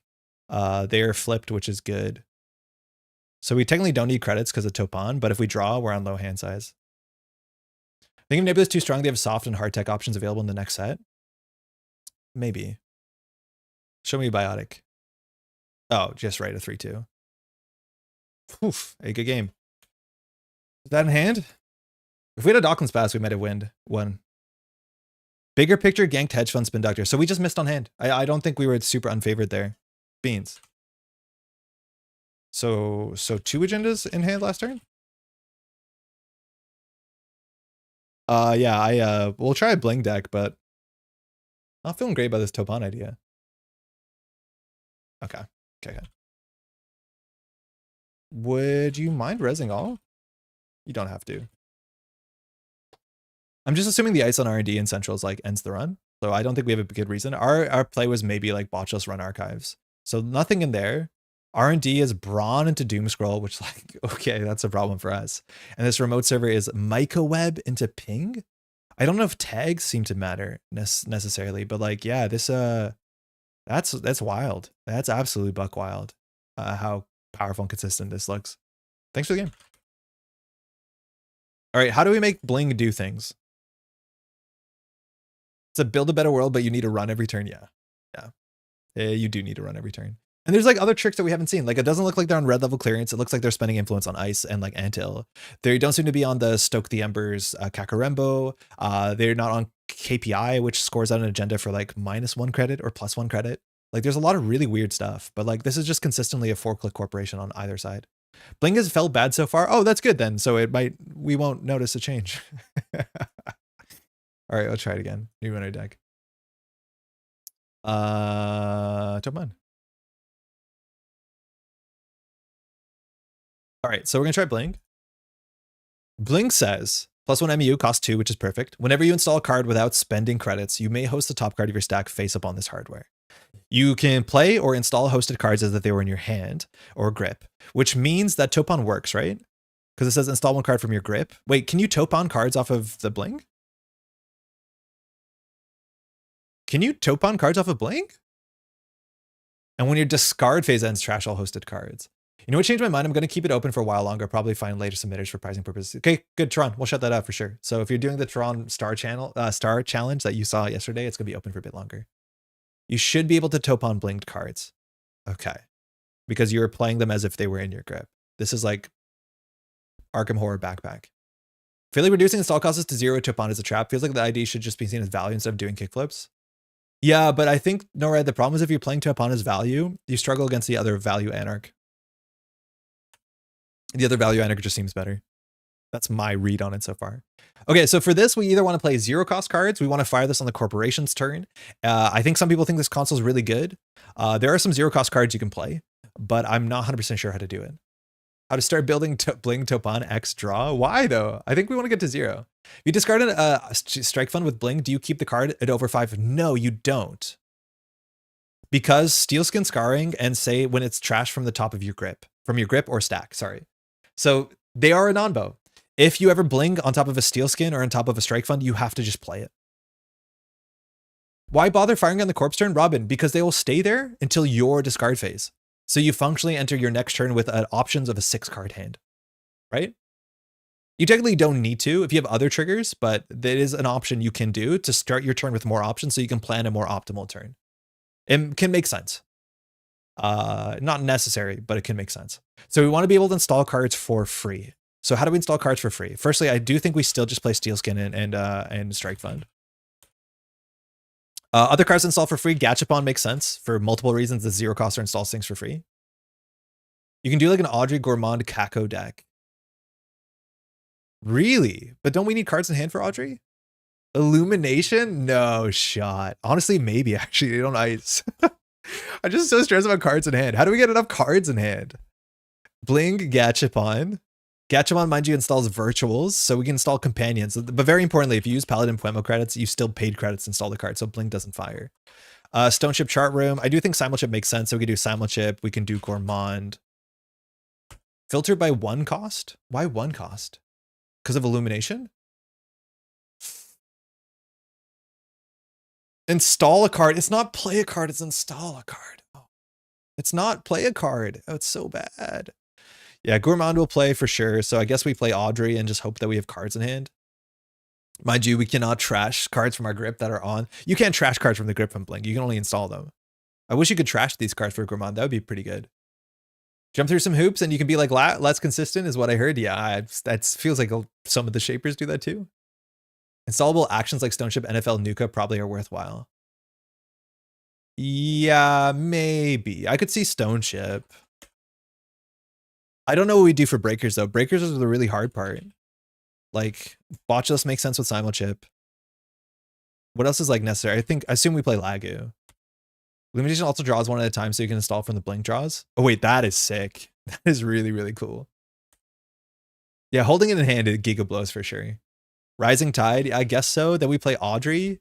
I'm just not convinced if we have enough ways to make Audrey fire. We have Botchless. We probably still can't play Banhar. I'm assuming we still play Gamble because it's fine. I guess we can play like Nuka because it's cheap to hit the table and it's fine off of a Bling. We're already at 38 cards and we've spent too much influence. Yeah, you can change Illumination installs. Yeah, that's really cool. That's kind of cool. So maybe we cut Dr. Nuka and we play like True Verbals. Is this the Tide painting deck? I don't know. Like, I don't think Tide is that good to like build around that fast. No free lunch? I'm just not sure. I don't know whether installing a no free lunch is actually that good. Because like it still costs you a click to install this. The thing is that you don't draw it, but you still have to commit to the click. We can try it. I mean, whatever, that's fine. The good news is no one is going to play Virus Check because Fermentor is the only good virus card right now. Yeah, but I think you run into, we should play Fermentor, shouldn't we? You run into problems with Fly Swatter. The price, probably play the price. Conduit might be good. Influence though. We would cut like Illumination and no free lunch, play Conduit. Lilo's good for draw. Lilo's pretty bad for draw because you can't install it. And it's like just slightly less influence than Nuka, but Nuka you can control with Topan. This you can't control. I feel like there's a lot of card draw cards I played sooner than this. Minus Gamble plus price. I mean, good viruses in standard. Consume Botchless, Fermentor, Audrey, still a lot of great viruses. Yeah, I do think there's some good viruses. Yeah, Lilu doesn't seem like a great card. DZ over Illumination. That Leech and Fermentors trigger Bling. Oh, that's kind of cool, right? Our programs are less impactful. This also makes Gachapon slightly better. I don't know. Illumination sounds really cool, though. But you're right. This might actually line up better with Topan's cost. Ritual is a 0-cost card that's draw. Yeah, but the problem with Ritual, Ren, is that like it's the sort of card that you can only play click 1. And so if you draw this mid-turn with Topan, you don't want to be stuck in the situation where you trash this, right? And that's why I like in theory, I like Nuka a bit better because you can install Nuka, then carry on with Topan. It's kind of like very similar, but I don't think I'd play Ritual in an ESA deck, but I'd play Nuka because you can just get out of the hand. 3 seems like too many simul chips. Colin, I think there's a chance with like Gourmand being a tempo card and Botchus and Fermenter being like cards you want to recur. I think we play Cookbook also because we're on Audrey, so we probably play 2 Cookbook. No Buffer Drive. I don't think it seemed necessary. In none of the games so far have we played Buffer Drive. Like if anything, we might want to play Solidarity Badge. Yeah, we'll play Cookbook for sure. I think No Free Lunch is the most suspect card in the deck. Maybe we play Cacophony, and that's like a win condition. And that's a virtual that we get for free off of Gachapon. That's good. Do you play Hantu? I don't think so. I don't think Hantu's that good. Yeah, I think we play Badge and Cacophony as our win condition. We have 3 influence. We could play... Yeah, Kako seems good. And off of Gachapon, it's what? Free? 1 credit. That's fine. And maybe we're Lou instead. 100%. This deck should just be a Lou deck. And then you run an actual console that does something. This is the Topan problem. I feel like any build that you build is going to feel better in a different identity. Like this is better as Hoshiko. This is better as Lulu. Solidarity Badge is so bad on numbers. Sure, they can skip it. I don't know what you're talking about. This is a good card. As long as we're trashing cards, right? Loving all the new elevation cards and coverage. Would Zenith Chip be wild for some extra draw? Matt, maybe. It's not a bad option. It's like 3 influence though. It's only 2. It gives us a reason to run, which is great. Yeah, we're still in Bling. That's the issue. So like this is the reason to play Topan, maybe. I feel like we don't have good Topan triggers in hand. Maybe we can now play like 1 Buffer Drive. Yeah, with Audrey, we should play Buffer Drive. We could play 1 Ashen. Cut a couple cards. Nickname gives draw money. SMC, I don't think we love SMC. I don't think there's any card that we specifically need to get to. I wonder if we cut the Rising Tides. Maybe it's fine. It allows us to deal with some maximum, but we're going to have a problem dealing with like Hammer. Do we cut Verbal? It seems like a thing you can try. What does this look like? Okay, this is our opening hand. Uh-oh. So we sure gamble. I think we want to get Lagu down. Say that we trash a DZ. Ooh, cut 1 Kako. I think we need Kaku really, really bad. Much harder to get locked out if you can run through barrier only server. Yeah, that's true. Okay, so say this has a Bling in the hand, right? So what we do here is we install Stone Chip, we install Fermenter, then we install Bling. We definitely hit one of these cards. Does Bling trigger on itself? Whenever you install a card without spending credits, you may host the top card. So then it hosts a Botulus, which we have to play immediately or we lose it. I think we can do that. Does this deck want Scrounges? You don't want 3 Bling? That's probably the truth, but if we're building all our deck around Bling firing with DZ and all this stuff, we have to play 3 Bling, and then we're going to find out how good Bling is. You could cut the gambles. I'm worried, but the gambles don't actually work with our ability text. Maybe that's a reasonable start. Yeah. If they get stuck on the Bling, it's pretty awkward. I feel like you want as many copies of cards for Topan more than Bling. We're somewhere in the middle, right? Like we still have a lot of cheap 2-costers, but we have ways to like fire Bling, and we can also Topan cards off of Bling. Do you need Cruise? Oh, probably. Yeah, probably. But then we also have to play bot. I think we would have to play leeches. But I do think we want to play crew if we're playing Audrey. What do we play crew in this deck? Then we have to play like 2 leeches. This, at least it's harder to play a 40 card Lou deck. I think the DZs are suspect. I think this is a slot I'm not feeling good about. Crew Charm Leech, casual 9 slots. Yeah, I know. It's like a quarter of your deck. But it's the good part of your deck, so. Maybe we cut Verbal? Oh, we need card draw. We're not Lou. Oh, man. Man, help. Oh, man, you gotta watch, like, emotional collapse of someone trying to play a Topan deck. And, like, oh, it feels bad. Last meta, you ran one or the other. I think you ran both. For simplicity, let's try this. Okay, this is technically a fine deck. Fine. Price is necessary. Yeah, okay, fine. 48 cantrips. Blink Chain is the card draw, right? I'm hoping Blink Chain is the card draw. Let's see what this test draw is like, though. Like, how good is price here? So this is our hand. Nice. We can say we just price off the top. We gain a credit. We can install Buffer Drive for free. That's fine. From here, we'd probably have to install the Bling. Hopefully not trashing our Cacophony. Is there any money here except Fermenter and Topan? No. We might need 3 more Fermenter. But what else are you playing, right? Like we cut the sure gambles. I think Lou is a bit of money, but we're not playing Lou. But I don't think a lot of the Lou decks are playing that much more money than this. But money has been a huge issue. Like there's no skirting around it. We'll cut 1 badge. Self damage. How's it going, Cody? Tyler Durden's back from the dead. That is the big thing with Topan is like, I think I'd be excited for Topan if there was any sort of card that benefits off of you taking damage consistently. The problem is there's not. I think that's the one thing that would elevate Topan away from being like a pretty niche value option, is that if there was a card that said, whenever you take damage, do something good, right? Like a cacophony for self damage. What if need 10 credits? We'll wait. Cookbook Fermenter Simulchip. Should we look at Rent Riders? That's what we had in our last list. And it was like, it was really ugly. It was okay with Topan, but it was really ugly because our last list had Verbal and it had Topan and it had Lilypad. So we were always felt like we were losing value on one of the angles. I think playing Rent Riders could make sense, but then we're like struggling to do verbal Rent Riders, right? Andre reinventing CV before eyes. I know, 100% know. And that's why we play Tyler Durden decks. But it's like, it's so hard to play this when you have to spend 3 of your clicks doing something specific. And then it's not good with Bling, because if you install a card with Bling and Rent Riders, you can't access the card on Bling. I don't know. Rent Riders seems like a nice include. It's just really hard with the click compression. Probably just put 1 or 2 for if we need money in a pinch. Could we play some Gourmands with fewer Azamats? I think Gourmand is like a good card draw card. It's a good Simulchip target. I think Azamat is not exactly what we want. It's like, this is a really unfair effect and it's a tempo effect. So we can actually draw through and keep Topan running. It's time for Smartware? Definitely not. That's the same sort of idea where it's like, if that's Smartware, I'll just play Companions. Just play big deck. We're not trying to be process here. No, but the thing is like the big deck underperforms and it like sells short the idea that we're trying to do. It's like, oh, the big deck is not consistent. And then Topan looks like a joke. And it's like, well, yeah, you built a bad deck, buddy. Like you're stuck in this weird cycle where it's like, it doesn't perform consistently, but of course it doesn't. He played a 53 card Topan deck. Yeah, big decks are bad. Yeah, like playing 50 is cringe. I'll play 49. Probably drop DZ for open markets. Open markets doesn't do Topan. So the idea is that like DZ fires Bling. But it's probably like, this is the one slot I find strange. It seems really cute, but I think at the end of the day, Bling is like too cute. The help, the drip, and the cruise go down. We're not playing the cruise though anymore. We cut them. I kind of like the idea of open market, and then we should play Rent Riders. I just feel so silly playing open market when we could play like Paladin Puemo, as much as that doesn't work with Topan particularly well.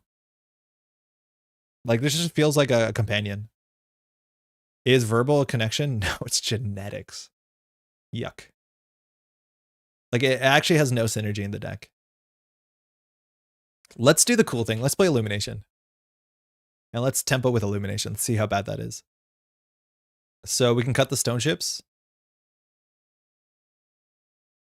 Puemo's still good money for doing what you're doing. It's not ever bad. It doesn't work with Simulchip. It works okay with Gachapon. It's okay. How is this?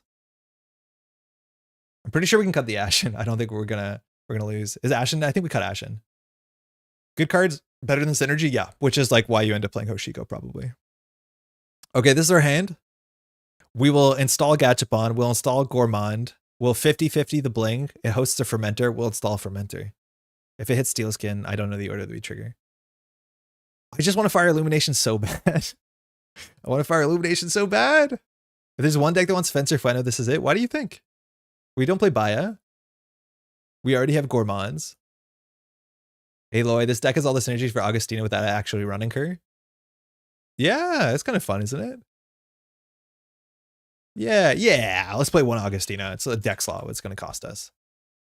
Open markets with connections with Paladin doesn't. Whether that makes the card better is it? Yeah, it's the one thing that you can do with Paladin's connection, which is cool. You install Blink late in the turn on your tests. Don't want to draw triggers turn 1. We could. The problem is like if the rest of our hand is that good, right? Like here, I'm okay playing Simulchip, then I'll Fermenter and I'll Topan the Fermenter. I don't care because obviously the value is good. But if we just like whiff and then lose one of our better setup cards, I think the free card draw we lose is not that bad. He usually just trashed himself.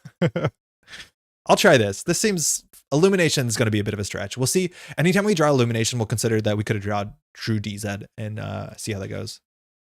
Bling Topan. Minus Ashen, minus Buffer, plus Illumination. I think 3 might be too many. I think we could do minus Buffer Drive, minus Ashen, 1 Nuka, 1 Stone Chip, maybe just get a bit more card draw. We'll learn something, I hope. Or I'll get salty and learn nothing, I don't know. Bling, Topan. Topan, or Mass Leader. By the way, how's it going, Janice? Runner. I wonder how the tournament's going. We should check up on the standings. I'm assuming it's still going. There's a lot of games online, but there would have been no matter what. Let's check in real quick. See how the meta is looking. Standings currently. Top decks, Nebula, Op, nice.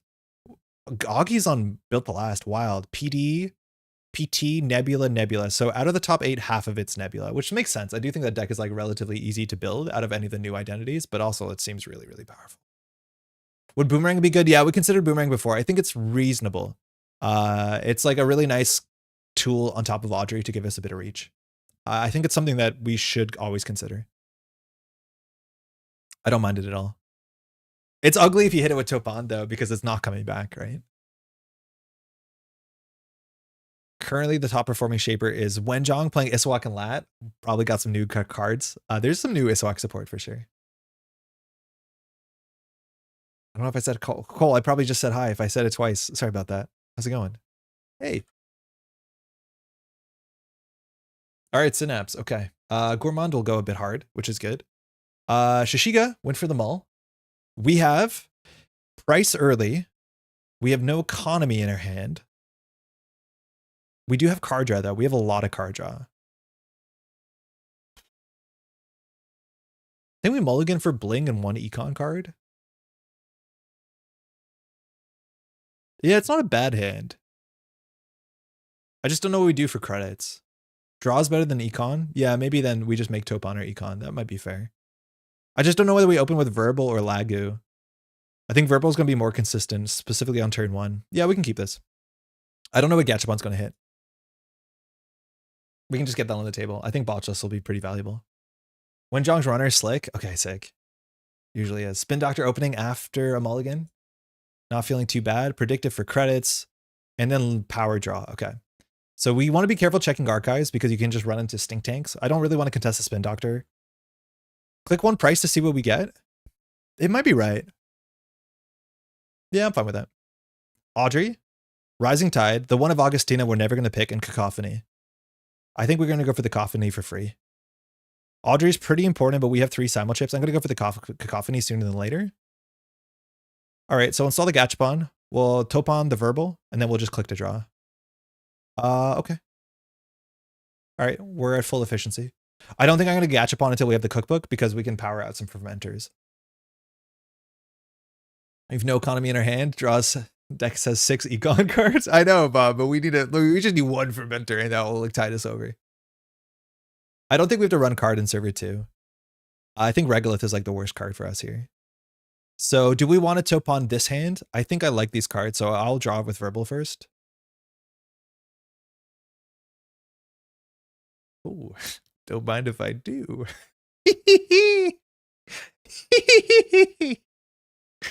Oh, let me do a little shadow dance. Let's look at the shadows.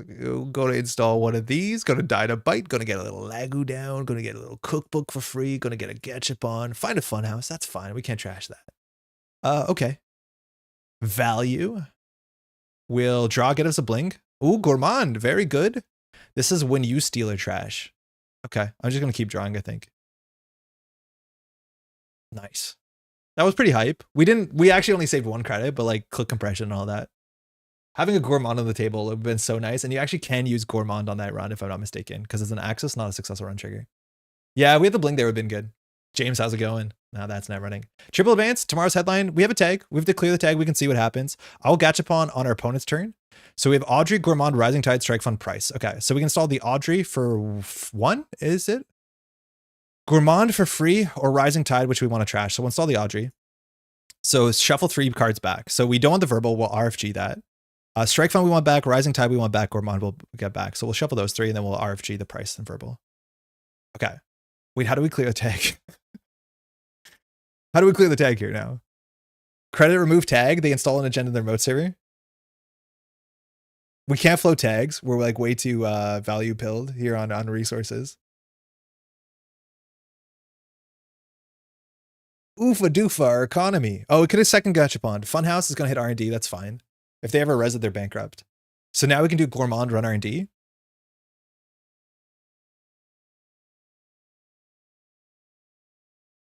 I don't like Gourmanding with a spin doctor. Initiation window.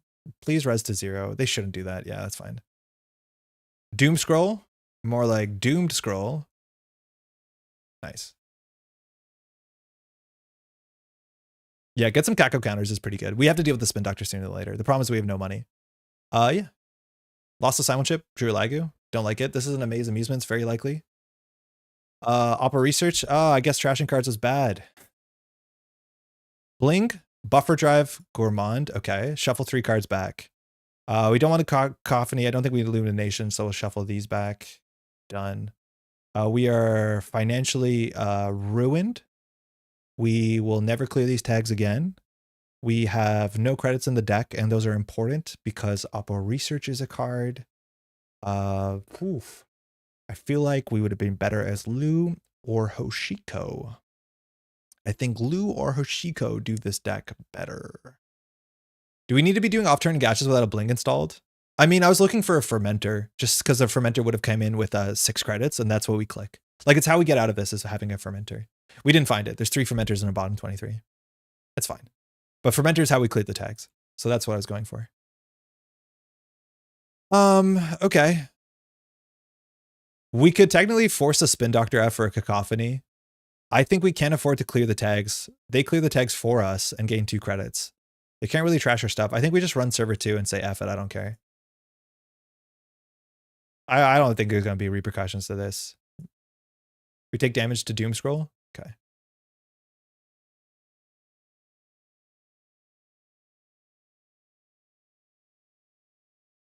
Trashing and Tranquility would be good. It's an Amaze. Okay.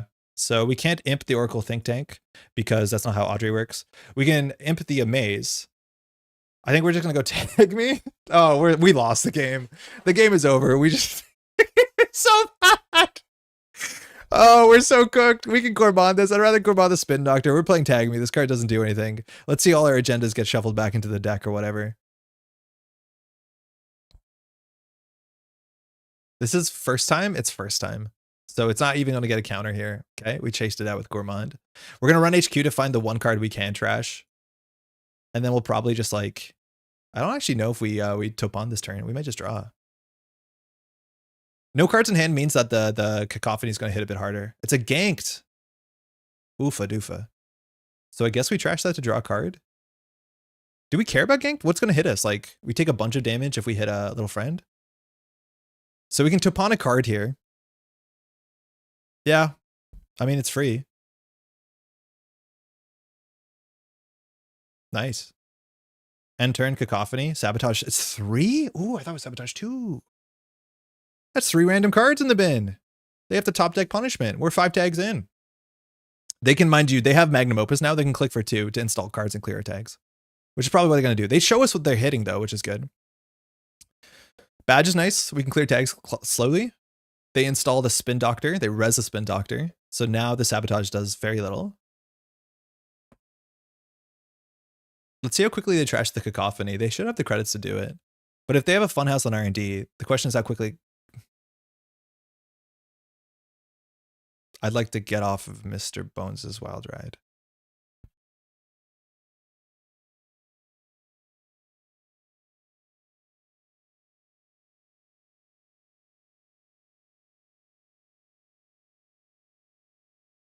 Be cool, be cool, be cool, be cool, be cool, be cool, be cool, be cool, be cool, be cool. Hey, y'all. I feel like today we got the ideas that are going to make me the most upset out of the way, and that's good. Because from now on, we're just going to be playing Nebula. It's going to be sick. They have 1 card in hand. We can still win. Their ID doesn't do anything besides give them credits and let them click compress installed. Everything's increasing the bomb. What do we want to get on the table? I think we got Lagu is the most important. Oh, Badge is kind of nice. I just don't see how we trash cards. It's time to switch to playing Nuvang. Yeah. Topan is giving me New Vang vibes, which is like inconsistent, always hits the wrong thing, and doesn't seem better than the other options. It's probably laggy. It's free. Hit the Rising Tide. Great. We're more powerful. It's now game over. It's not good for us. Nice. They can shuffle these back in the deck, by the way. So like, don't think about these as like real points we have. Yeah, it doesn't do anything. Good for us. I'll take 1 credit.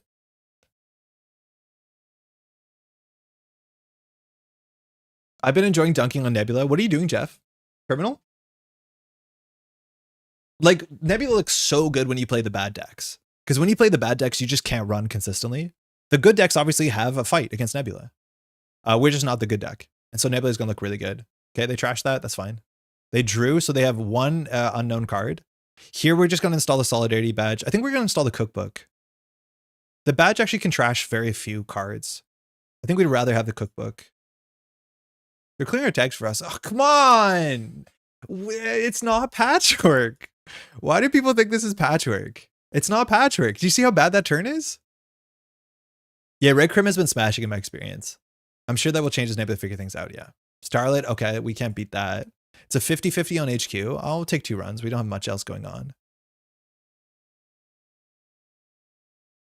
Spin Doctor. Oh, we have bad pub. Actually, wait. The Solidarity Badge would have been fine. Oh, we have bad pub. Wait, we're winning.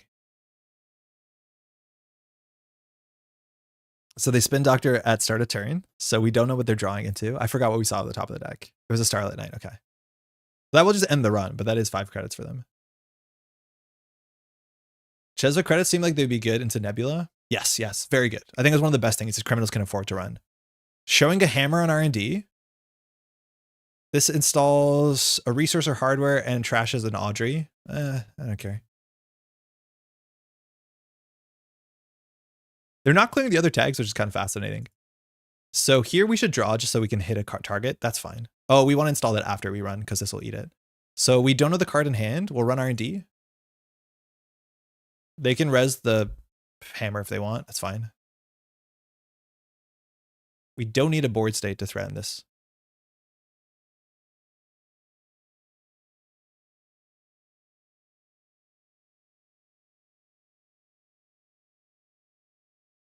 We could break this with Audrey, but we break 1 subroutine, so it might not be worth it.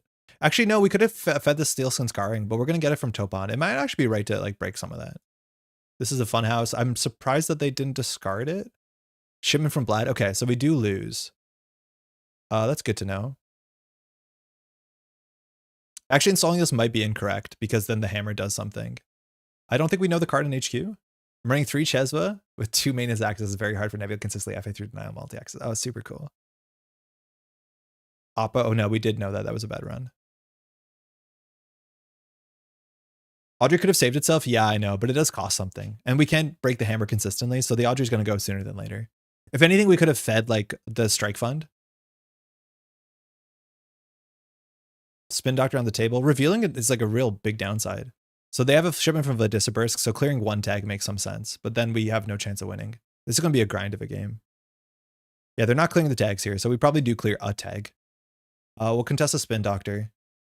They can oppo us, but it's money. Yeah, it probably is worth breaking the program subroutine. I think there's a shot, because then we have more pressure. Especially because our hand was like really good for Audrey stuff. So that's the 3rd Spin Doctor here. Credit, remove tag. Oh, we shouldn't do that last click. Sorry, we should remove tag, then credit, because now they can put something in server 2. That is just a straight up misplay. Oh, it's Piranhas. Okay. More bad pub. Okay, Piranhas on HQ.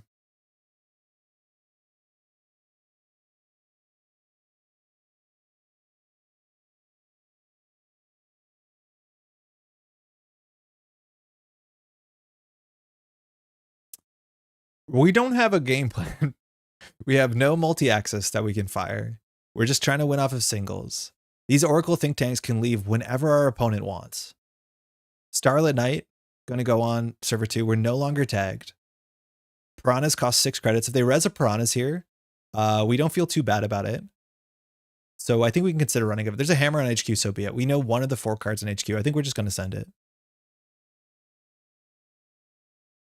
The only ice we can break are the pings. Okay, this is fine. We have another bad publicity. We could consider drawing a couple cards first, but I just want them to res this anyways. Never the strike fund, that's fine. So here we just do nothing. We install another fermenter. We can draw up a bit. I guess we Topan before we draw. Ashen. Honestly, we would play the Ashen. I think we actually would play the Ashen. And now we can't really Topan for a bit. All right, they're doing nothing. We're doing nothing. Who's doing it faster? We'll find out. They have an Oppo, so running archives is a bit scary. Worth playing around Fly Swatter? I don't know. I don't think so. We know what this ice is. I think they could have res a Fly Swatter in HQ a couple turns ago, so not a huge big deal. And we finally draw a Bling. When we play this Bling, it'll trash the Ashen Epilogue. I'm not going to play this Bling. Okay. Odds are only getting better. What is the chance we can even... I'm going to do it.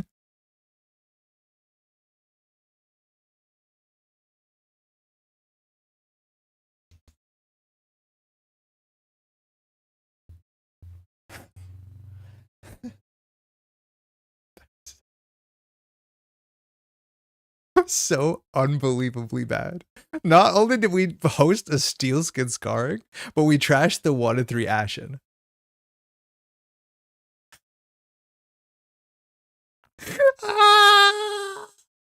And Andre never played Topan again. This is mad Nuvang energy. This is so bad. When you're more scared of your own cards than the corporation cards, you got a problem. I am more scared of our cards. It's so not Patchwork. Andre hates all RNG. I don't hate RNG. I like Price. I like Gachapon. I don't mind it. But when it's like that rough, when the it's that shifted to one side, can't believe you'd say that about Nuvang. It knows what it did. All right, we have no breakers. We have a buffer drive, so we can get it back. Andre is just Sundare. You'll return to Topan later. I mean, give me a Clan Vengeance and I'll consider it. All right, I don't know. We're just taking more tags. It's fine. It's just more tags. Initiation. What a look, a lot of 2-card cost cards and feels better. Yeah, you know, we tried that one. We did try that. It felt bad. Give me the last think tank. Anthill. Okay. Amaze. I mean, probably not.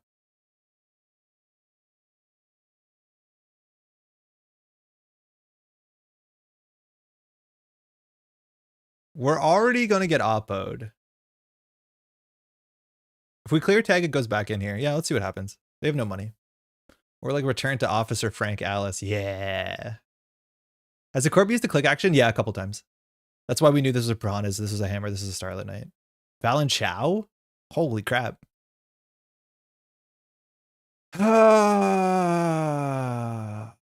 This is butt. This is really butt.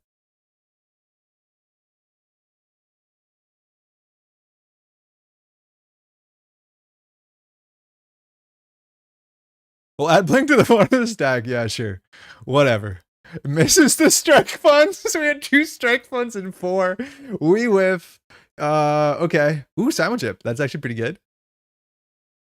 I think. They got me on Roughneck Repair Squad. I wouldn't be super surprised. Look how often Bling is firing. It's sick. It's really good. I think if we didn't get game overed, we'd actually be in an okay spot. This is just such a slog. Like, I don't think our opponent is, now that they have their ice res, I feel like I'm feeling this a fair bit, is that I go over aggressive in this meta, and then once my opponent gets resed and then we're gassed out, that's when they start winning. It feels like a lot of games like that, where I'm playing not a very well-defined deck, is once we get to this point, then our opponent pushes. But like the corporation being on 2 points on turn 13, like a month ago, is really strange. It's very notably different. I don't have the JDAT sounds on. I wish it did have a Bling sound. So we can crack Fermenter, Simulchip something back in. We're not scared of an unadvanced card unless they're on Seamless. Let's try and install the Simulchip with Topan and hopefully hit a strike fund. We'll do the Bling first.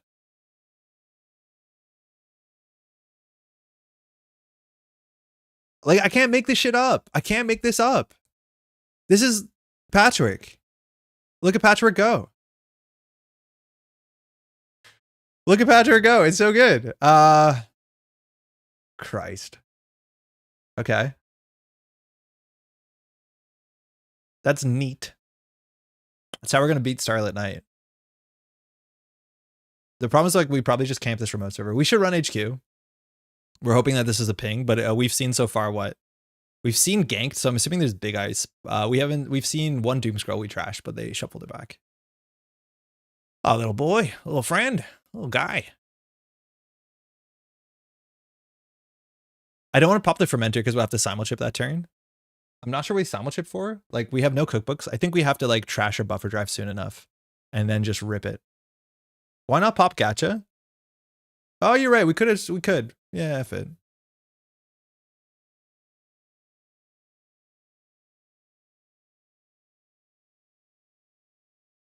What happened? Because we have to install it. That's why. And now we lose a botchless. I don't know how the cards work. We're at the bottom of the stack with 0 breakers? Yes, but our deck only has like a couple breakers. We have 3 botchlists, which are accounted for. We have 2 Audrey. Our Audreys are in the bin. So we can consider running this. We have to now simulchip on this turn to botchlist the Starlit Night. Install the Gachapon for the Bling trigger. It doesn't matter. We know the bottom 3 cards of our deck.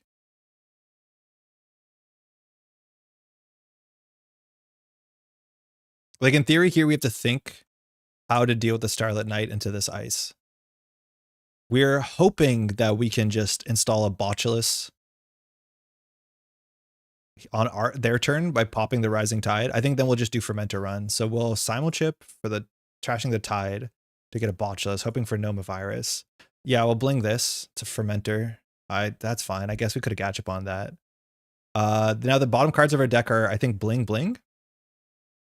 Yeah, the bottom cards of our deck are 2 Blings, so the Gachapon doesn't do anything until we cycle through our deck. Yeah, our whole deck is Blings at this point. So we're probably going to take 2 to 3 tags here. That seems acceptable. Virus me.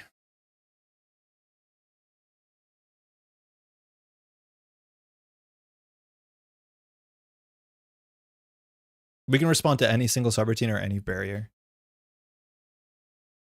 The Piranhas? Yeah, I guess we have to simulchip that.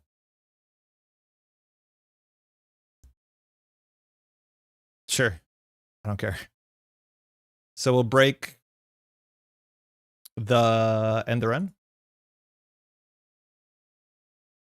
For old things, not quite the same. Yeah, we're gonna have to buffer drive back our Ashen.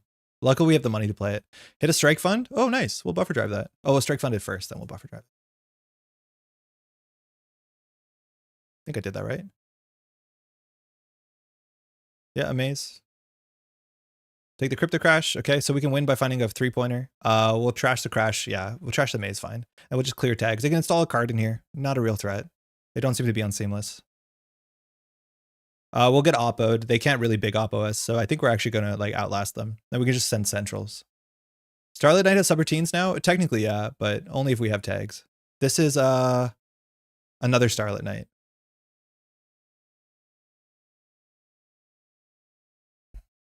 Okay, so what is our deck? Strike Fund, Bling? So we're just gonna Strike Fund, Bling. We don't care about those. So I think we're just going to buffer drive for Ashen and reset. So we might as well play the Strike Fund. Yeah, we should install the botchless too. Trash a resource or piece of hardware? Yeah, that's fine.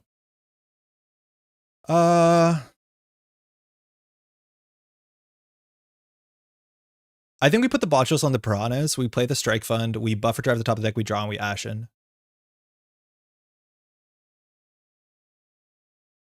So we'll put the Ashen on top of our deck. Where is it? Found it. We'll draw it, and then we'll just play it. We lost Gachapon, Cacophony, a Bling, and a Gourmand. Great. We're back in it. Use Bling to draw the Ashen? Oh yeah, we could have played the Gourmand. Yeah, that actually was better. We could have played the Gourmand there. Damn, that's on us. Shit, we lost a free draw. That's kind of neat. We could have Gachapon on Shishuga's turn as well. So we can run the server no problem. We know this is a Starlit Knight. I don't think we have to run an unadvanced card. It could be a Regolith, which is an issue. I think I'd rather run HQ here. We did reset our entirety of a Rising Tide. I think the Bling interaction is not something I'm super catching on to, but it seems really important. So we could Gachapon for a Cookbook, then install the Audrey, then run. We could, also Topan for the Verbal. I think a bit of Augustina damage actually would line up here. So I think we're going to do Augustina into Gachapon into Audrey. They have a lot of work to do in a remote server, so they need seamless. I'm going to Gachapon here. So it's just Cookbook. That's exactly what we wanted. Host a top card of the stack on Bling. Sure. It's a Simulchip.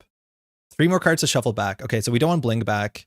Illumination back is fine, not fine. So we'll shuffle the 3 good cards. Done. Our deck is only 22 cards still. So now we can play the Simulchip. We definitely want to play the Fermenter. Yeah, because of Augie. Get a little damage going. Okay. So we can't fire Bling again. So we'll install the Simulchip, and then I think we'll Topan the Audrey for the 50-50. Oh, MU. Hold on. Maybe we won't. Did I lose a click? So Augie, Fermenter, Simulchip. Yeah, sorry. We lost a click. That just swallowed our click.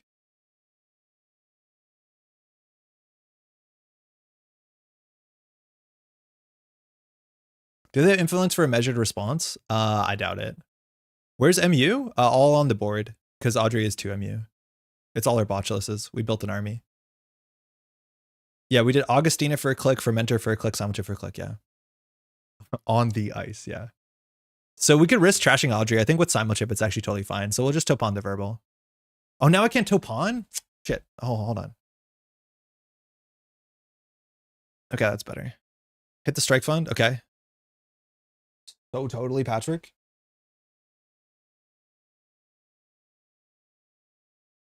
So our line is probably crack the Fermenter, install Audrey, draw, run server 2. It honestly might be better to have Audrey in the bin, because then we can also install it on their turn. You do have Take Meat at least. Yeah, you do. Wow, table Rego. So this is not a Rego.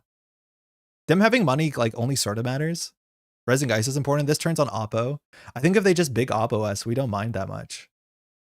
We want an Augustina for sure. So I think we're Verbal, crack the Fermenter, trash the Regolith, install Audrey. I reused Topan. Yeah, I did click to reuse Topan because we didn't use Topan. So I think we do Verbal, Topan Audrey to fire Augie, run Rego. Click Fermenter first. Oh, Gourmand is fine. We could Gourmand the Rego. I think that's also fine. We don't have an MU problem. This fires Augustina. Gourmand's not a virus? Wait, why is Gourmand not a virus? NSG, wait, what happened? Why is Gourmand not a virus?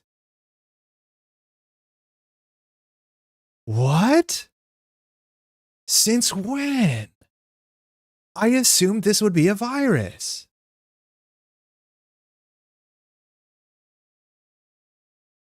Because it doesn't have virus counters? Neither does Clot. Who cares? Doesn't it enter with any of the virus mechanics? I don't care. My Augustina here is busy. It's an upright and proper program that just eats things. Boo Earths. Why is this not a virus? That's so silly. Can't purge it? Bah humbug.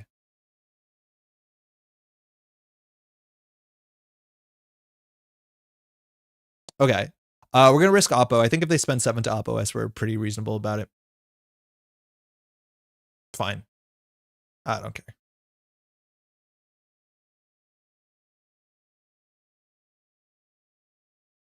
Oh, we have bad publicity. This Gourmand is silly. Okay, so we can either take all the money now so we can deal with Oppo. I think we will do that. That means we should consider Simulchipping now for Topan. Sorry. Oh, that will fire Bling as well. I think we Simulchip now. And I think we just get another Fermenter back for Augustina. So we'll do Augustina. Surely the point of putting down Audrey before trashing is to get Audrey counter. Yeah, but we had an MU issue. I totally forgot. It would have been better to do the Audrey counter for sure. I think 100% that's right.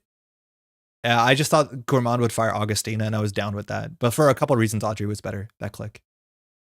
So we'll do Cookbook. Will we host the top card of the Bling? No, because we're just going to discard it. The remote server is looking pretty rough for them. I think if they spend 7 for Oppo, it's just Purge. Okay, best case scenario.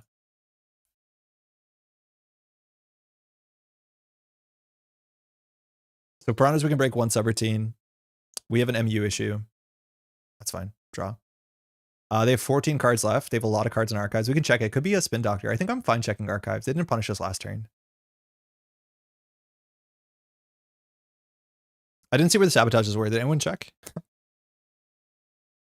R&D. Increased drop rates, everything else. Increased drop rates doesn't do anything. That makes sense why they're playing the bad publicity ice. So we'll remove the bad publicity. This card doesn't do anything.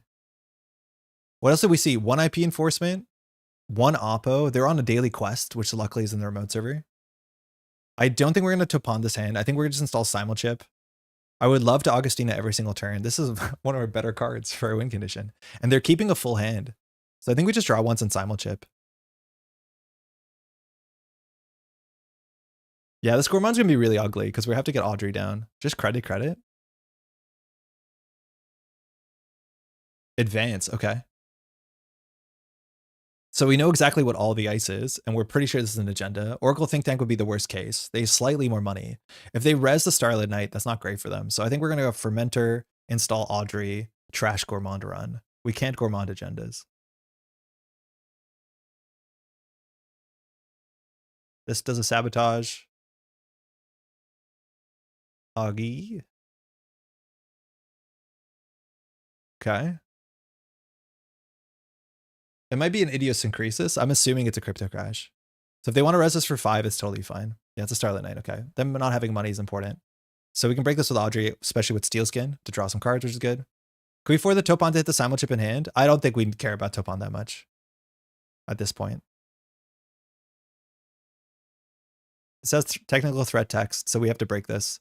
So we have Audrey, which perfectly we have to match strength. So we'll throw out the Steel Skin, drawing 2. And then we'll, oops, unclose prompt. And then we'll break the subroutines.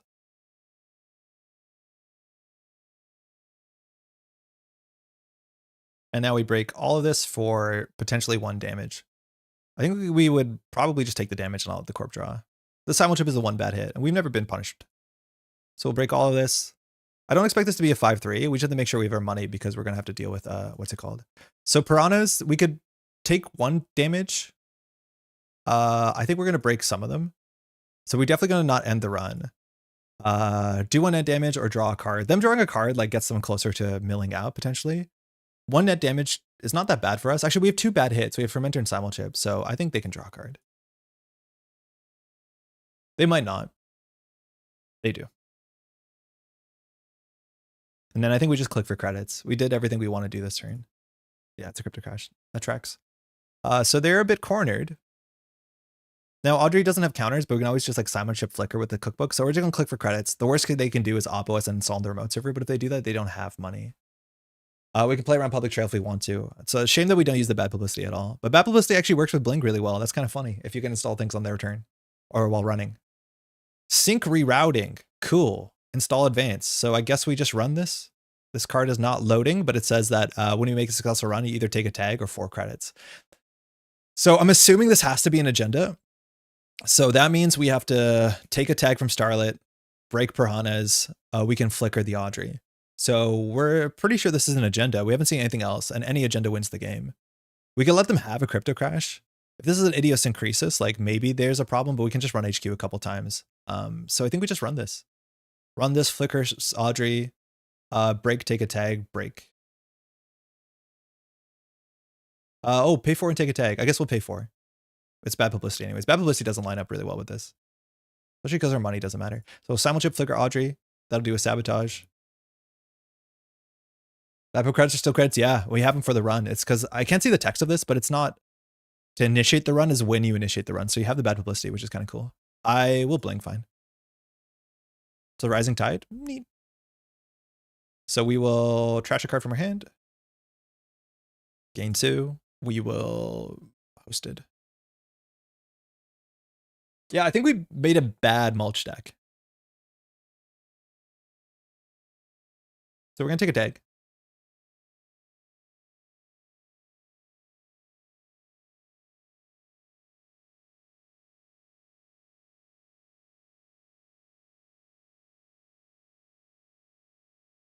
If we lose one, price would be the best hit for us. Nice. Next big thing. Nice. Cool. Good game. Woof. Hey, thanks for the game. They just didn't have the money to afford Oppo. I think Oppo is the forks that they had. That game over was brutal. But we just stuck the course. Oh, man. How many times did Topan fire? I think we didn't play Bling particularly well. Can't do much without tags. Yeah, for sure. I'm not sure how many times Topan fired. We definitely missed a bit of value with Bling. We drew it really late too. I think it is something that you have to like really figure out how to play around and like build it, like fold it into your turns. And maybe it's not the worst thing. I'm just like pretty sure it's not the best option. So how many times did Topan fire? 1, 2, 3, 4, 5, 6, 7, 8, 9, 10, 11, 12. No, like 10 times maybe. So that's like 20 credit savings. That sounds good, but sometimes it was really bad for us. Like 10 times sounds like a 20 credit saving. Seems like a lot. I just don't know if that is a lot compared to like what Lou can do for you. I can't believe you pulled that one back. Yeah. I think that their win condition wasn't as focused. It was mostly on us. Like they weren't able to pressure us out to a point that we had to keep up with them. It looks like they're not on any end of runs that we've seen so far. Yeah, but it's good that we pulled it back. But the thing is like we're cheating. We don't actually spend money to break ice. And that helps when money is like the way thing that we remove tags. If we had to have money to break ice, like I don't know how we do this server. Yeah, good Botchless showcase game. Yeah, exactly. Yeah, Botchless is really good. The Augustina was honestly kind of fine. I actually like the Augustina more than the Cacophony. I think the Augustina might have been better than the Cacophony, which is like kind of funny. Kind of funny. All right. That's weird. Very weird. I think Topan did help you afford breaking tags. Yeah, I might have. I guess we can do one more. Okay, how do we change this? The Illumination was sick. We landed it. It was fantastic. Honestly, Gourmand not being a virus lets me reevaluate Augustina a fair bit. I think Cacophony is not that good. As I said, I also ended up on Mulch Jr. Yeah, me too. It's definitely Mulch Jr. for sure. I think the Solidarity Badge was better than the card that we put down instead because we could have cleared the tags clicklessly. That would have been pretty good because our opponent clearing the tags actually gave them a lot of the money that they used. But we can probably just play this. I don't know if there's anything we're really missing. Let's see if we can swing into the Blink a bit more. How's everyone Saturday? We'll be back tomorrow, mind you, at noon. Hey, Ren. Where's the last thing we played against Ren? I forget. It wasn't Poetry. Oh, sick, Poetry. I haven't played against Poetry yet. That's going to be a fun matchup for Mulch. Thanks, you too. I'm surprised people rated Topan very highly just because Patchwork for turn 1. Oh my god, Daria, it's not. I think you know that. It's like I've shown off this whole stream. It is not Patchwork on turn 1. Oh my god, is it not? Rencap. So Poetry says that whenever you score an agenda, look at the top 3 of R&D, you may install one of those cards. It has to be a non-agenda. And when agenda is stolen, you may install a card from HQ. So we're assuming we're going to see auto campaign for the first time. Our opening hand here has, we're probably going to do Cookbook, Audrey, install Lagu for free, 50-50 the strike fund.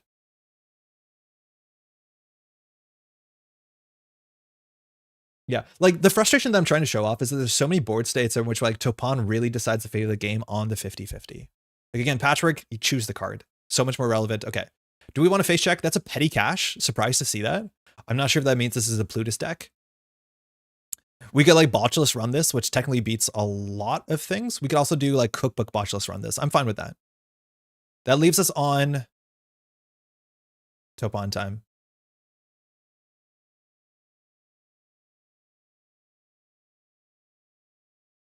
That was the worst hit. Like, this is what I mean. I can't make this play. I wanted to keep the Lagu. It's so good against Poetry, but that was the worst hit. If we had Strike Fund, we're gaming. If we had Audrey, that's fine. We don't want to install it on turn 1, but you know what I mean? It's like, it's wild. We're blown out by Fly Swatter. I'm assuming that you don't res here. Yeah. Auto, okay. It's so wild. Like, Patchwork. Oh man. Like that is just way a bit too high variance for me. And I know Anarch is meant to enjoy it, but like when you have payoff cards and it doesn't feel good.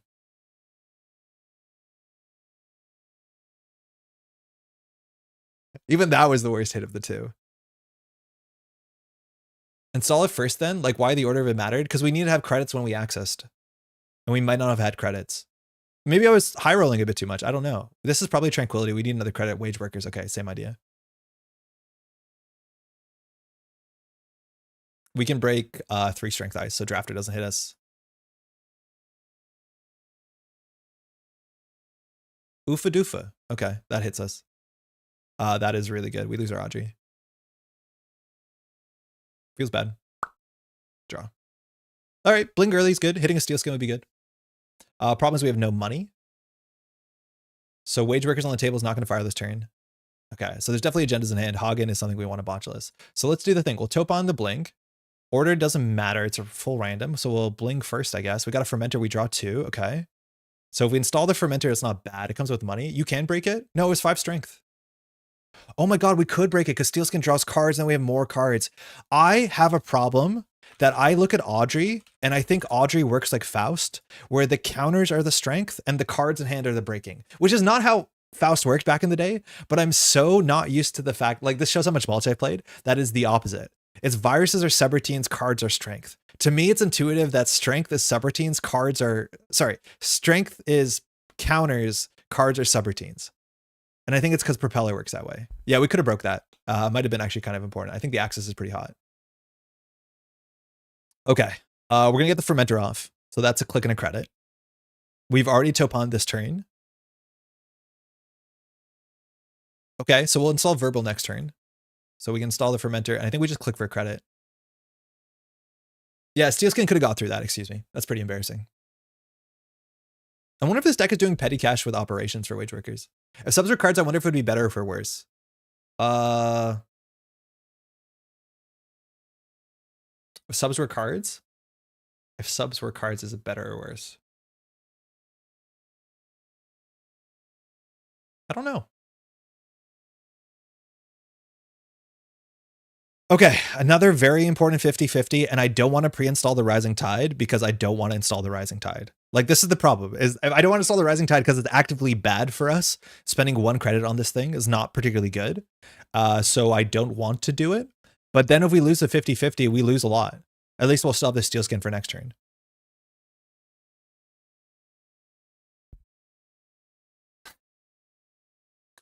Cool. Gourmand hits a Bling too, which then we can't run unless we lose the Bling card. So it might be wrong to Bling.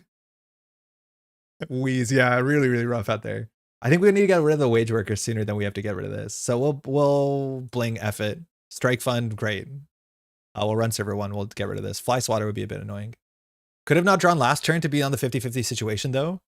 Yeah, I know, but not drawing just to click for a credit, like, doesn't that also feel kind of bad? And this does not fire off of Bling. It only fires from hand or stack.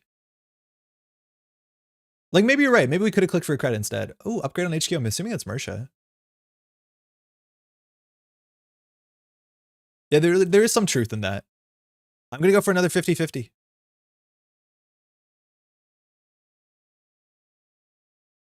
Sick. Really cool. Really cool. We could do from moving ass deck. God, Topan is cursed. So cursed. I think we can fermenter and challenge this. We have to run HQ sooner than later. I don't know what this is. If it's a virus, we get blown out. So like maybe we should respect this. I think I'd rather like fermenter check server 2. I think this is enough money. I really want a Augustina sooner than later. It's a spin doctor. Okay, that's good. So what do we do here? It's like, do we install the fermenter in 50-50 again? Yeah, you know it. Every turn's going to be a 50-50. And we're just hoping that Steelskin gets hit. Yeah, this time for sure. This time for sure. Spin Doctor, okay. Do we see a Mersha? No. So we have to respect this to be a potential virus. All right. This time for sure. This time for sure. Oh my God. Okay. Didn't have to draw that. That feels okay. This time for sure. Okay, this Lago on turn 1 would have been so good. I think we're just going to hard cast it, unfortunately. So we need to make sure that there's no wage workers on the table. Auto, yeah, we'll trash auto. We lost 2 coin. 3. Oh, Holloman. Wow. So there's an agenda in server 1? Damn, that's going to be expensive, but you get the tempo back. What is this? Are we fast advancing? Petty Cash looks pretty good. So we have the buffer drive combo. We'll botch us on the bottom. Drew a steel skin. Okay, so now we can't whiff. Oh, fudge. This card, right. This card exists. Oh, no. I forgot about this card. Oh, I was happy. I was living in denial.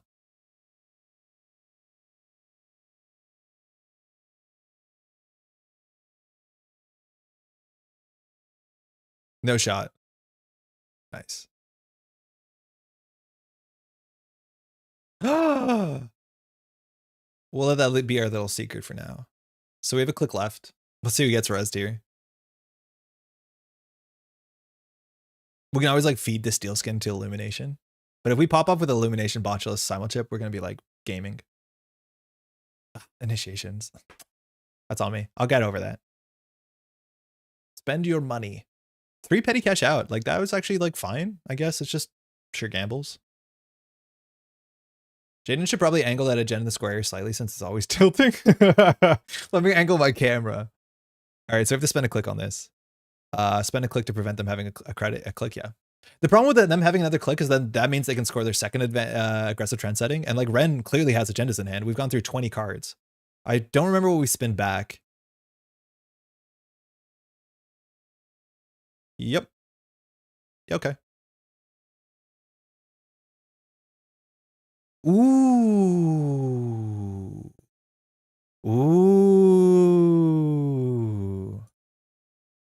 Ooh, that's good. Breach server. We'll start with the free card because it can trigger Bling. You're dead to me. We'll do Cacophony. And we'll spend the botchless on this. We find a humanoid resources, which we trash for 1 in a click. And then we can charge server 4. Cacophony charges. Audrey. Oh, it's only installed cards. Like, that was hella sick. That was, like, genuinely cooler than anything else that we've done. Aggressive trend setting. I'm glad we got that. So now Poetry can install. The problem is, like, running this last click gives Ren a click. Trash a top card, sure. Price, sure. So if this is the last 3 one, we're cooked. Otherwise, I don't think we mind that much. I think here we cannot get another Cacophony because it's a first time trigger. We could Topan the simulchip for the 50-50. Yeah, Illumination is sick. What a fun card. That is like one of my favorite cards in the set, if I can land that like that. It cannot be an agenda. Oh, huge. Okay, so Humanoid's the blowout. Yeah, very good. Yeah, King Solomon, I'm a bit confused why you think this deck is doing badly when you've saved so much money and got so much value from Topan Bling. Just missing 1 steel kit isn't that bad. It's because I could play the exact same deck and change the identity to Lu and it would be a better deck. Same with Hoshiko. That's just the reason. It's like Topan so far, I can't feel like that's been better than Lu. Maybe it is, but also like I feel like I'm fighting my identity ability more so than like my identity ability is helping me. If I was Hoshiko, I'd be drawing more. I would have more credits. Arguably, if I was Lu, I would definitely have more pressure. I think that's the reason why. I think we just touch here. We don't have a big turn. Did we trash a program? No. Drafter off the top. Okay. Lose the Bling. I just don't want to consistently lose 50-50s. Like my game plan should not be, oh, I have 2 cards in my hand. One's a steel skin, one's not. And it has such a big impact on the game. Maybe if the game is slower enough that we don't feel like that's such a blowout. Lu makes 1 credit per turn and Hosh has to manage flips. You save credits equal to 2 turns. Yeah, but I lose cards. Like Lu draws cards. Hoshiko draws cards. Plus 20 credits, minus 10 cards. Sometimes your best cards. Yeah, it is. Sometimes the best cards. Okay. So we need to figure out what to do here. I don't know what we're pricing for. Cacophony will trigger. Server 5, we can check. Server 6, we can check after. Hasn't it saved a lot of money? We'll check after. I do think like the bad feels off of the tilt 50-50 is really eating into the value that Topan is giving us. Like we'll check after, but there's a chance that the number is higher than we think it is. We'll start here. We have the simulchip to panic, let alone we have Audrey for steel skin. So we're fine face checking new window. Brawn. Okay, so Brawn we can get through. We see no ice in archives, but we know there's a drafter in hand. So I think we'll just full break this. We can move a botchless to this off of this one, but I don't think we will. So I think we'll click once, then we can trash click run server 5. Let's trash a card first for the steel skin and see what happens.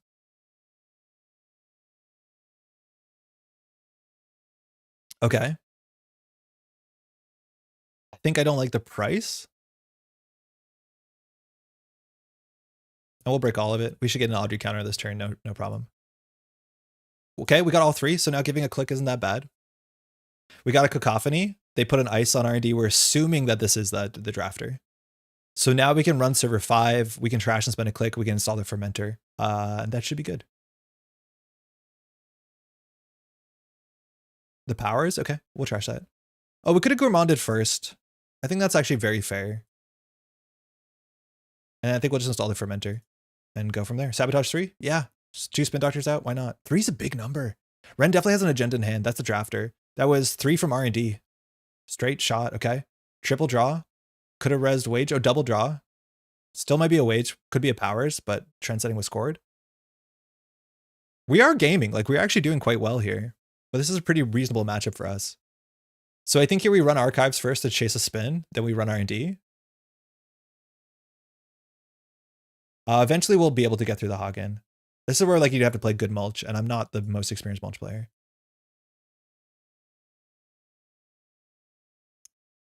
Okay, Architect deployment test and the last spin doctor. So the cacophony is going to charge here and is going to have more pressure because there's no more obvious recursion. This is a poetry, which is a non-agenda. We'll put Simulchip on the bottom. Oof, wait, hold on. Hold on, we're gaming. So Brawn could be an agenda, but Ren doesn't really have the credits to support it. So like a humanoid could do something. I think we can just do Gourmand, run server 7. We've already sated Cacophony. If Ren reses the drafter here, we're not too upset. I think I can go for R&D here. I think 3 credits we can even check server 7.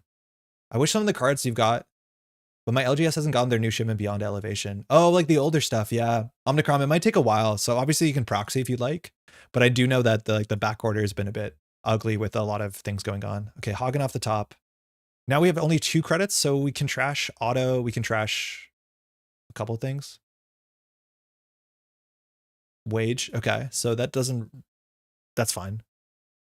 I don't think we'll Topan here. I think we just install Gourmand. The problem is like Bling then fires. So maybe we just install the Simulchip instead, and so we can Gourmand at the start of next turn. Yeah, I feel like there might have been a better turn planning around Gourmand. We have to crack Fermenter soon. It was a humanoid, okay. So now there's a lot of agendas in hand. We saw a couple drafters. We'll lag you here for sure. We haven't drawn any Gachapons. Ooh, Augustine is going to be really good with 3 out. Do we know what 7 is? Yeah, we just looked at it as a wage workers. Ren needed the money here. So humanoid installs up to 2 cards.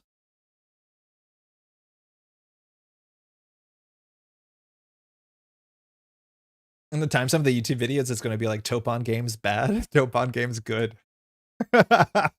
So you can scrub through it to find the Topan games you want Topan games. I think spreading out here is pretty reasonable. The Brawn, I think with Audrey, we're totally fine here. So we have to figure out the order of the turn. So Simulchip will trigger Bling. Gourmand will trigger Bling. Fermenta will allow us to Simulchip. This card has been here forever. I have no good read on it. I do think I want to run both of these because otherwise Wage Workers is a bit of a threat as much as Ren has a money issue. So we get Crack Fermenter, run Brawn, Audrey Strike Fund, and I don't know, the Verbal. Then we can run server 4. A virus we can react to. Yeah, that seems fine.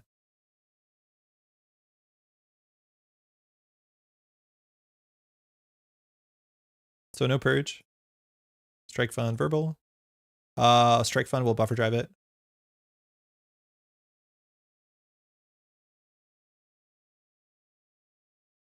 Oh, I could get Augustina down, actually. That's an off-roll. That's good. Cacophony is now loaded. So I'm assuming Wage Workers into this. Okay, so Ren could... Okay, trash our botchless, that's totally fine. So now if we run, we have a click left. This might be an agenda, but we can always Simulchip in response, or even flicker our Audrey. So I think we're pretty good right here. Initiation, approach. Scatterfield for strength. I think we're just going to Simulchip a botchless on this. This will trigger Bling if we want, and I think we do want because we have a click left potentially. Cookbook is really good. Yeah, we'll Bling a card. It's a Gachapon, fine. We don't need to install that. We can. Auto. So we trash this. Ren doesn't have money. We'll spend a click here just for safety. We probably didn't need to. All right, Cacophony. We'll do the Sabotage 3, and then Bling will just eat the Gachapon, which we've been drawn too late. I want the Augustina down for sure.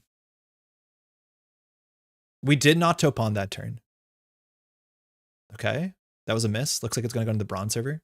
Yeah, we'll trash. Lagu, sure.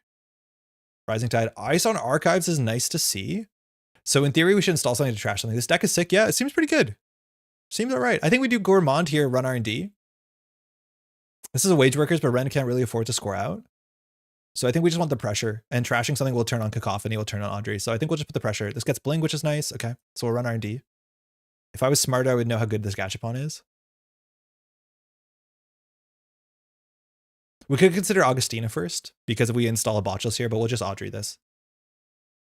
Actually, there's some instances where you don't want to bin your Rising Tide, or you don't want to buffer drive your Rising Tide, which is kind of funny. All our Rising Tides are in our deck. No, there's one left. So we will Audrey get a Rising Tide in the bin. No action. Yeah, very funny. Bling's done a great job of taking cards out of the deck we don't want. Yeah, weird. Oh, good game. Whoa, that was a lot of pressure. How many times did Topan fire? Thanks for the game. Yeah, I could tell it was a bit awkward. The second aggressive, this trend setting is backbreaking. How's this working? It's a really good matchup for us. Like, we spend no money breaking ice. We spend very little money trashing things. We drew really well in the order. But how much money? Okay, chat, guess. How much money do you think Topan saved us? 2 credits a turn is really good. Yeah, but we didn't fire for the last like 4 or 5 turns. I think my starting hand was like 4 agendas. I tossed 2 to spin, then I tossed 2 to spin. Oh, no good. Yeah, that's ugly. 20 credits. I keep saying them. How do you find the petty cash? I thought we were going to do Wage Workers combos. So Topan. Okay, we did 1, 2, 3, 4, 5, 6, 7. 7. It saved us 14 credits. Petty cash is very good. Yeah, just like a hedge fund, but slower. And it's easier to play on thresholds. Yeah, 14 fires. So we saved, sorry, 7 fires. We saved 14 credits, and yet somehow I don't like that idea ability. This illumination was so absurdly good. Like, so absurdly good. Yeah, our deck is really good into this. And then the start was pretty bad. Pretty rough for you. But our deck is very good into this matchup. I wouldn't want to play this into Ob with the viruses. Yeah, it's not going to be easy for us. I honestly think Cacophony was pretty good. Augustina might be a bit extra. I think the Cacophonies come off the Gachapon, which we did. I think we're on 1-1. Early Topan fires to set up are worth more than late Topan fires, though? Yes. Yeah, for sure. Especially because late Topan, we want our, what's it called, to fire us. We want it for Audrey. Wait, maybe we've hit the Topan and we're coming down on liking Topan on the other side. I don't even know if I like Bling, though. Like, I think I'm not playing. So my play patterns are not naturally supporting how Bling works, but I'm not convinced that I like Bling more than the other options. The question is, what are the other options? Checking on the tournament. Okay. Looks like Bing Buckle lost his first game. We have Nebula, Nebula, Nebula, nearly half the top 8. Nebula. We have a build to last. We have 2 build to last. Interesting to see how that plays out. Nebula Hoshiko, Nebula Hoshiko, Nebula Lu. Okay, yeah, makes sense. We have a PD, we have a PT. I'm assuming this is Glacier. Interesting, very cool. Marrow isn't the worst console for Topan, gives you some space. I just feel like having more hand size is like kind of awkward. Ooh, this is gonna be cool. Is that Seb with siphons? Is there a Seb up there? Imagine following this tournament when you would have been following the world's first elevation CTK startup instead. Lucille, how's that going? All right, Leo. Adelphida kept. So our hand has, what do we set up here? Yeah, I've been trying it. We're just a couple games in. So how does this hand set up? It doesn't have a great Topan. We have an early price, which can be whatever we want. Cookbook Fermenter is really good. Mind you, Cookbook goes hard against Biroids. Audrey early. This seems fine. Leo feels good into Mulch. The fact that our botulists won't last forever, so having a simul chip on the table to be reactionary is pretty good. We had a lot of Synapse. Oh, winners were PD and Seb. Came second with Synapse and Baz. Oh, and Startup. Very cool. It's good fun. I came third with Magdalene and a bad deck that tanked me. Tell me more about the bad deck. Did you know it was a bad deck? Or did you find out it was a bad deck?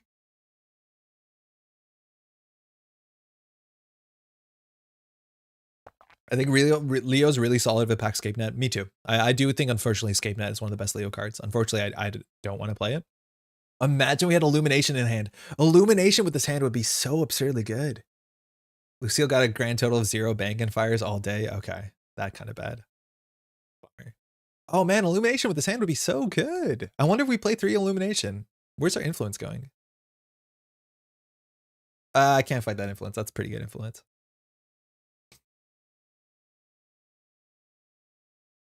Okay, never mind.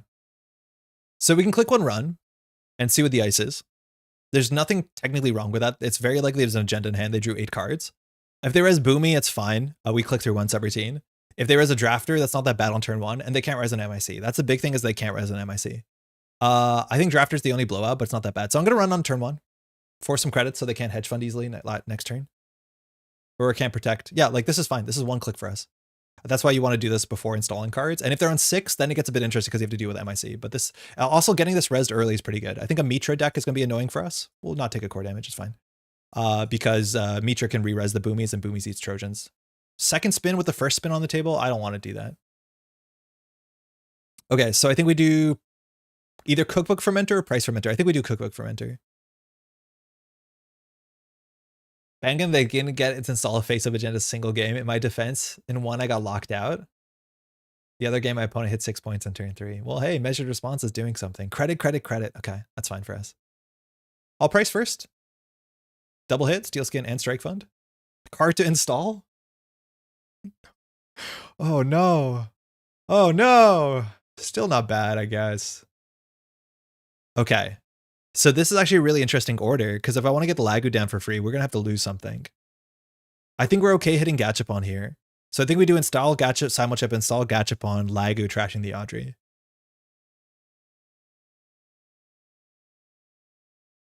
Fine. Especially when they haven't built a remote server yet. You know they have another Spin Doctor in hand. Yeah. It's kind of fire.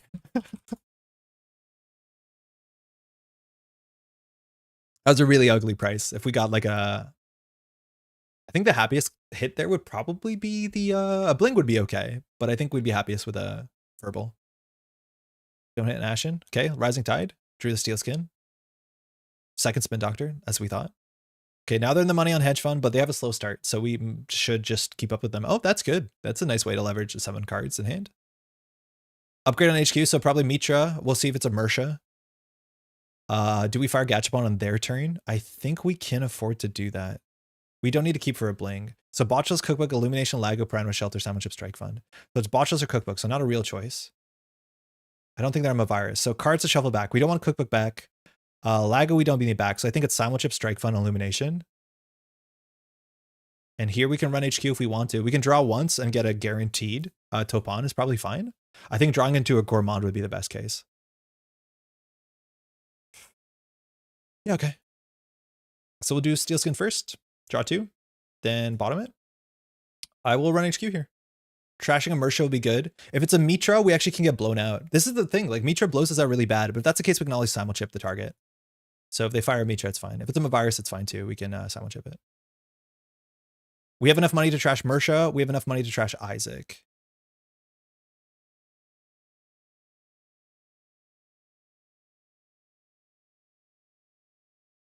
Yeah, this is going to be really annoying for us, the on-res tax, because this deck is running 3+ Boomies. God, that art is fun. We'll do hand first, I think. Thinking, okay. Might be they fire and end the run here, which we'd be happy with to get that out early. If that's the case, we get to hunt down the Spin Doctor. Yeah, it is a Mersha. So them spending border control for, what is it, 2? Nice. So their hand is loaded. I think we want to run the Spin Doctor before they fix their hand. We have all this Fermenter money, so we can go down to 0. It's a shame we don't have any of our like trash forward synergy packages, but this is the second spin, so I'll probably get the Spin Doctor back, and maybe the Mersha is my guess. All right, next turn we have another really good Topan. He has become a Topan believer, and it just took chat goading him. Full purge? I don't mind. That's fine. If they're not building, we're in an okay spot. I don't know if we pre-botchos though. That's the problem. Like pre-botchosing into the Boomy is rough. They're on 5 credits, so we can actually just face check R&D. Whatever they res, actually Drafter's pretty bad, but we can always respond. So I think we'll just res to force. We can trash Mersha, we can trash everything. Come Topandre. Boomy, sick. Okay, ordering was good there. So I think we just double click the Topan. I don't think we'll simulchip it, but that's 2 Boomies out. It's a very good Boomy. I mean, the stream is making me want to play Topan and I'm a diehard Crim player. Yeah. We'll double click this. Otherwise we can commit a simulchip. I want to keep a simulchip for the remote server. So we'll just double click this. We have money to trash things. And then we can commit the botchless next turn. I think we might not Topan this turn. Core damage is not the worst. We can always take core damage, especially because buffer drive puts it back. If we can get a Mersha here, we'll be fine. Deck, Mitra Aman. Yeah, this is scary. This is really frightening. And then this is a Mersha, which we'll trash. I think we just click for a credit. How's Patrick at home? Cat, it went from like really bad to like building a bad mulch deck and feeling pretty good about it. Like it was bad for a minute when we did a very rough version, but now that we're just playing Audrey, it's like kind of fun. Cacophony is on bottom. Okay. Third spin. Mind you, the second spin went back, so kind of the third spin. They did a tempo KPI, but they shuffled. Okay. Yeah, we're definitely progressing. We're definitely learning something, which is kind of what we want. So I think we can't Topan the botchless, but we don't need to Topan the botchless. It allows us to run HQ. They definitely have agendas in hand, so there is some value to that. We should run HQ. They shuffled 1 card. We could do credit, run Spin Doctor, run Server 4. This is probably a humanoid. Do we Cracker Fermenter on this low value? I don't think we do. Why is that on this low value? Why is this on 2 counters? Oh, because they purged. Yeah, right. Okay, so I think we do credit, run Spin Doctor, credit, run Server 4. Yeah, they purged a while ago. Oh, it looks like there's a second Spin Doctor on the table. I wonder if we're meant to simulchip for Audrey. Probably not. So this will trash the other Spin Doctor then, and the Spin Doctor, if this is a Spin Doctor. If not, we want to deal with it, and it's a humanoid. Yeah, makes sense. I think we just take a credit. We could, in theory, Netrunner blows his. I think now we can do the Spin Doctor, but we can't. I think we just click for a credit. Like, they're not doing that much. They're on 3 credits, and we have a waiting cookbook botchless into simulchip. I just want them to make a play so that I feel good about playing the botchas. I think we might not have to be that pressured with the botchas considering we're playing Ashen and all that sort of stuff. But if they build a server, we lagu, and that feels good. I think an Augustina early would be also very good, just to start putting some pressure on them without having to interact. They have agendas in hand for sure. So if they discard here, we'll run Spin Doctor. And then we can consider botchasing and running HQ. Give us a lagu. Please. I like it. It's free value with buffer drive. Just moving the cards around.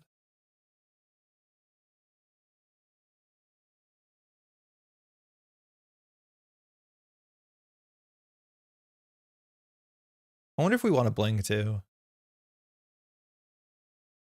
Man, Gourmand not being a virus just gets me. I understand it, but also I don't. It has like an impact on the power level of the card, for sure it does. Okay, roll back. Totally fine. 0 points. We're like 9 turns in. Okay, Lagu first. So that's a Mitra potentially. So they can swap from hand or deck. So we want to chase that down this turn. It's an Augustina. No, bottom of the deck. Feels bad. Verbal's good for us. Okay, so we just want to have 3 credits and to chase this down. So I'm going to click for credit, just run this. I think I might run Spin Doctor first because I don't want the Spin Doctor to come back. I don't want the Mitra to come back, but Mitra is a real problem with Boomy. So if they do this, they go +3 credits, which is something actually we're in control of. Like the way they interact with Mitra is really interesting because if they go +3 credits, then they're on 7. They can swap this with any ice, but we can click through any ice besides MIC. Giving them 7 credits, it might not be that bad, especially because they have to res the ice. I think we just run this, run this. If it's really bad, wait, what happens if it's like an on-sell? I guess we click 2 of the subs. Yeah, I'll just chase this down. They have to have agendas in hand, otherwise they're in archives. Not Topaning also feels bad.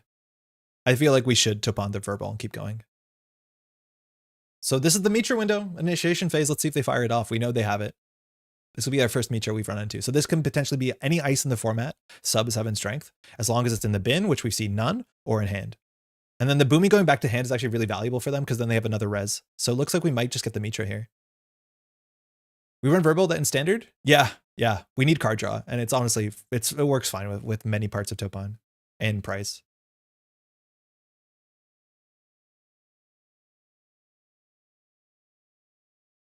ADT, nice. It's a Mitra, we'll trash it. Pass the turn. Purge, fine. We can live with that. So I think we do credit. And we have a pretty big 1 in 3 on the verbal. Best case. Much best case.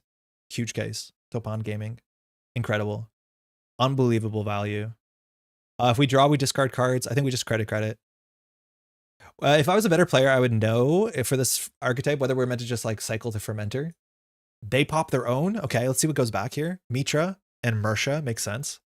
They have a money issue. At a minimum, they could have just rezzed the Mitra to gain 3 credits, which they didn't. And I think they needed to do that. Us spending 3 versus them getting 3, I think it's more important they get 3. What are the viruses that are being run for Augustine? Fermenter, Botulus, Audrey, that's it, man. We have nothing else. Just those 3. Because I also thought Command was a virus, but it turns out it's not. Okay, on 5 credits, we can face check this. On 2 credits, we can't trash Mitra. We could consider just face checking this. I think it's fine. We don't have to install anything. We have reasonable triggers here with Topan. Like we could Botulus a Topan. I think we're just running this and forcing a res. Drafter, we can respond to by trashing her Fermenter, which is not particularly beautiful. It's a Mitra, okay. All right, Mitra fires. They're +3. Not a great run now. It's Microweb, sick. So hold on. Leos feels very feast or famine if you draw enough econ to survive the early pressure. Yeah, and I think you need a fair bit of econ in the deck. You may install a piece of ice from archives ignoring all costs. They have an ice in hand. Resolve a Sentry subroutine. That is annoying. Resolve a Kogate subroutine. That's annoying. So they can't really do much because 2-cost ice is not going to hurt us. So I think here we trash our Fermenter. So I think here we trash our Fermenter to simulchip a Botulus. We make sure the Sentry subroutine doesn't fire, because if it fires, we lose our Fermenter anyways. And then we break only that subroutine, and we break the install a piece of ice from archives. No, I don't think we do. I think we only break 1 subroutine. It might have been better to crack the Fermenter before this run, because if we Botulus, we panic Botulus. And I don't think they had enough money to res. Yeah, they didn't have enough money to res a scary Biroid. So if we simulchip the Fermenter, we can break the Sentry subroutine, otherwise we lose the Fermenter anyways, yeah. Well, it doesn't use this, which is something. And then we can simulchip back the other Fermenter, or the first Fermenter. What are the ice options in archives? None that we've seen. So I think we're going to assume they don't have it, because they could have Mitra from archives on the Boomy, which I think they would have done. So we're going to resolve the subroutine. Then I think we're just going to have this on here. So they can install an ice from archives, res an ice ping too. Okay, so we'll let those fire. We could get minorly punished if they can find a 2-cost Sentry. I just don't know what it would be. No shot they have an ice in archives. They do! Okay. Slightly punished. Oh, they res an ablative. Okay, so they lose the value on that. That's actually an annoying piece of ice for us. Luckily, we have a Rising Tide in hand. So this server we can always run. They're bankrupt. Running HQ is valuable. Here we could do Simulchip. We could pop the Simulchip for Fermenter, which I think we need to do because our money's not good. Do we Topan the Simulchip? I don't think so. So I think we Simulchip for Fermenter because our money's not great. We might have to Ashen a bit aggressively because like we've so far used... Oh no, this is our second Simulchip, so we're not that bad. So I think we'll verbal draw and then decide what to do last click. Okay. I think with this hand, we can afford to clicklessly install the Rising Tide. The problem is like there's small blowouts here. The blowout is if we hit the Botulus. That's the blowout, is hitting the Botulus. Not the best. We'll put it on the bottom of the deck. Actually, sometimes having it in the bin is okay, but we already have one in the bin. And before we end the turn, we'll simul chip for the fermenter. Okay, fine. Yeah, hardworking. Yeah, that fermenter has been a bit beat up. This turn we can just click run HQ. Best case would be a gourmand, just to get some more pressure on, because they don't really have a play here. They could put something behind server 5. It only costs us a credit to run it. But yeah, I think we want to run HQ here because divide by 5 gives us some pretty good incentives. We could price here for, it's like not great to price for gourmand, but I do think we price here. This means we can install everything from our deck. I think a cacophony would be good. I'm pretty sure we know it's on the bottom of the stack. We could badge, but it's not great. I think we price. Fermenter, gourmand, price. Okay. So what are we putting on the bottom of the deck? Probably the fermenter. Cards install. Gourmand is pressure. I think gourmand is good enough.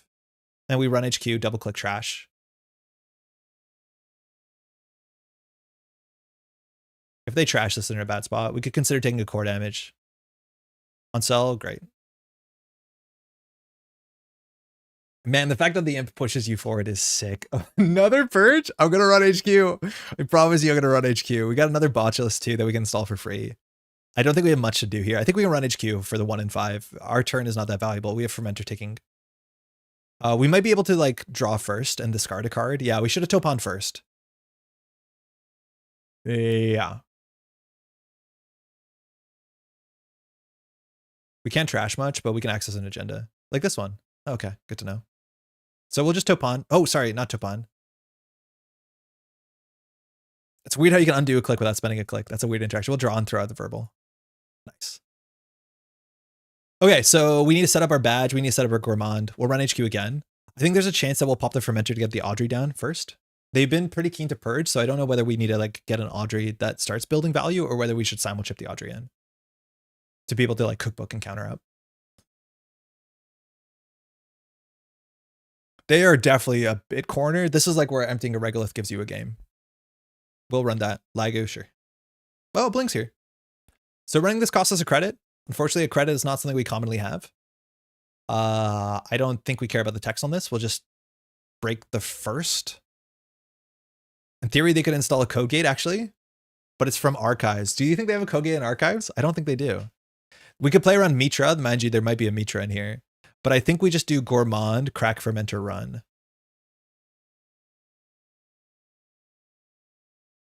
Oh, actually, no, simul chip probably. Yeah, I think we do gourmand, crack, fermenter, install, simul chip, run.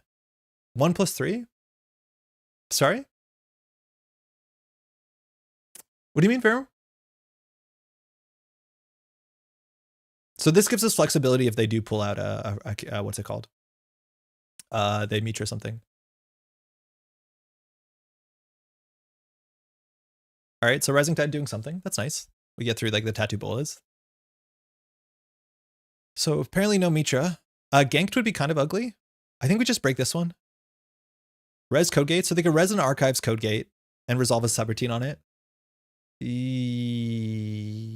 Yeah, okay. The first and third subs don't guarantee. The other 2 subs don't do anything. Yes, I'm pretty sure. Wait, which one did I break? Wow.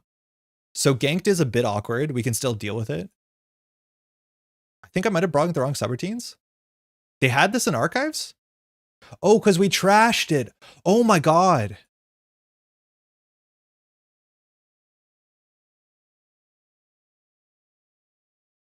Okay, that's still fine for us because they don't have money. But yeah, we 100% knew they had an on-sell in there. I was looking at the face down cards. So I wouldn't allow them to reinstall that. So what did we break? We brought 3 and 4. We should have broke 2 and 3. No, we should have broke 1 and 3 because there's no reason to break 2. Yeah, we should have broke 1 and 3. We broke 4 for no reason. 4 doesn't matter because they don't have code gates. Yeah, the rate was 1 and 3. That's okay. It cost them money. Us running it back cost us a credit, but yeah, that was not good. They can't seamless out an agenda. Worst case is humanoid. Yeah, 1 and 3 was the play. Yeah, we goofed that. When we run back now, we can do 3 because I don't think they can't do the on-sell anymore. If they discard an ice, that's where it gets interesting. Seamless? Oh, they have double seamless. Off-roll gets them back in the game. Oh, piss. We messed up real bad. Okay. I feel like you almost always break 2 subs on Myco, but they're different every time. Yeah, it's kind of cool. Kind of neat. They're back in the game. That was a really bad misplay for us. Okay, I think we just botchless HQ. Do we Topan it? Yeah, I'm fine with it. It's one bad hit. Don't hit the botchless.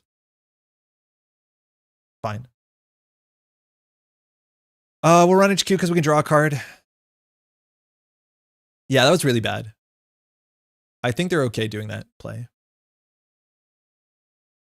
It's funny how trashing ice actually makes our microwave better. So we got the Gachapon. We're only on 2 credits. We trashed an ice, so we might actually want to go ahead and simulchip for Fermenter because our money's pretty bad. We don't have enough Centrals pressure. We need to get an Augustina or a Cacophony to start doing more damage. Like, we need passive damage. So if that's the case, we can install the Gachapon for the deck shuffle, which we value. We'll verbal draw. Nice. And then we'll install the Gachapon and we'll just simulchip. In theory, we could Gachapon for the Augustina. No, we can't. Honestly, money might not be that important. I think the botches are more important. We still haven't trashed the Ashen, but if we're tracking our deck, the Gachapon's going to shuffle, but we do know that 2 of our cards are on the bottom 4 or 5. We don't know where the Ashen is. We will Ashen, which is why we're going to need the Fermenter as well. Yeah, 1 and 3 was definitely played. Purge, we're totally fine with that. We can run double click HQ. Oh, we could have cracked the Gachapon, start a turn. I'll just do it anyways. Gourmand gets installed. Insufficient MU? Get out. Oh my god, insufficient MU. Oh, we need to install our Bling. Oh, we really punted it. Yeah, we didn't realize we're under MU or over MU. Really ugly. I guess we trashed the Tide. 3 cards to shuffle back. LB Steelskin, Strike Fund, shuffles the deck. Good. So I guess now we install the Bling with Topan, hope for the best. We'll do the Topan damage first. Fine. Gachapon on the bottom. Okay, Bling gets a card. It's a Fermenter. So now we can install the Fermenter. We can run HQ this turn. We don't have to. I think we're going to draw with Verbal to try and hit Augustina. Then we'll do Augustina Fermenter. Okay, Cacophony, still not bad. It's good to set that up. We'll do that next turn with Topan. So I think we'll just install the Fermenter and click for credit. This is the sort of matchup where you really want to be playing Mavirus or more likely Fly Swatter. So next turn we'd like Cacophony. I think we install Rising Tide, then we Cacophony. Don't show us Augustina. Slaughter badge, fine. Nice. Never mind, show us Augustina.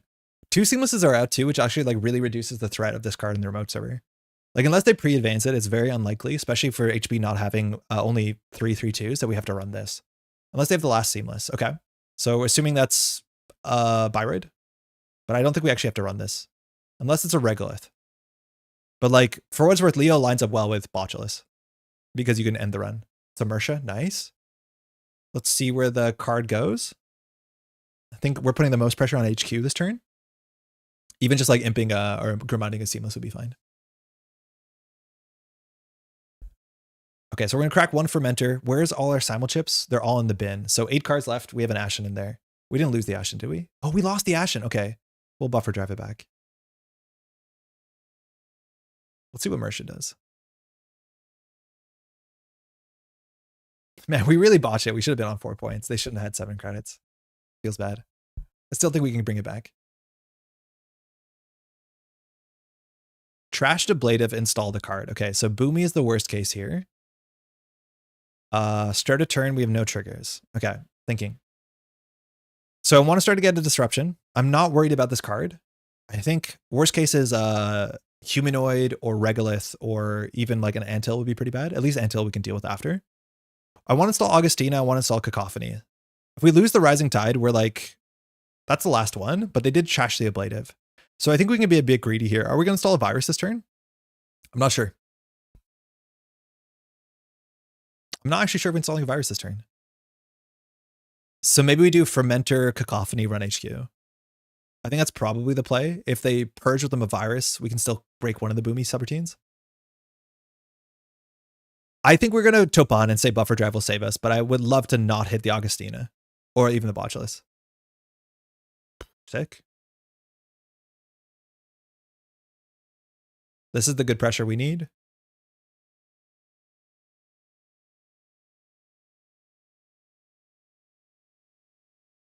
Ablative will trash that. With microweb, we have to care about this text, but that charges cacophony. We drew a card. Here we can install Augustina, but one trigger. We can install the Botulus to preempt our pressure. I wonder if we need a Stargate. I feel like we need one multi-axis card. The fact that it's cacophony and Augustina is like kind of strange. We Topan this turn, so we can Topan the Botulus next turn and charge the remote server. We need enough counters to run this twice, which we can maybe do. We'll go for here. Topan the Snipe Steel Skin out of hand. To bottom the buffer drive to draw 2 strike funds. Yeah, I know. Our deck at the bottom now is like almost all the events. We need a buffer driver Ashen back in. If they don't advance this card, it's not an agenda we care about. How many gourmands do we have left? I think none.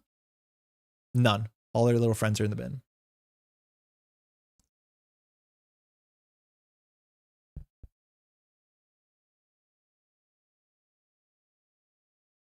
It's funny, sometimes you can Topan to play the strike fund. Oh no, that's pretty bad. Saves the credit. Okay.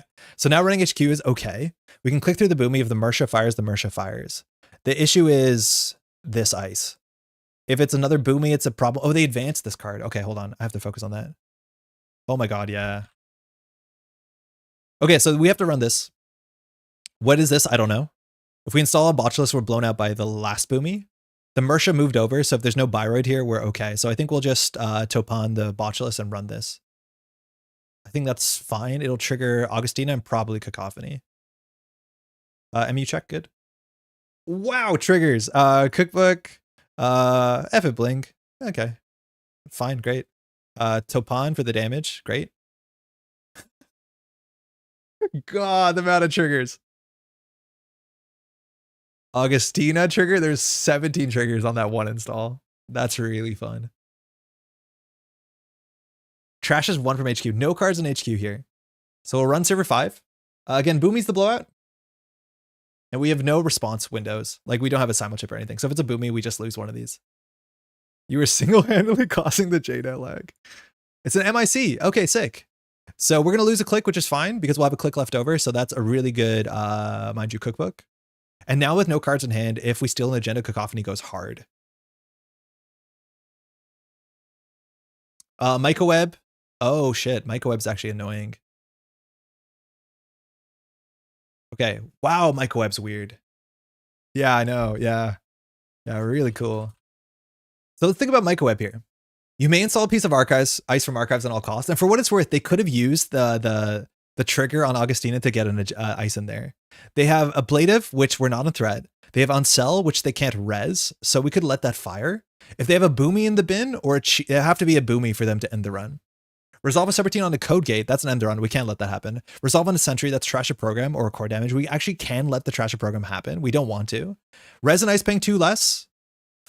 That could res an Ablative installing a defensive upgrade, but they have no cards in hand and there's no upgrades. Oh no, we can't let the res the Ablative. I think we have to let them install a card. Yeah. Leave the res unbroken. We have to break the res because if they res an Ablative here, they... Oh, we're not on threat. Never mind, we're not on threat. Yeah, threat 2. Wow, what a cool ice. What a weirdo ice. Okay, so this can't happen. This probably doesn't happen. Res and ice -2, I think that's the fine one. Yeah, I think we'll just let that happen. Very cool. You let the res, yeah, I was worried that this was ablative and they can install something. That's totally fine. Project Ingatan, okay, 2-pointer. Cacophony is going to fire off. Have we Topan this turn? I'm pretty sure we Topan on the Botulus. Yeah, we did 300 things. So now we just want to draw with verbal. Oh, Audrey, nice. Cacophony. Sabotage 3, straight off the top of the deck. Yeah, Blade of One Fire, yeah, exactly. I thought we were on threat. So now we're hunting down to send a message. 1 card in hand, 2 cards in hand, Mersha. Might not have a trigger here. Icing up archives. But on 1 credit, do we care? No. Also not on that server? Is it any server on Microweb?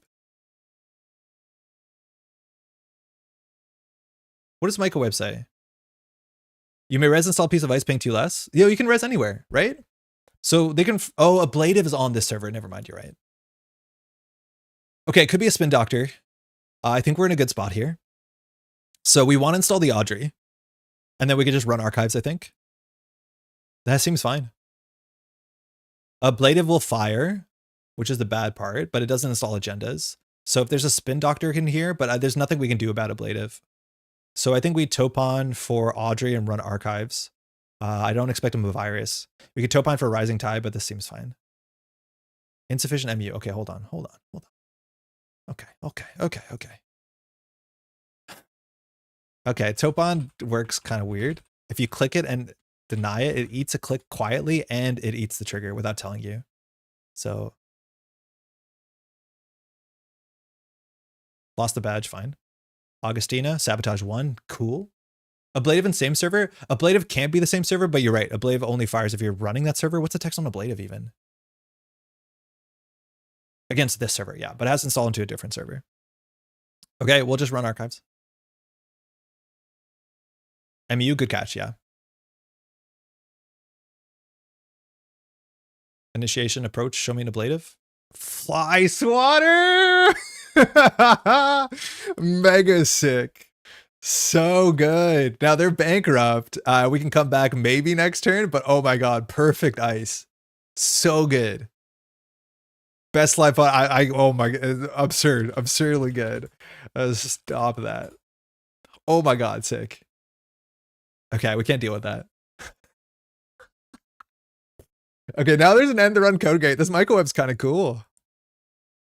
All right, what are we doing here? We could verbal. I think we need to set up that we Ashen. We have 15 credits. So I think we're just gonna Topan. A better player would know the bottom of the deck, but way too many things are going on. We've already Topan, so I'll just verbal to draw 2. Oh man, that's our hand. So we're gonna just feed these to Audrey, and then we're gonna go and buffer drive immediately. I think we can consider installing a Rising Tide, but we don't have a big version. Got swatted on stream. Oh no. It's a Trank. Okay, cool.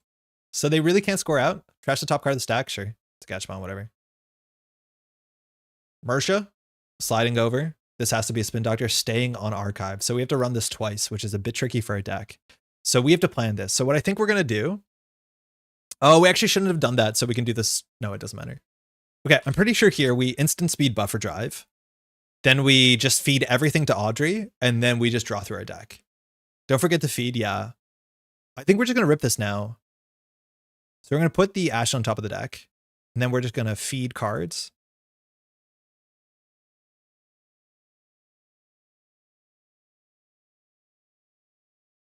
Feed me, Seymour. Feed me. Okay, we could install the Rising Tide. We don't need to, and we'll just rip Ashen. Will we Topan Ashen? I mean, why not? Oh, we can't because of the install. Okay, we lost an Audrey. That matters, and that's all that matters. All right, let's go find a Simul chip. Wait, this deck is fun. This is a really cool deck. So we have to figure out how to deal with the Fly Swatter. We don't have a Botulus. I think we feed the Steel Skin. Instant speed triggers actually my buffer drive second ability. Yeah. The clickless draw loop is sick. Now we're technically on limited time, but I think we'll be okay here. So we want to install a virus a turn. We have an MU problem. I think we want to install the fermenter. We need to trash a card as well. I think this Botulus is the worst Botulus. No, it's probably the mic. Oh, they're pretty good. I think we might trash this Botulus. Okay, thinking, how do we get forward tempo here? Run R&D double click doesn't seem good. I want to trash a card. I want to install a virus. I want to run archives. So the best thing we can hit with the Gachapon is a Gourmand.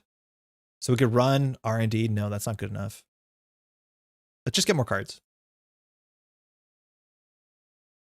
Okay. This might be a bit too destructive. Oh, we have no MU, which is the bigger problem.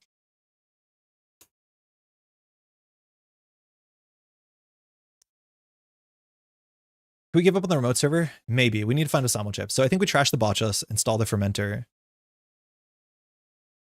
That'll not draw. We could Topan to get a Bling draw. What are we doing here? Song Gacha also gives you a Bling draw, chance for Gourmand. I just don't know if I want to use Gachapon because we have so few cards in the deck. And if this finds like multiple Simul chips, it's like, it's nice because we can fire it on their turn. But I think we just do this to get some sabotage. Maybe if we're expecting this to be a spin doctor, it's not that good. Like, this is not a good virus. They did from HQ. Okay. That means the Tattoo Bullet doesn't do that much. We could Rising Tide, but we have an MU issue. Another DZ for Bling actually makes sense as a 1-of. The Illumination, we have 1 left in the deck. I guess we Verbal Draw?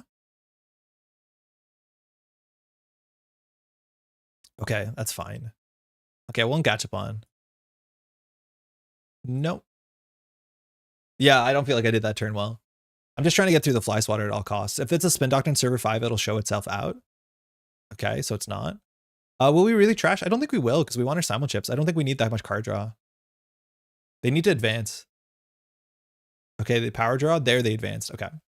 So that can easily be an agenda, which means running archives to see 7 cards seems pretty good. The problem is we have to get through the Audrey. So Gachapon doesn't find Simul Chip, so we need to find Simul Chip somehow. Uh-oh. Ooh. How do we deal with a Fly Swatter? I think we actually should play 1 of each breaker. Because I do think we play Audrey, that we transition to real breakers at some point. Like, our money doesn't do anything. We've transcended. I guess we draw for Simul Chip.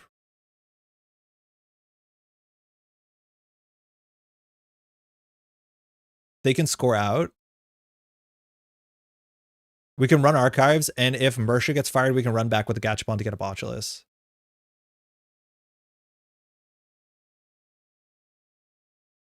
Wait, that's not true at all. Oh, potentially. Augustina.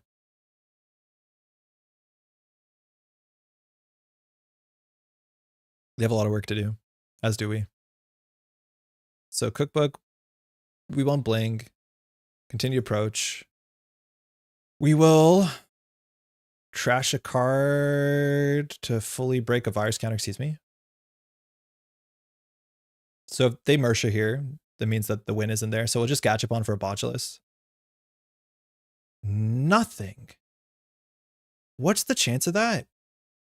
Nothing. Oh, because there's 1 Botulus left. You absolute dweeb. You goober.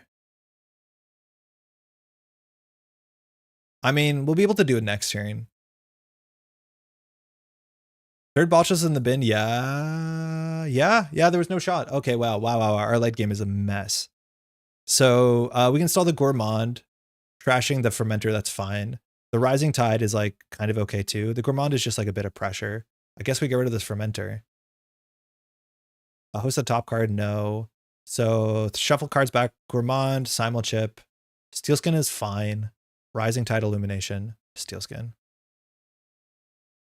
We have a click left. We can't obviously run anywhere. Yeah, we should have 1 Buzzsaw for sure. I feel like I'm not playing around with Bling enough. I feel like I could just have a Keiko to have 2 more MU and I'd be happy. I guess we just credit. If they get an ADT, things get a bit interesting. Oh man, I don't like what we're doing here. Offworld, fine. Okay, so we should be able to run archives, right? So how do we run archives? We price for a Simul Chip. That is the only thing that gets us here, is price for a Simul Chip. The other option is we can like install Rising Tide Run HQ.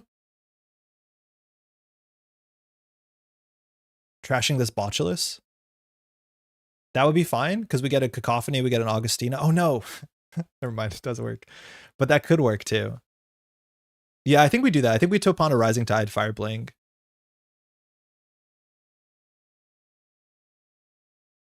We'll trash this Botulus. So we'll do Bling. Yeah. Okay, Steelskin ugly. We lose a card. Now we can go HQ. Hey, Maddie, I think I have like 5 minutes left and we'll do cat medicine. At least I'll wait till the end of my turn, okay? 1 second. I got to do some cat medicine stuff. All right, we'll go here. R&D is porous? It is, but I want to get some disruption on hand. So if we trash a card here, we can run Audrey. So we just need to trash a card. If they do a flip, that's fine. They can trash the Boom if they want to. That might be right. Click through R&D. Yeah, it actually might be fine with the Gourmand. I think we're just going to give up on the server and pressure the hand because the agendas are either here or in the bin. So this might be a fine Leo. Fully break. Breach, they probably Leo here. This can be any card. Yeah. So now what do we do? I think we run Boomy and take a core damage, and then we run archives. Because Leo's once per turn, so we just take a core damage. Oh, then we can't run archives. It's fine though. We'll break the trash program and then we'll take a core damage. We could have done this sooner, I think. We lost that. It's fine. Project Ingatan. Okay, so we don't trash because we can't, but we get a cacophony counter. Okay, hold on. I'm going to do some cat medicine. I'll be right back.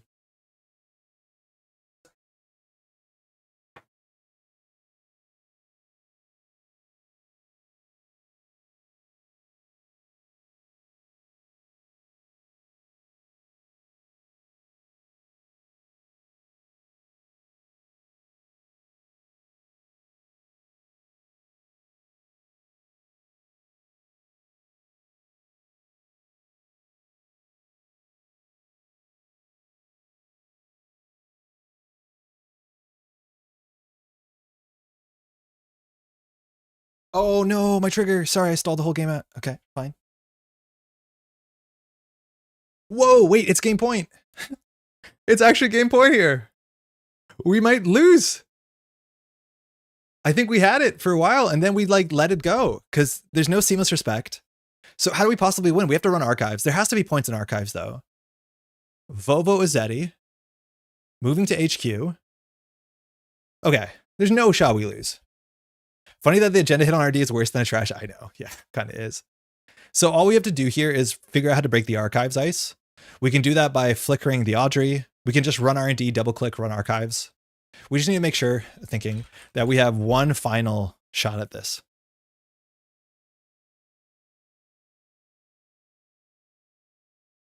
So if we run R&D, click one, click through this, they can end the run.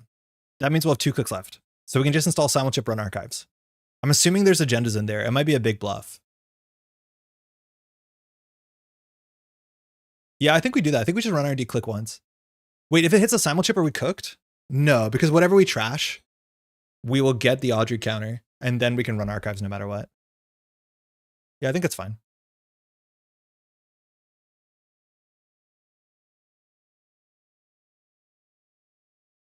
Yeah, core damage doesn't matter.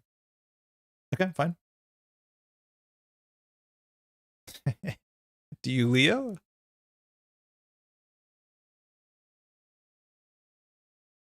They Leo. So now we run R&D, Gourmand, and then run archives. If we find an agenda, we win, so we're not worried about Gourmand whiffing. This might not be the best line. We're assuming it's in here. It might not be. If there's no agenda in here, we're cooked. Fully break. Please. Yes, okay, there's 5 points in there. Good game. What a fight. I think we could have closed it out a bit more aggressively, but that we did not have it there. Good game. I had a rough start, unfortunately. Couldn't put as much pressure as usual, but still, yeah, quite the clawback. It was slipping away from us. I think we were just very bad at figuring out how to deal with our last cycle of the deck. The last cycle of the deck we struggled with. And I do think the Bling is something I'm not really using at any way that it should be used. Cacophony is doing some good value. I think I like the Augustina as a bit of a setback. Turn 20, yeah, it was turn 20. But a lot of those turns were just purges. Thanks for the game. So like we did not push the early to mid game. Once we were purged out, we were okay just sitting on credits, going for singles. I think that might be a bit suspect. I do think like just having a buzzsaw, and I do think the mulch decks have like actual breakers they can transition to, and that would be probably fine for us. Because if we had a rising tide, we had a buzzsaw, we actually can run stuff. Because we have money that we're not using. We didn't use any of these credits for a couple turns now. And then we can actually push forward. We're already over deck slots. Like we're pretty big on slots. I feel like I actually kind of like the verbal plasticity, surprisingly. I'm not sure what we cut. I think the Gachapons are like the worst part of the deck, but I think the Gachapons work with the Bling and we're not working well together with the both of them. I honestly think I cut Bling, but I just don't know what console I play. I'm just not very good at using Bling. Is there another console we can play in this? Like, what do we do? And I think I do need to test this on another identity to see if it feels better. The badge we're not connecting with. We could definitely cut that and be fine. Keiko Paladin seems right. I wonder if we would do Keiko Paladin or we would do Mystic Paladin. I think we do Keiko Paladin. Demolisher. I think Demolisher, we would like the extra MU. Demolisher is not the worst, but we really like the extra MU. But Demolisher actually might not be terrible that you can get this done with Topan for 2 credits. Yeah, Keiko, we did have MU options. The thing with Keiko though is that we probably need to play at least one companion. So maybe we play Carnivore? Oh man, I think that's too much hand damage. It's worth trying. Keiko Fencer. Oh yeah, probably Keiko Fencer. I could see Keiko Fencer working for us. Yeah, I would probably do Keiko Fencer. Bueno. So if that's the case, what would we drop? I feel like we wouldn't play 3 Rising Tides. I don't think it's worth it.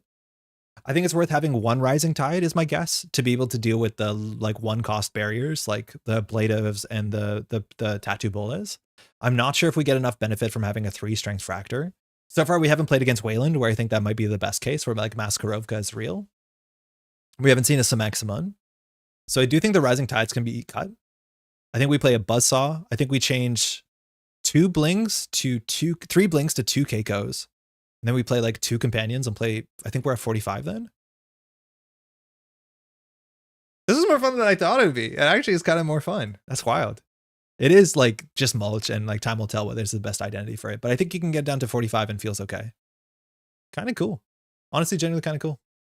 We went from 0% win to 100% win, and all we did is like made a deck that made sense. And we didn't play like Noom and Lilipad. Sick. Let's check in on the tournament really quick. Is 1x buffer drive safe? So far, it's felt like that. I don't think you find yourself in situations where you lose your buffer drive unless A, you are firing Lagu without having it, or B, you find it with a price and then you have to install it.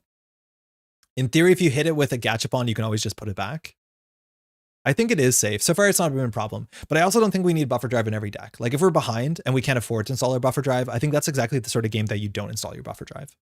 It's been good though. It's definitely been good. And I imagine actually Illumination is like not super necessary. It's like very cute. And I'm pretty sure you could play something else with 6 influence. I don't know what it would be, but I'm pretty sure you could play something else in this slot. We're also not playing Scrounge, and I think Scrounge is another card that doesn't necessarily work well with Bling, or sorry, with Topan.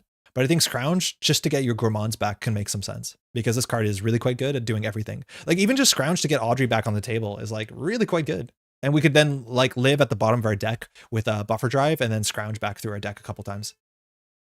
Feel like a single hammer will give you a hard time? Oh yeah, 100%. So Maximum is going to be a problem. Hammer is going to be a problem. VSA is going to be a problem. I can't tell how to deal with that. Yeah. Yeah, I do think there's some experimentation here. I just don't know how do we deal with it. Like, okay, so if we have problems with Hammer, I'm imagining we drop Illuminations and we play a Revolver. Maybe we can spend less influence and play a Hantu. I would be kind of surprised, but we can maybe play Hantu. I don't think we play Boisada. But Hantu is not awful. This in theory breaks Hammer a couple times, and it's pretty cheap to get down. But you can also play Revolver, which scales a bit better, especially against the decks that are running a lot of sentries, which is going to be your problem. And then, of course, this recurs really well and installs with Topan really well. We have all the tides, but nothing else in case of Oops All Barriers. We have nothing else, no. But we have like Botulus. If that's a deck, it's maybe an issue for us, but I'm not too stressed about it. If that comes up, we'll see how that plays out. Barriers like scale relatively well into Revolver. Could Cacophony be consistent with WinCon? It's felt okay. Like it's felt, so the reason Cacophony feels okay here is that we have what's it called, Gachapon, so we get it consistently. It's not awful with the price, but it's not our first thing that we get. But for us, oh, I'm hiding it a bit. It feels like one of the like, I like these sort of cards that give us pressure while we're setting up, because we don't have Stargate, we don't have Conduit, we don't have any of the more direct win conditions. I wonder if like playing Conduit makes more sense. I can't tell. But it's like, it's pretty obnoxious. It makes us win faster against assets because we can charge this every turn. And I do think if we build a more optimal deck, we can charge this every turn. And that's probably the deck that plays Scrounge and plays the Gourmands a bit more. And the more you play Gourmands, the more you like push yourself forward, I reckon. Kind of cool. I don't think I like Bling, but I think the play patterns. 3 Sabotage every 2 turns isn't nothing. No, that's a lot of damage. It's a lot of damage, especially because we also do inherently like Pressure HQ. That just gives them less options. And that's kind of nice. Like 3 Sabotage is a lot. Like this fired and we got like 6 Sabotage, 9 Sabotage in one of the games. That's a lot of Sabotage for a single card.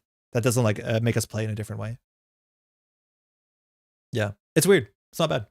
Wonder Augustina versus Cacophony count. I like Augustina a lot more because I think Augustina is really fun to play. We also could go out of the way, mind you, to trigger Augustina more on the corporation's turn with things like Gachapon and Simulchip. We didn't plan around that a lot, but like Augustina is really good for that. Augustina is also kind of naturally good to play around Regenesis, which is like a meta concern modernly. We haven't seen it, but that's kind of cool. Is it time to revalue Demolisher? 100%. I think it is, but we're kind of like the MU in this deck. So we'll see if this is the deck that wants to play it. All right. I think I'm going to call it there. Streamed for, wow, nearly 6 hours today. And like a lot of it is learning. Some of the stuff works. Some of the stuff doesn't work. Some of the stuff we're dismissive. Some stuff we give up on too soon. But hopefully you're enjoying Elevation as we're trying to figure out stuff at the same time. Thanks to all these names here and more that help support the Metropole Grid, so we can do all this sort of stuff here. These names and their daily cast patrons, they support the channel. If you want to support Netrunner content like this, there's 2 things you can do. Firstly, you can like the stream. It's really easy, cost you nothing. It's pretty sick. It just helps on the YouTube algorithm. Very, very, very helpful thing. Secondly, if you do want to find the Patreon link below, any amount of contribution really helps the channel. You can find that link below, and it's the reason we do things like this. We'll be back tomorrow. We'll be back the day after that. We're going to be probably starting around noon and going for like, I don't know, 4 to 5 hours every day. That's just kind of how Elevation's been, and it's pretty hype. Let me know in the comments, right? Write a YouTube comment on this if you want to talk about what IDs you want to see next. So far, we've covered, I believe, 6 of the 14. So by the end of the week, we'll definitely see everything. But if there's something specific you want to see, if you have a deck idea that you've started on, like, feel free to share that, and we can look at that as a jumping off point for sure. But we'll be back Sunday. We'll be back Monday, and there's a lot of Netrunner ahead of us. That's for sure. That's mostly it. If you're out there playing, picking up Elevation, having a good weekend, trying it out, hopefully you're enjoying yourself, but we'll be back tomorrow. Deck lists will be in the description, so you can find those decks, and we'll check you out in the next one. Bye.